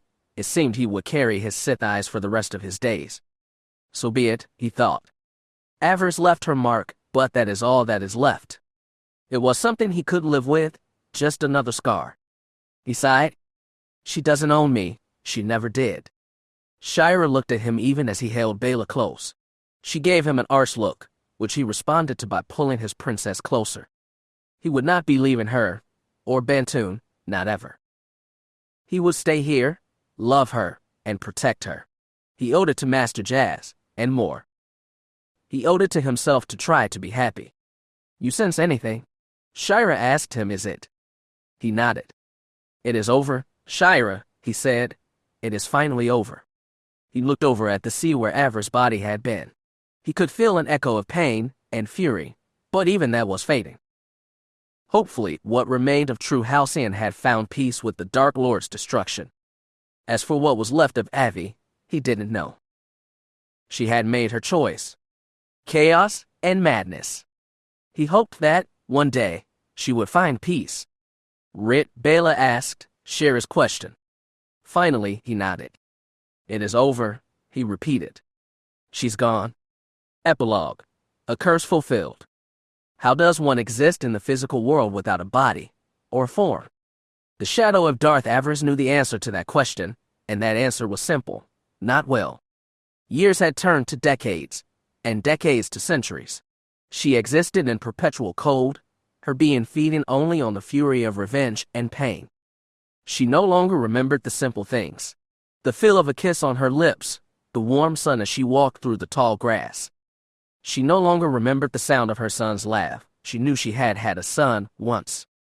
Yet, she could not see his face. She could not even remember his name. That is what it meant to exist as she did now. She may have found immortality, but it was empty, painful, and cold. She had learned to exist in that. She would not let go. She would not fall into chaos and the madness beyond death, and she would not accept the light's forgiveness. Her pride would not let her, and she had been around too long to let go now. She still had her hate and her curse. Those two things mattered the most to her. Yes, she had existed this way for an extremely long time. It had been over 3,000 years since that moment on the Sea of Bantoon. She still remembered that moment clearly. It was one of the only clear memories she still possessed. It stayed with her even as she rested in the darkness. Through the blood, she remained, and as it spread across the stars, so did she continue. She remained as the galaxy swirled on, and during that time, so much had changed. Her connection to Finn, or Merritt, another name that stuck with her, or whatever he had wanted to call himself, had been severed. Between that and the destruction of her stolen body, the Dark Lord's essence had been scattered across the wind and waves of Bantoon. She had ceased to be a spirit, or anything else. She had been just whispers of hate and loathing. Yet, those whispers were drawn to each other. They drifted through the force, but slowly began to find their way back together. Like drops of quicksilver, slowly, she came back together and started to remember what she had been. It took her almost a decade to be enough to remember anything, to realize who and what she was, and it had taken more than that to grow strong enough to leave Bantoon behind and seek out a new anchor so that she could reclaim her power. During that time, all she could do was hear Merritt's words echo through the force. She's gone. She's gone. She's gone. They repeated like a mantra, but that didn't make it so. No. The shadow was not gone, but it would take time to be strong enough to appear again, and more importantly, to seek out the vengeance she desired, to consummate the curse she had made. By the time she was strong enough to try, centuries had passed. Although she had wanted to seek revenge on Arcann, they had become one with the Force, and she, the Shade of Avaryss, was alone. In the darkest corners of the Valley of the Dark Lords on Corbin, the shadow waited. It had been drawn here by the remaining of Kira Lilith. Kira's name she remembered. It had been her revenge that had started the path, and now, the path was all she had left. The shadow remembered that pain, and so it remained with the mummified body of Kira Lilith. It haunted those remains for a time, and while doing so, came into contact with the other spirits of the valley. Marka Ragnas, Tulak Horde, and so many other Dark Lords of the past. Their shades welcomed their fellow lord into their ranks. Like them, she had been strong enough to endure after death. She had proven herself a true Sith, because a true Sith never dies. Survival was not enough for her. She wanted more. She wanted revenge. Revenge, it had sustained her in life, and now it sustained her after death. It filled the hole within that had been left when her connection to Merritt had been ripped away. She rested within her tomb for a time, gathering power, and waiting. Waiting for the power of the dark side to wax again, and for her blood to spread across the stars. It was to her descendants that she was bound. As the power of the dark side rose, so too did her voice. She began to whisper to those that shared her blood, the descendants of her children. She whispered promises of power, and of the superiority of the dark side. In time, some listened, and took their places as Sith, even though the Sith Order became something far different than what she remembered. The empire that she served fell, Dromundkos was abandoned, and the Sith Order scattered. It seemed to die out for a time, surviving only as a few scattered cults, and the occasional Dark Lord rising to cause trouble. To her extreme horror, a few of those that came after her, some children who felt the Force, became Jedi, betraying the blood that had spawned them.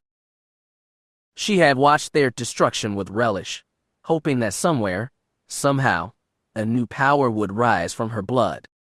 That one of her children's children would prove worthy. It did not come to pass. Her heirs failed again and again. None proved themselves truly worthy of the title of Dark Lord, and Avaryss' frustrations began to grow. Are all my heirs so inept? She asked herself. Is none worthy of seeking my crown? 2,000 years passed, and then the time of the Sith came round again, the time of Darth ruin. Several of her heirs were drawn to his service. They lived, died, and their children rose in power. As the new Sith wars raged, and the Republic came so close to crumbling away, 2 of her descendants proved themselves, and she had thought that, at last, her curse would come to pass. Again, she was disappointed. Betrayals and plots ended both of their dreams of power. The shadow of Avaryss grew darker. The coming of Lord Arcann and his Brotherhood of Darkness brought 2 more of her heirs into places of power. Twin brothers that had tamed 6 star systems before throwing their support behind Arcann and his Brotherhood. Surely they, Avaryss thought, would do what was needed to replace Arcann and seize his empire for their own. Sadly, they were no match for the master of the Brotherhood. He used his force-melding abilities to turn both of the boys into slaves of his will, and, as with the rest of his followers, they died, lured by the madman Arcann down into the caverns of Ruse. They died helping Arcann craft both his and their own demise. A thought bomb. It was almost enough to make the shadow give up and fade away, but again, the dark side held onto the Sith despite their great loss. Despite all the failures and betrayals, despite the Jedi believing the Sith extinct, they survived. Darth Bane made it so. He was not of her blood, so he could not hear her, which was a shame, because for the first time in millennia, the Sith had a proper ruler once more. She could have made Bane better, if he could only just hear her words. He chose his apprentice well. Darth Zana was a Sith after Avaryss' own black heart. She was a sorceress of great power. Sadly, she lacked any blood connection to Avaryss too. She wished that she could speak with Zana, but that was impossible, and as she watched the girl she realized she was not the one that Avaryss sought. She was totally loyal to Bane and his rule of 2. She would not build an empire, or wage a war. Zana's path lay on the road that Darth Bane had paved. Again, the consummation of the curse remained out of reach, and it remained that way for another 1,000 years. Unlike the times past, the dark side didn't wane with Bane's destruction of the Brotherhood. It remained strong and only could grow stronger. Bane's work allowed Avaryss to stay mobile and active. The growing strength of the dark side allowed her to move and whisper to those of her blood. Most of these were too weak in the Force to help the Sith cause, but she made sure they did what was needed to aid in what Darth Bane called the Grand Plan. When Bane fell, Zana took up the title of Dark Lord. When Zana fell, her apprentice Cognis took over. Bane's rule of 2 kept the Sith strong, hungry, and free of infighting. Still, Avaryss missed the old days. She missed the Empire and the great houses of the Sith. She missed the powerful Sith clans that kept the others on their toes and hungry. Still, she could not fault Bane's reasoning. The rule of 2 seemed viable, until the betrayal of 1 almost undid it. Darth Gravit betrayed the Sith and nearly ended their rise. His bungling set the grand plan back 5 centuries or more. Still, the Sith recovered and resumed their attack on the Republic and Jedi. Finally, when chance and the Force came, Avaryss reached out to one of her descendants. He seemed unremarkable at first, but the dark side whispered to her that he, this one, had value. She whispered in his mind, advised him to do what was needed, to betray his family and his home world, and soon the powerful took note. The actions of the Sith plan drew them close to him, and finally, a Dark Lord noticed. Finally, it had happened. A Sith of the rule of 2 had found one of her blood and took him in. The boy was strong in the Force, and so he rose. He became the apprentice, and eventually became the Dark Lord, and now he had reached the end of the line. A shiver ran through Avaryss' being. At last, the Sith were ready. She crouched in the shadow of his office.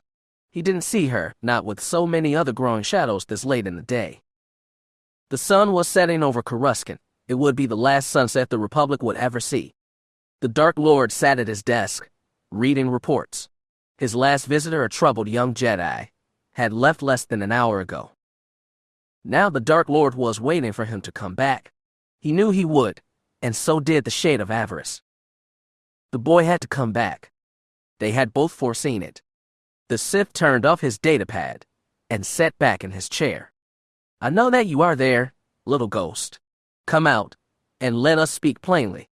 The shade oozed from the shadows, forming up before him. She smiled. She had revealed herself to him years ago, during the darkest times of his training. She made sure that the boy had not given up, and that he understood what was at stake. Her assurances, and his own desire for power, had been enough. Now, here they were, at the end of the long road started by Darth Bane back on the war-ravaged plains of Ruzan. Revenge at last. The Dark Lord smiled at the Shade. Are you here to witness the end of the Jedi, little ghost? I am here to make sure that failure does not find you so close to the end, young one. The Dark Lord laughed. I have not been young for a long time. Now the thing that had been Avaryss laughed. You have yet to have seen a single lifetime. When you have seen your first millennium pass, then talk to me of being old.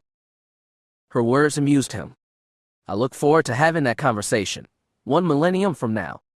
The shadow shifted in distaste. Do not get overconfident, Sidious. Your victory is not yet assured.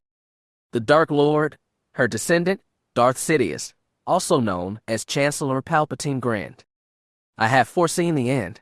It will come to pass this night. Avaryss said nothing. She knew how quickly things could fall apart, even if she could no longer remember all the details of those events. Sidious sat up in his chair. Tonight, your curse will be fulfilled, little ghost. It is time for you to grant me my reward. And what reward is that? Your holocron, of course. You claim to know where it is hidden. Sidious gave her a hungry look.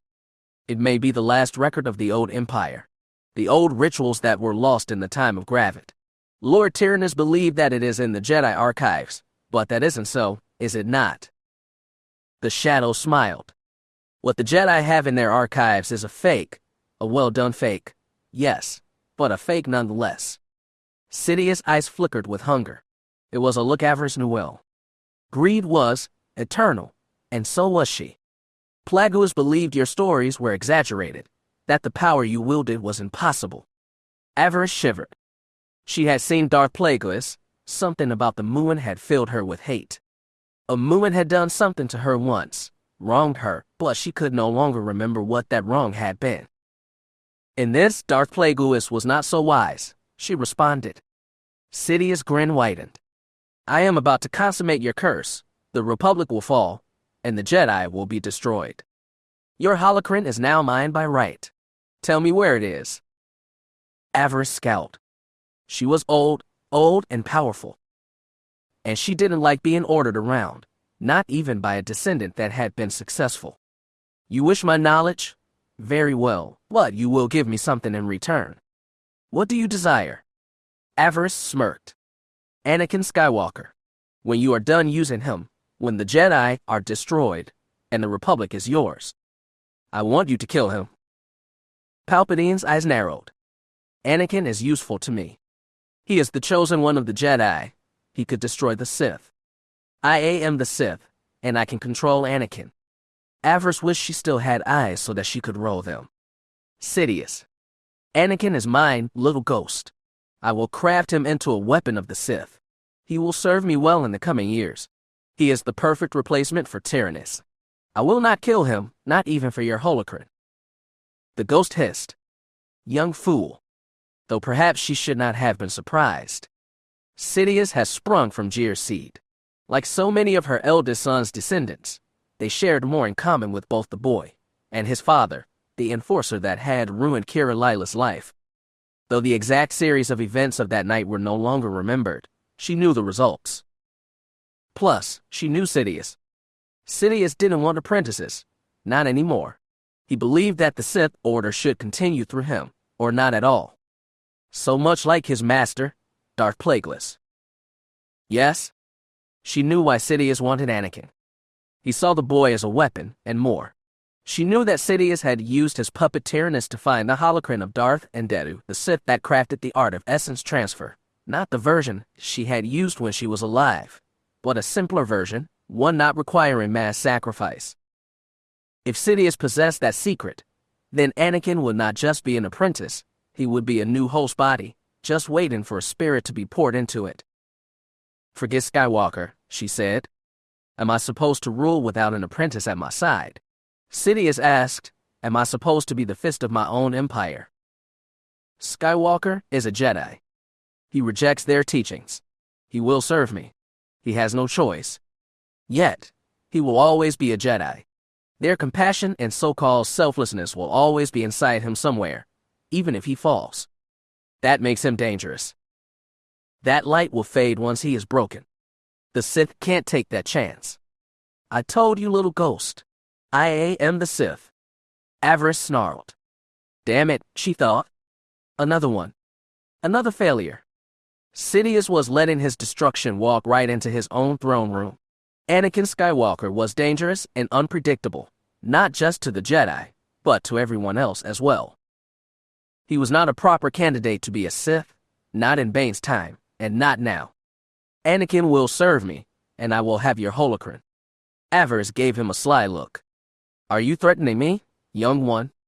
She reached out with the dark side. In the Force, Sidious was dark as the void of space, but as a spirit of the ancient Sith, Avaryss was as dark as chaos itself, and just as dangerous. She saw Sidious tense. Up until now, she had only showed him a tenth of her power. He would not enjoy seeing what she kept hidden in reserve. The Dark Lord scowled at her. "Keep your secrets, little ghost. Soon my servants will be many. They will find your holocron and bring it back to me." They can't try, Avaryss thought. The holocron was not without its defenses. The guardian that Bliss had left when she died remained, and she was not one to be trifled with, not even by a Sith as strong as Sidious. Maybe I will get lucky, and Sidious will send his precious Anakin to retrieve the holocron. Then she would be able to do herself what Sidious refused to do. She looked up. She sensed it. They were here. There were at least 4 Jedi Masters in the building. The one called Windu, and a few others. They were on their way here. She was sure of it. She gave Sidious a cruel smirk. "It seems that you have company." "Not for long," her descendant said. "We will see." Avaryss began to fade, to begin her long journey back to Corbin, or maybe she would stop along the way. Several others of her bloodline were active Force users. Maybe she would reach out to them. If Sidious would not serve her will, maybe one of them would, or perhaps one of their children. There was always a chance. The dark side was eternal. "Farewell, poor Sidious," she said. "We shall not speak again." "As you wish," he said, "but you will see that you are wrong. The empire that is rising will stand for 1,000 years. She didn't answer. She was already far away. As she slipped into the Force and let it carry her, she felt the presence of Anakin Skywalker, his troubled mind lost in conflict. Would he fall? Probably. Sidious was a skilled manipulator, and he had played on the boy's insecurities for over a decade, but she sensed that would not be enough. Avaryss sighed. An empire was rising, but how long could it stand built on such unstable foundations? Sidious, she thought, so like Jeer. Children, always a disappointment. Maybe I need to stop depending on such unworthy successors. That thought gave her pause. If not my children, then who? Only one answer came to her. If you want something done right, do it yourself. The thought intrigued her. It had been a long time since she had taken the reins herself. It would be a challenge. That idea stirred old desire. That challenge excited her. She would not be able to do it alone, not existing as she did now. She needed an ally, a dupe. The lure of power would be enough to start things moving. As Avaryss returned to her grave, she smiled. After a brief rest, she would start. Sidious' empire would not last. It couldn't not with such weak beings helping him. His trust in Anakin Skywalker was his undoing. She knew it to be true.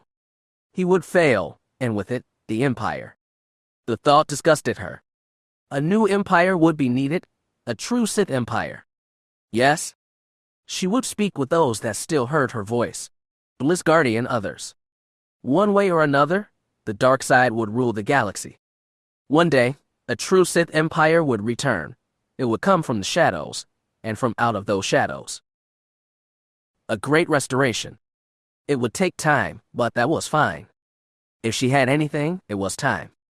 Build your empire, Sidious, she thought, when it falls, and fall it will be time again, my time.